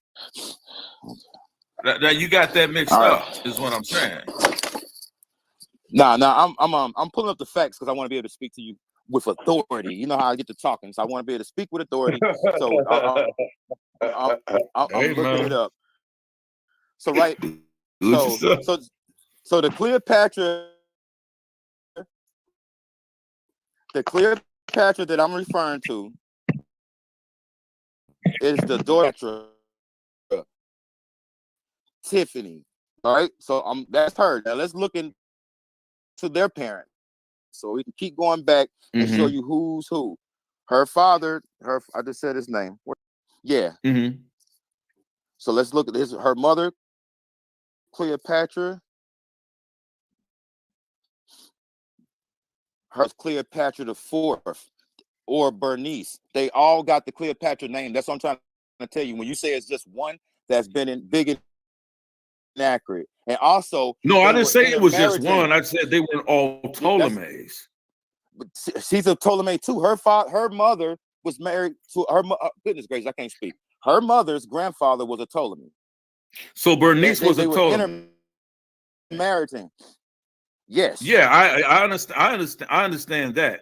So when we talk about the Cleopatra that's dealing with Mark Antony. Yeah, but I'm saying like that's like the sixth Cleopatra, and when you go back, they're all intermarried. All their grandfathers. I know they practiced that in Egypt. Yeah, I know they practiced that is because they were Egyptian. That's why they were practicing that. No, they did that in Greece too. So let's stay historical. So right now, wait a minute. You said when they did that because they got that from the Egyptians, brother. I'm saying I don't know that to be true. I'm saying even like I'm telling you, it is to be true. We know that's what they were doing. You throwing so I mean, but that's a fact though. We know that's what they were doing. So they was doing what Noah. They was doing what Noah and them was doing. They was doing what Adam. Hold on. What did Noah do? Have all his kids marrying their cousins, and I don't even want to get on that because that's when I get divisive. Yeah, that's another conversation. But you're wrong on that. You're wrong on that. Okay, but let's keep it moving. Well, let me see. Let me see. You might have. Let me see. I'm gonna see if you corrected me, and if I'm wrong, I'm wrong. Let me look at this because it's my understanding that these. Hold on. I got to do something real quick. But you can go ahead. It's Cleopatra Ptolemy. Nah, go ahead. I'll let you look that up. I was talking to my coworker here. Okay.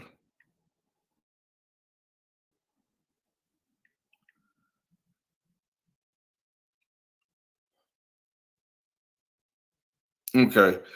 So okay. When I'm looking all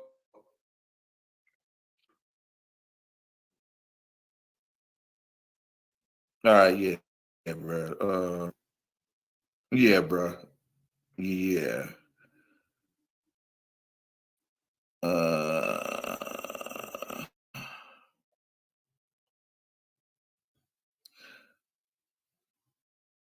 Yeah. Okay, hold on a second. Let me see what I got right here, right? Because I believe what my brother, where he is right here, Kung Fu Hebrew, he said it was Macedonian, and I believe he is correct with that. But I want to pull that up real quick. Hold on. Yeah, he's gonna pull it up. One of the easy ways you can go to their book of lineage. It's one of the writers, dope guy with a PhD, got some book about it. That's kind of my cheat sheet. But the easiest way to do it online is just to go to Wiki. You can go to Wiki and then click on her father, and you'll see, damn, his parents is Ptolemies. Click on her mother, damn, her parents, it's the same people. You'll be like, hold on. So they did it for like at least 7 generations.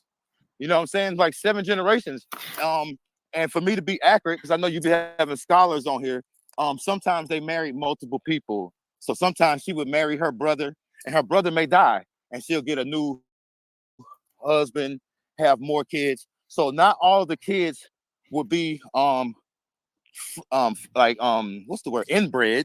Some of the kids were outside of that. If True. that makes sense. So I don't want to speak in absolutes, but as far as they kept their lineage clean, like in the bad sense of the word, they was just going brother and sister. You know what I'm saying? They didn't want to bring that bloodline back to the throne, the people who they usurped, and they didn't respect them because they got the Persians out of there. They respected Kemet. They changed their names. They went and got black people wigs and black people beards, trying to look like us, change their names. That's why I don't like it when y'all use the word Hellenized, because I feel like they got Egyptianized. They you know what I'm saying? They didn't bring, they brought Jupiter. I don't see no difference. I don't see no difference. I agree with you. You support all my arguments with that. I don't see no difference between being Hellenized and being Egyptianized. I don't see any difference. To be honest, it's a big one. It's a But big yeah, one. let's go to. You got like Jupiter, amen. You got like Zeus, amen. You got Serapis. We're changing their guys. They're not changing our guys. They're changing their names. We're not changing our names. I agree with saying? that. Y'all definitely cultural appropriators. I definitely agree with that. Y'all cultural appropriators. They're cultural appropriators. I agree with that. They were changing the name of these same deities. They help the same pantheons. Okay, so let's do this. Yeah, and then y'all be like, "Where's the transmission?" And I'll be like, "Man, what is you? You got some good weed? Because what you mean? Where's the transmission?" But see, that's what you're doing again. It has nothing to do with first century Christianity or the first century movement of Yeshua. These Israelites, there's no transmission at that point. Well, we was talking about you can't get around that argument. We was talking about the transmission like doing none of the filters. I'm just saying none of that filters into. We're talking about the transmission that took place during the creation of the Septuagint. During Catholicism? No, Septuagint. That's well before Catholicism. This is still your boys. This is Hebrews. No. This is what I'm saying. You're still wrong. You're still wrong. You don't see any. Yeah, you're still wrong with that, brother. You're still wrong with that, though, because there is no transmission of any Egyptian ritual or practice or influence in the Septuagint. It does not exist. Because the Septuagint is only, hold on, the Septuagint, no, bro, the Septuagint is only the Greek translation of the Hebrew. And it tells you as soon as you crack open the Septuagint, this is a translation of the Hebrew Bible. That's what it tells you. Okay. You're not. I don't understand why people be arguing that, bro. Because that's when you start to find direct plagiarism sometimes. We talked about that. We've had whole talks about that. That's when you'll find Proverbs. That's when you'll find some of Psalms. That's when you'll find some of Job. There is no plagiarism. You find it because you had to talk about it don't mean it's true. Hey, bro, can I tell you, bro? Can I tell you, bro? There is no plagiarism in Proverbs chapters 21 through 24. Hey, bro, do that to yourself. There's no plagiarism between Proverbs 21, chapters 21 through 24, in the sayings, and the admonitions of a men of hope. You're not gonna find it. It does not exist, bro. It's all made up. I can show you outside of the Bible when that occurred. It's easy. I get it a lot to run with because they've been heard and repeated to them so many times, and then people write books on it, but they're just regurgitating bad information. No, you have not seen it. You have not seen it, bro. That's false. You have not seen it. You have not. I'm gonna pull it up on my other phone. You know what you've seen? You've seen the letter of men of hope, and you read and you read. No, we're gonna do it on another. We can do it on another show. Yeah, I'll see it on the same screen. Because I got it. We can walk the road together. I got you. I'm willing to do that. That's why listen, bro. You have not seen that, bro. I'm telling you, don't do that to yourself. Hey, if you right, do that to yourself. You bring yours, and we're gonna bring mine. Yeah, it's Andrew the student. All I do is just learn. Gonna show you. Because, like I said, and you're probably right. Although I think we're. Oh man, hey, look, bro, I ain't bringing you on here to be like you got to be learning from me, but I'm just saying I learn from everybody. I can learn from you too. Like that's what I said. So like we're talking about yeah, okay. So you were correct when it comes to Cleopatra. She was the daughter of King Ptolemy the 12th, Elitis. Right, but you know, as I was saying, she did marry into the Ptolemies, but yes, she was a descendant of the Ptolemies, so they were interbreeding, which I know that they were actually practicing that in ancient Kemet. I know that's where they got that practice from. Don't do that. That's not practice true. from. I do know that. That's not 100% true, man. I can add context to it. Man, it's not 100% true. It's 1,000% true. It's 1,000% true. All right. Let's real quick. They wanted for the people. They wanted to. They believed that they were the bloodline of the gods, and they did not want to taint that by anyone else. All right, hear me out. That practice was stopped. We know Akhenaten was interbred. I was gonna say interbreeding. It stopped around the 18th century.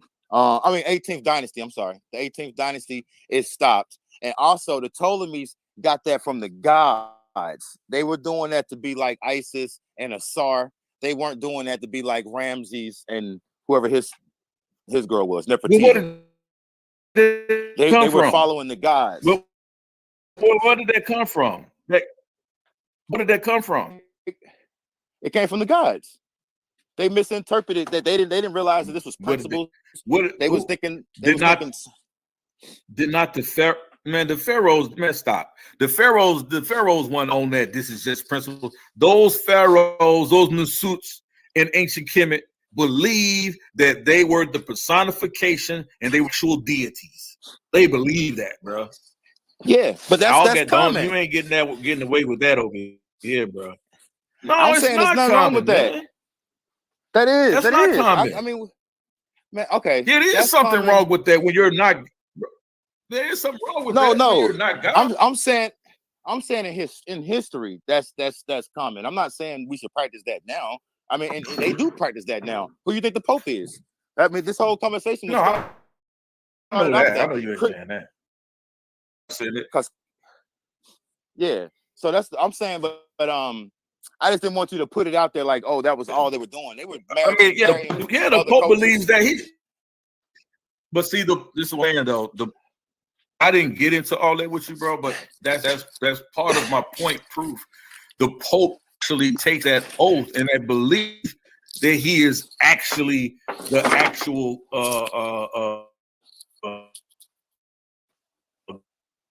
God, the victor of Rome.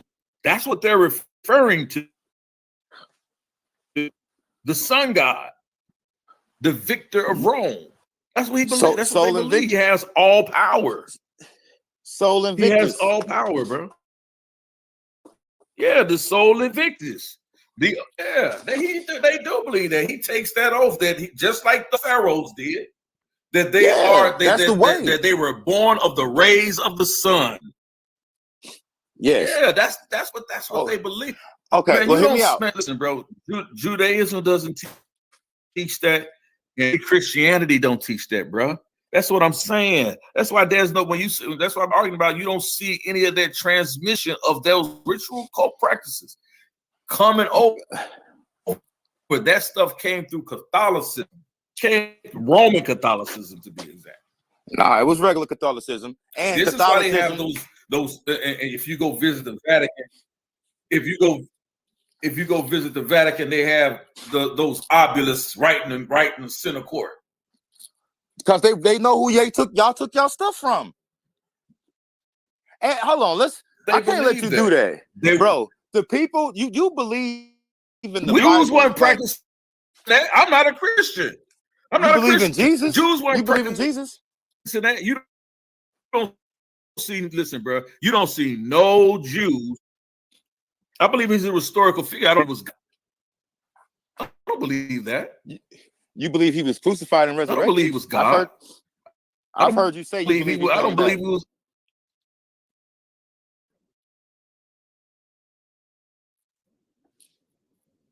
What you heard me say was that I don't deal with the dog. Now, I do believe he was martyred. Now, you argue whether or not he was crucified and raised from the dead. That's a different argument, because now we see and believe that the eyewitnesses saw him die, being buried, and resurrected. It doesn't take me to sense or a gnosis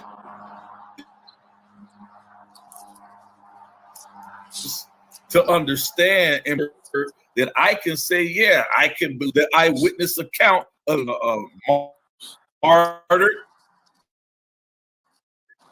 buried, and seen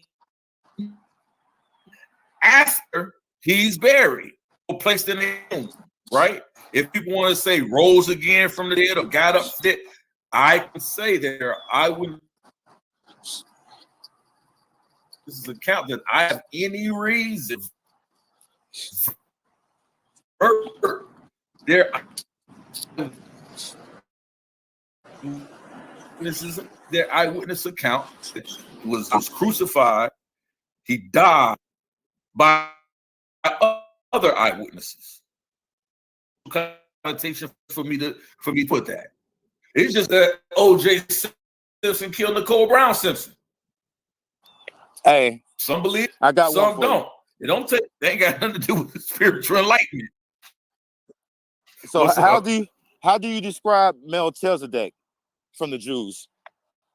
How would you? Let's go ahead and go down this rabbit hole. I'll let you kind of hang yourself a little bit. Let's see how you. I want to see how you get out of this. I don't believe he was a Jew. I doubt Come it. on, man. There's nothing to get out. He wasn't a Jew. He wasn't a Jew. Oh. Says who? Like, why would Abraham pay tithes to him? Like, what do we? Like, what you don't even show me in the Bible where it says he was a Jew. He just called him the King of Righteousness, the King of Peace.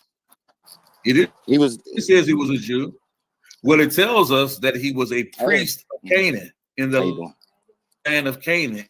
In the land of Canaan.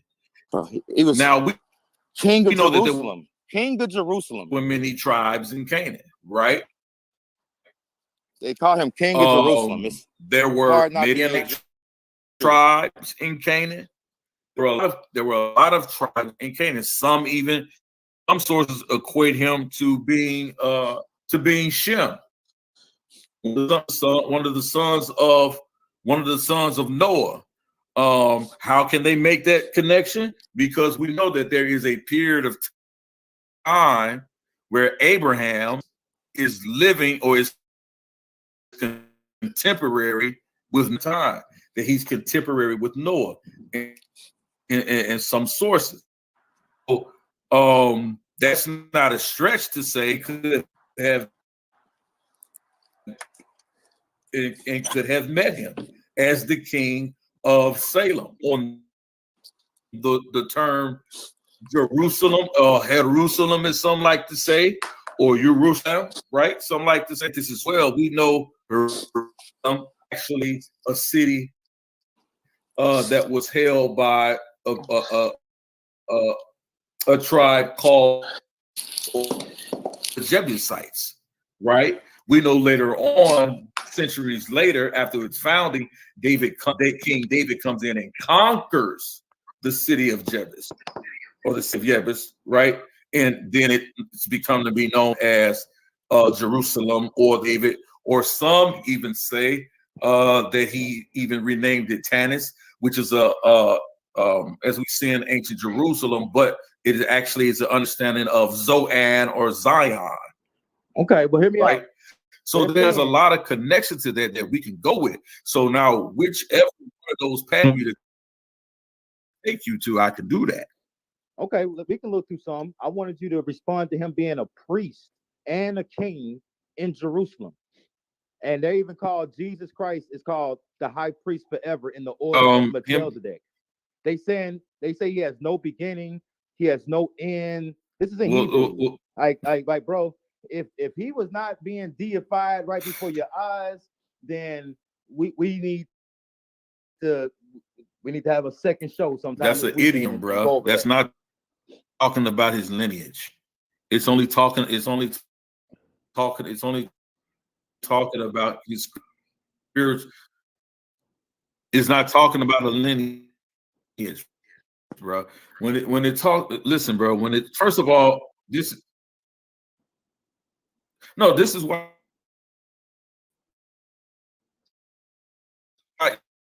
If he's contemporary with Abraham, as you just said, or you quoted, right? I quote the scriptures about Abraham. Man, right? There were no Israelites. You understand? Abraham was not an Israelite. Keep going. It wasn't a Jacob, or AKA Israel of Abraham. So Abraham wasn't an Israelite. His son Isaac wasn't an Israelite. Actually, his son and his grandson Jacob was not an Israelite. It's the AKA Israel who are considered to be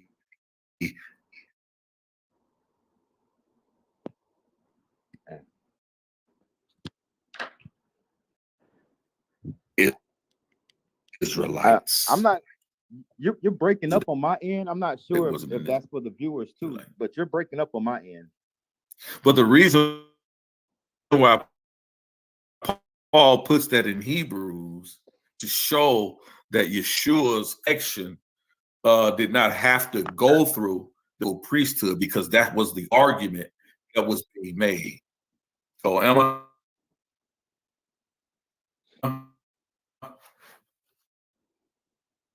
it's talked about Melchizedek in that nature. Is simply because, which was only an office, it wasn't a real name, it's just a title. The only reason why he talked about that is to show that Yeshua didn't come through what Paul considered a corrupted priesthood at the time.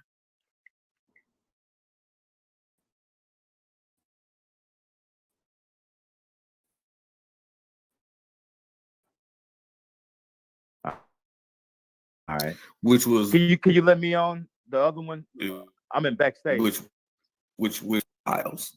So Paul had find. Okay, hold on.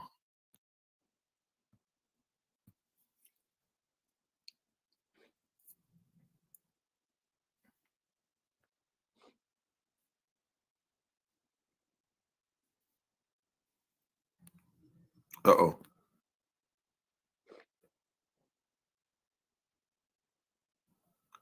There we go. Hold on 1 second. I don't know why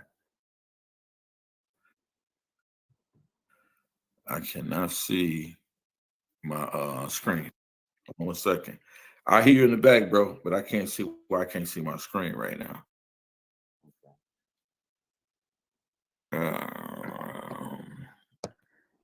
Probably went to sleep on you.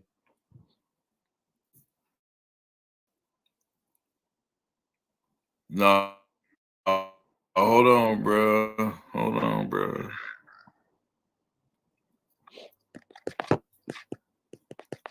Hold on. Hold on. Ah, now I'm back. Can you hear me? Testing. 1, 1, 2. Yep. There you go, bro. You should be back. Well, nah. I need the one that got okay, my you should be face good on it. Right now, you got the okay. end. I'll see that. I need the other one because I'm about to charge that phone. There you go. Yeah, here it come. I got you.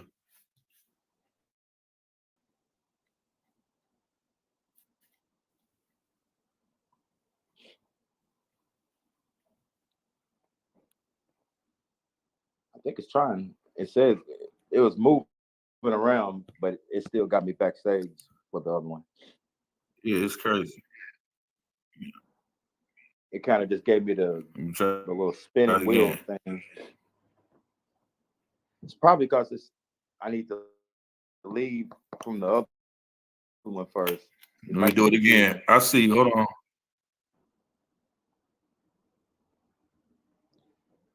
He kicked himself off.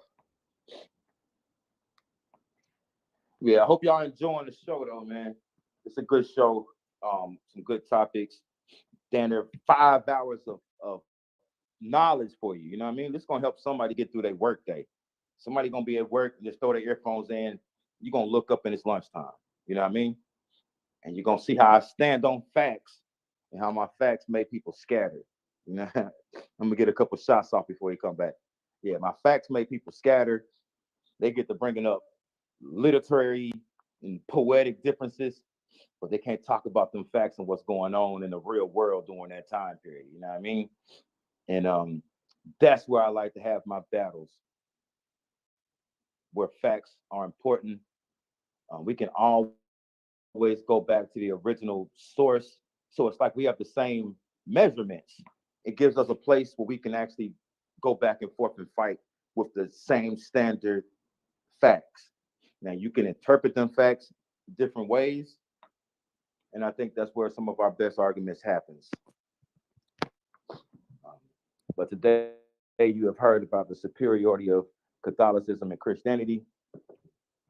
The Protestants are gonna tell you everything was inspired and don't ask questions. You don't understand God.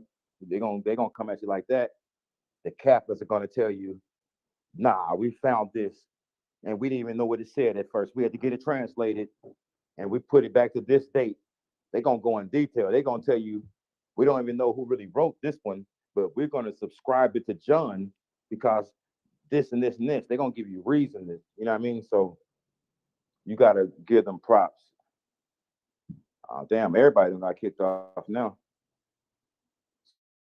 So we dolo. There you go. All right. Can y'all hear me? Yeah. My other one's still backstage, but I can hear you on this one. Okay. I was taking shots at you. So. Yeah, it's all good. It's all good. Let me yeah, I got difficult. I'm trying to let that other one jump in first. When I was telling everybody we had a good build today. It's like a 5-hour build.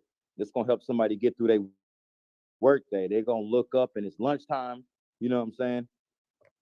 And they're gonna be able to sit there and look back. They're gonna be able to look back and Google some of the stuff we said. They're gonna be like, damn, so Cleopatra's mom was also her auntie? Like what? Her dad was also her uncle. You know what I mean? It gets deep. You're gonna really get to see what's going on. And that's why I was telling y'all, she ain't black. And so she ain't black. Yeah, she is not black. She's super white. I think I see you, bro. Hold on. And I used to get mad when I heard like our elders, I think not Diop didn't do that, but Henry Clark, which is one of my favorites, he helped me on my way. I felt like he was wrong on that. Dr. Ben talked about that. I felt like he was wrong. That's what Garfield kind of goes. He called him pseudo because of that. And I don't put that on pseudo. I look at it like maybe we have better sources. You know what I mean? I can click a button and go back like 7 generations of their family. He didn't have that luxury. So I feel like it's not fair to do the elders like that. Yeah, I understand. I kind of agree with that. But that, that's one of the things that but that's one of the things that I wanted to address, man. It's like I do agree with you though that there are quite a bit of syncretisms in certain aspects. I do see that and you know what, I want to show something too. Let me see if I can do it, because if I could do this on here, man, y'all gonna be in trouble. This is stream info. No, that ain't the one I want. I'm gonna try to figure this how I can do this. Hold on. Yeah. So I think we need to give our elders a pass when it comes to certain things they might have got wrong, scholarship wise. We have a gigantic luxury. Not to mention a lot of their studies took place during Jim Crow. Like, you know what I mean? You can't even go outside and do what you want to do. They couldn't even really go to the right schools. You know what I mean? It was a lot going on. So they shouldn't do that. Like, let's give it some context. Yeah, I understand that. No doubt. Definitely give us some context. I'm trying to get back into this thing, man. This thing is tripping. Well, you got like an old PowerPoint? Yeah, man. I got a PowerPoint, man, that I want to hear you go. Oh, you're in trouble now. Come on, bro. It's the student, fam. I learned. I've been learning, and I'm gonna be so much better after this conversation. That's the issue. Like, I'm already good, but every conversation is gonna make me better. So that's why they should fear the student. You know what I mean? Yep.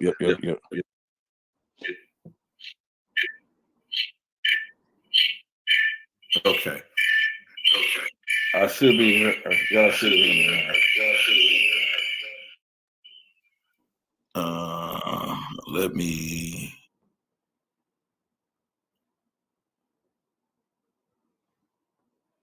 remove. Can I be heard? Can you hear me? Yeah, I can hear you. Okay, great. All right, now this is what I wanted to show. I wanted to see, and since I let you take you some time to take some shots, this is the No Friend Zone podcast, man. But let's I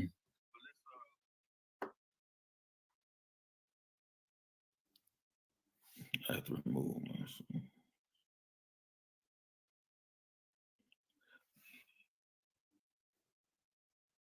Let me take some shots here. Let's go. Let me turn it down. I'll turn it down. Okay. And close this at the top of the hour. Let's make it fun real quick. So let me show you something here.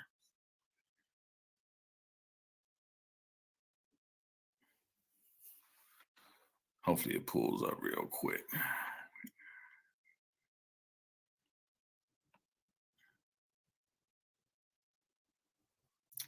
Let's go out. Let's tap on that.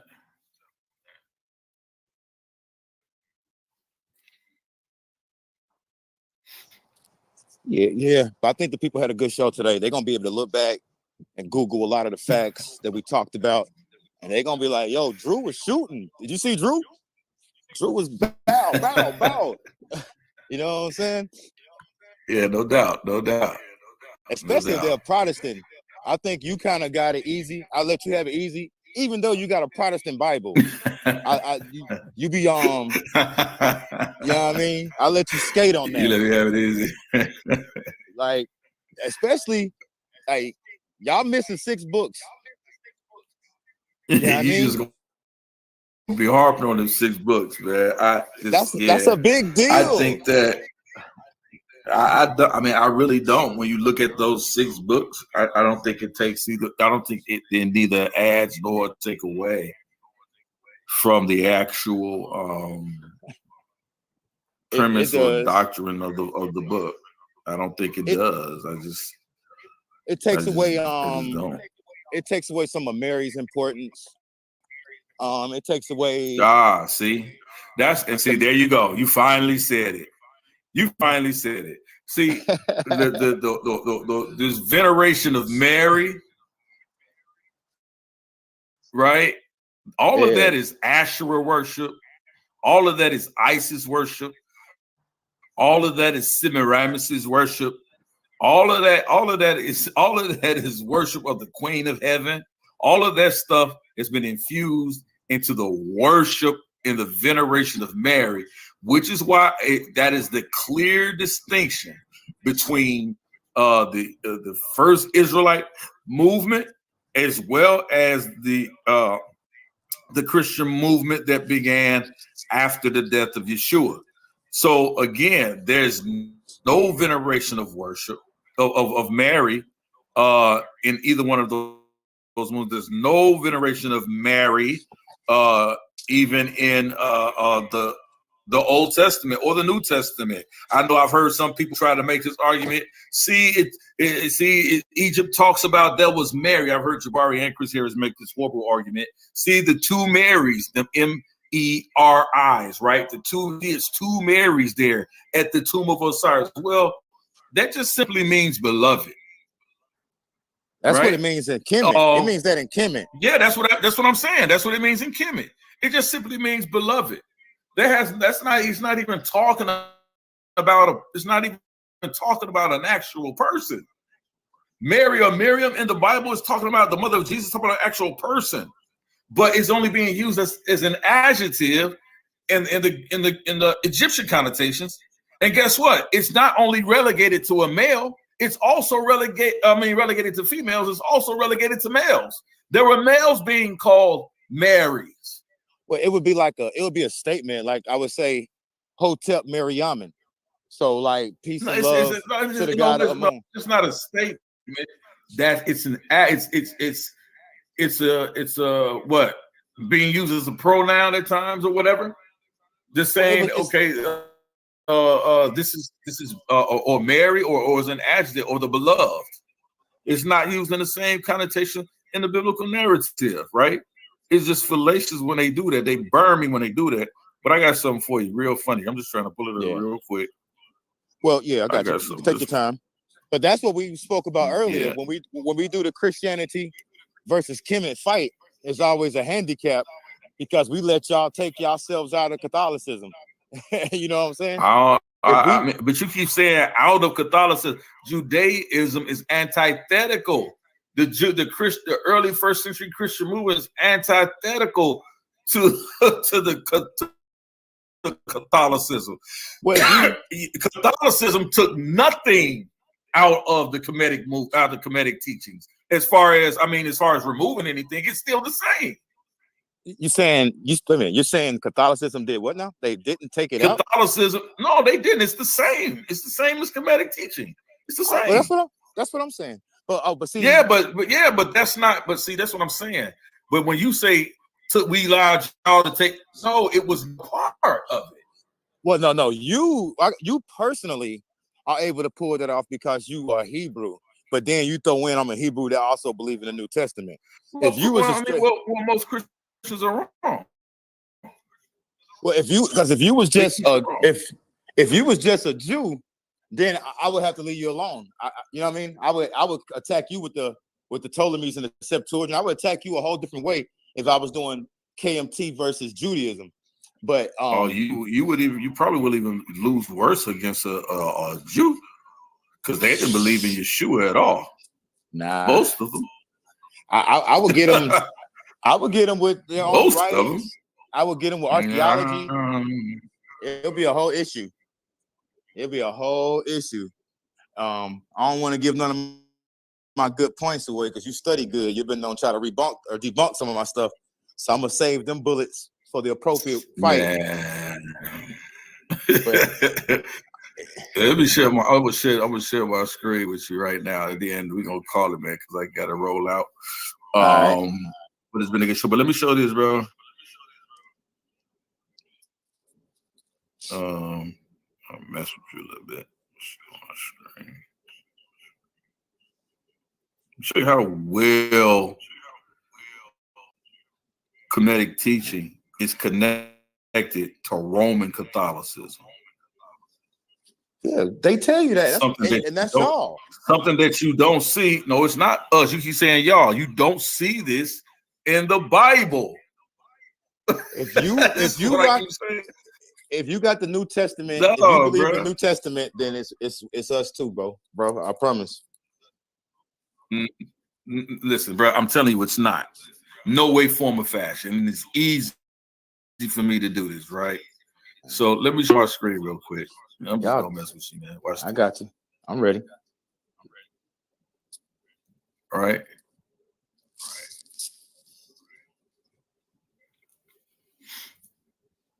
Cause y'all are Catholics. Y'all just at protest. Y'all in protest against the church. No, we're not even nowhere near any Catholics, bro. We don't follow the Eucharist. And you don't do communion? Man, okay. That's not communion? Eucharist and communion is not, bruh. Eucharist and communion is not the same thing. Like, this is what I keep saying, bro.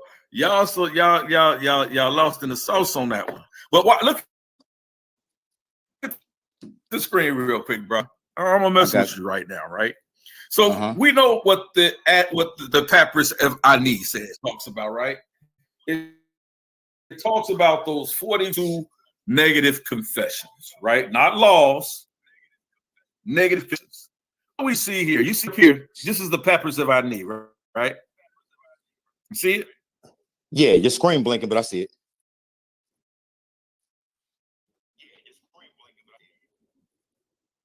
Okay. So you see here, this is Anubis, right? This is talk. And this person right here, this is the person who's trying to enter in. They just got past the weighing of the hearts, right? Ceremony right there, right? Am I correct? My Kemetic brother, big KMT. And so, Yeah, and then we see, and then we see, let me go back. Let me go back. Let me go back. And then we see them attempting to enter this chamber or this box. And what are they doing right here, right? With this person in the white right here? They confessing. What are they doing? They're attempting to enter this chamber. They're confessing, right? Yeah. And this is right? Right? Uh-huh. And so confessing to Asar or Osiris, right? Uh-huh. You see how this booth is constructed? Mm-hmm. You see that? Yep. Right? You see that? This person here has died, right? They passed the weighing of the heart ceremony. This is from the Papyrus of Ani. And they're going into here, this chamber, to confess what they have not done, these negative confessions, right? To Asar, to Osiris. Right? Now look what we see here in this Roman Catholic depiction of this chamber, where this young lady, just as you see this young lady here, is confessing to this Catholic priest, this Roman Catholic priest, who's sitting here behind the veil, just as you see here. Asar is sitting behind the veil-like thing. I don't know if that's really a veil, but we can really get into it. But you can see the similarities in the ritual practices of confession. That comes directly from ancient Kemet to directly to Catholicism. It's the same ritual practice. You don't find this in first century Christianity. It is not there. You do not see this among Judaic practices. It is not there. But why do you see it between ancient Kemetic practices and Catholicism? Because my hypothesis is that this is one and the same. It's just one and the same. Let's continue, right? Okay. You know, there's I'm gonna get a little bit fun. It's gonna get a little fun, right? So in chapter 30b of the Papyrus Ani, entitled "Chapter Not for Letting Ani's Heart Create Opposition Against Him in the God's Domain," we see the deceased scribe standing before his own heart and soul, or his ka, on the scale of Ma'at. On the opposite scale is the goddess Ma'at's feather of truth, or the shu, right? The head of the goddess Ma'at is atop the scales of justice, right? We can clearly see it up there. And then Thoth, also known by other names such as Tahuti, stands holding a tablet and a writing tool to record the results from the scales. The ibis-headed Thoth is the patron saint of Ma'at and priest, right? So this is clearly what we see. More Catholic influence, more Kemetic influences on the Catholic rituals, right? Talking about saints and priests, right? Why this? Let me go down a little bit. So the petitioner announces the 42 divine principles of Ma'at. But actually in the Papyrus of Ani, in chapter 125 of the Papyrus of Ani, we find the petitioner led by Anubis into the Duat and pronouncing his or her 42 affirmative declarations. Why can now these negative confessions become 42 affirmative declarations? Is in chapter 25 now saying that this person has indeed done these things? Because it's clearly calling him to declarations now. Why does that happen? Because why now? They have taken the spells written by the scribe that they have not done these things. to now go or Asar or Anubis or the Catholic priest and basically lie and say, you know what? In order for me to get to heaven, right, or for me to get to the Sea of Reeds, right, or the Field of Reeds, I should say, the Field of Reeds, now I have to make these actions that I have not really done these things, right? So this is what they go from the negative confessions back to the same image over and over and over again. And so I'm just ending it right there, bro, because I'm after my time. So I gotta get ready to close it up, but I'll let you have the last word, bro. I got you. Hey, it's been a good build. Shout out to everybody that listened.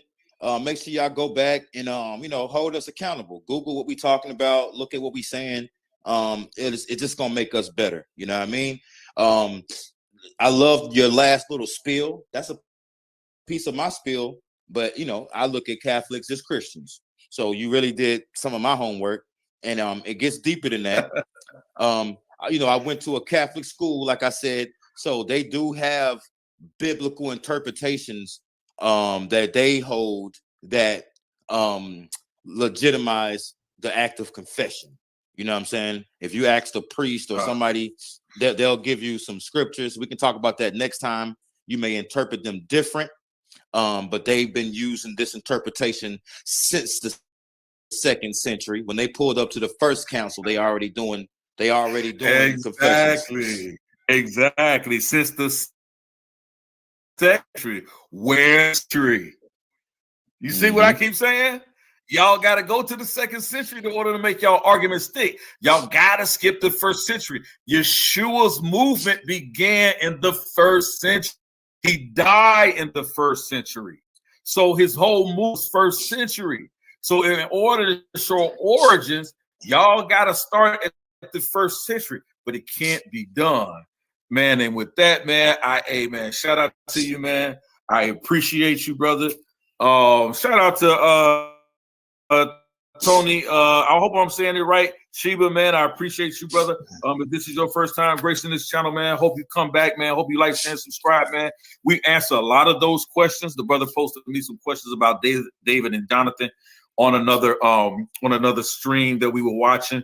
That we were talking about, and we had some some really good dialogue. So I appreciate this is a space where the brother can come over if you want to, bro, and have questions. We try to answer them here, bro, sort of at the end of the show and deal with it like that, man. But I really appreciate it, man. We got some stuff coming up in the next couple of days. I can't wait to see what the next topic is. My brother Andrew the Great had for us, man. So I don't set these topics. I let brother Andrew his topics, man, and then I'm learning, he's learning, so it's not just about a me thing on